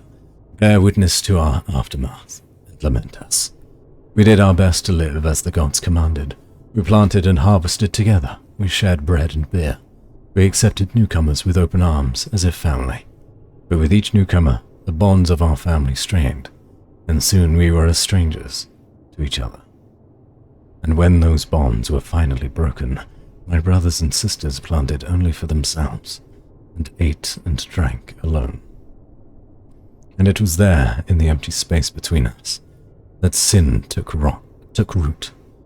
Nurgle's sentinels have awoken, and clamor at our barricades. Learn from our mistakes, I suppose. An ancient Sumerian game. The rules long since forgotten.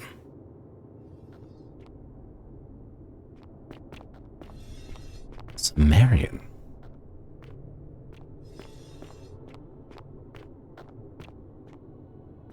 Whoa. Whoa.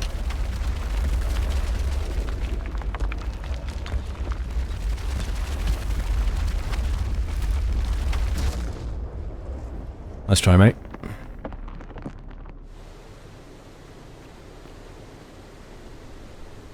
Wait, is that filling? I think that's filling. Which should allow me to swim over.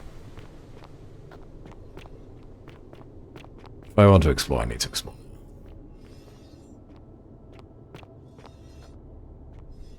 I'm scared, Tempestus. It's okay. I promise.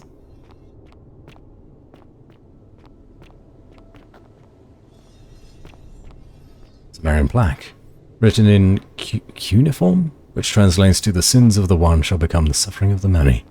Same rules.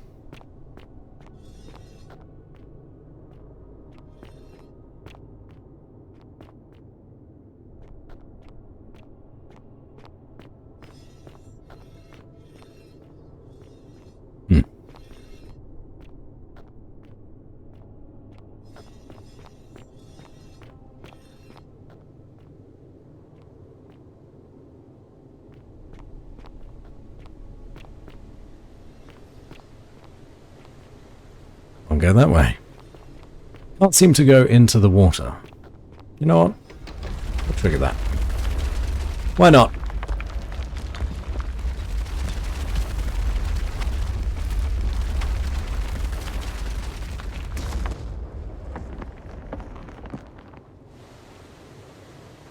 We Indiana Jonesing it today. Autosave. When I told you that you would not find a way back up, that was not a prediction. Kabosh. It was a promise. Kabosh. You will die here. Bro, come on. There's no need for this to end in violence. I disagree. I warned you against coming down here, against perpetuating this sacrilege, but you persisted. You have undermined and dishonored the true god of the underworld. How did you think this would end, if not with bloodshed? You're so blind. Just hear me out. Very well, I will listen.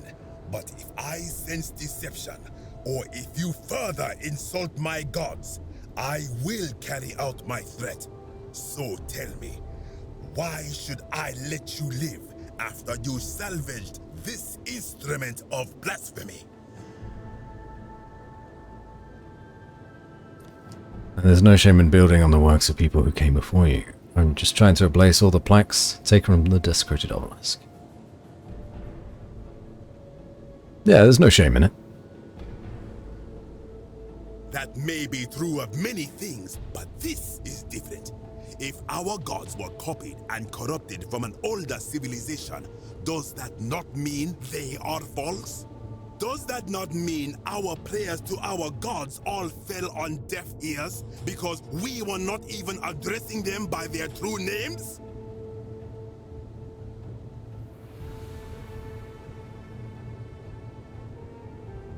If gods exist, isn't it possible they each have more than one true name? Now that I think about it, my people would sometimes call Osiris the god of many names.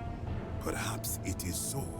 But the underworld of my people is so different to this one, and so unlike the way it was described by our priests. Many of my ancestors endured great hardship to live good lives so that we may descend to the Duat in death and be judged accordingly.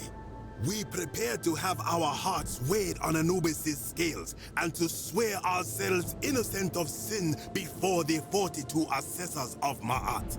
And yet, I arrive here to find the Book of the Dead contained only a seed of truth. And now, I ask myself, did our priests steal and embellish the stories of an older people and feed us lies all our lives simply to trick us into obedience?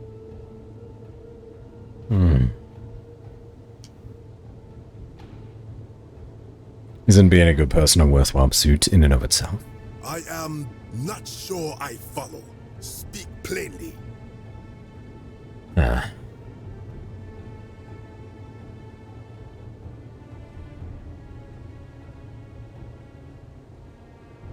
Even if your beliefs about the afterlife weren't quite accurate, isn't the important thing they motivated you to live good lives?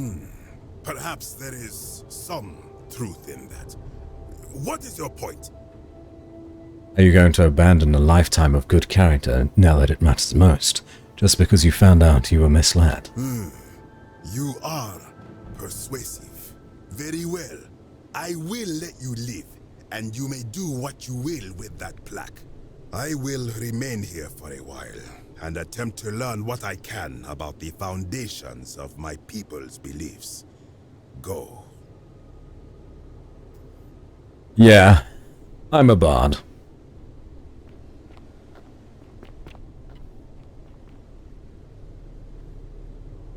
Another one.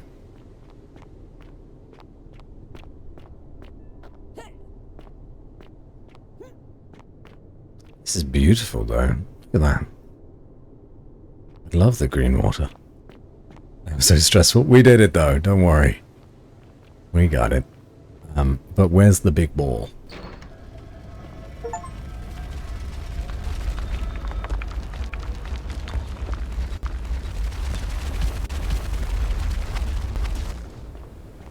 I got an achievement for dodging all three.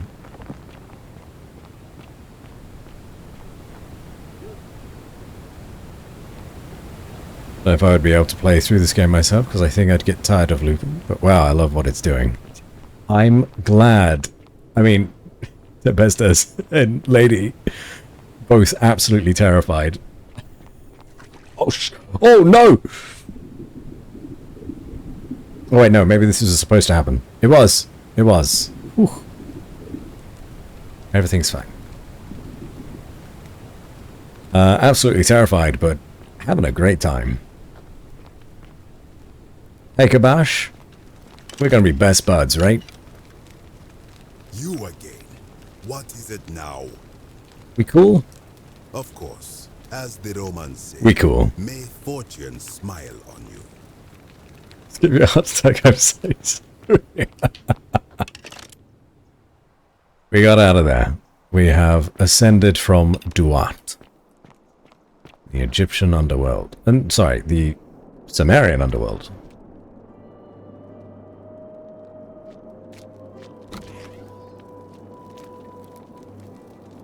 And now we're back here, where it all began.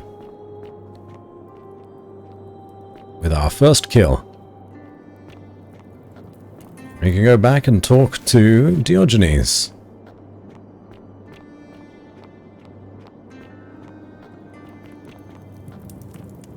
What a wonderful time this has been, eh?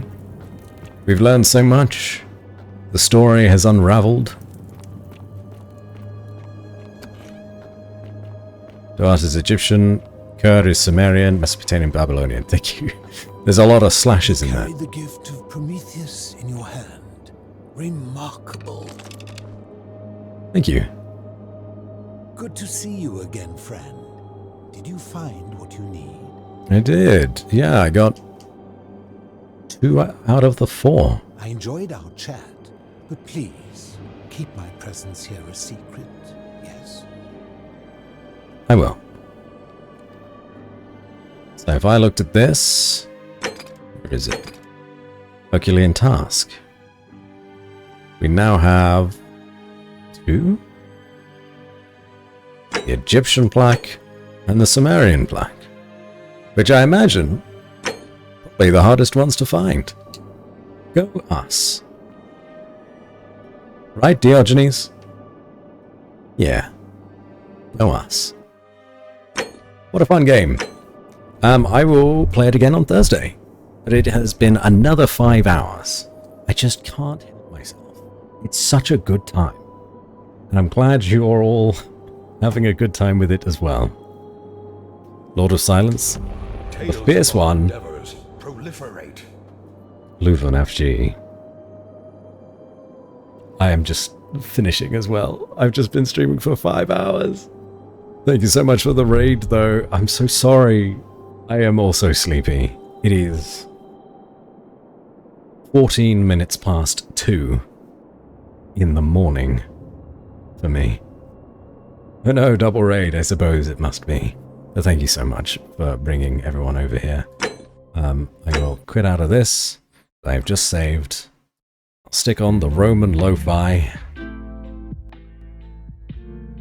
On Thursday, I should try to find some Egyptian lo-fi, if there's such a thing. Oh, Batsy, even though you scared the crap out of me, I'm so sorry. If you want more, if you fancy exposing yourself to that stress again, we'll be back on Thursday with more of The Forgotten City. But before then, tomorrow, or today now for me, Tuesday at like 7:30 p.m.-ish, Luxury Pigeon and I will be having our rematch in Spy Party. He's desperate to have his revenge. So we'll see how that goes. I'll be there for that. Glad to hear it. Leuven, I didn't give you a shout out. Let me do that now. Thank you again so much for bringing everyone over. I'm really sorry that I'm leaving as soon as you got here. But at least now that means you can go to bed now, seeing as it was a sleepy raid. Alright, let's find someone to go hang out with. Pass everyone else on to... I really shouldn't keep streaming this late because I don't have anybody that's actually on at this hour.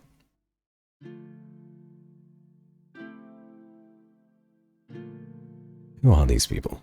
I don't even know anymore. Don't worry, we're right together. Thank you, Leuven.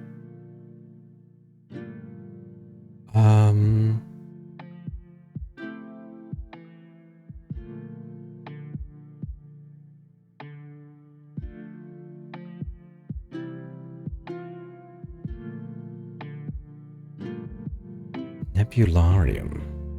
Sometimes it just be like that. They're in my followers. I don't really know them. They just seem to be doing some art. Which seems sweet. Maybe we can go say hello to someone new. I don't remember them though, which is bad. Okay. Raid Nebularium. I'm sure they're lovely, otherwise I wouldn't have raided them. So, say hi to Nebula.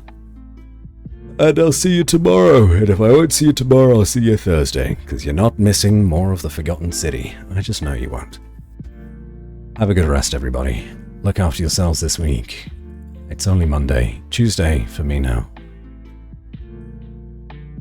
It's a long way to the weekend. Let's make it a good one.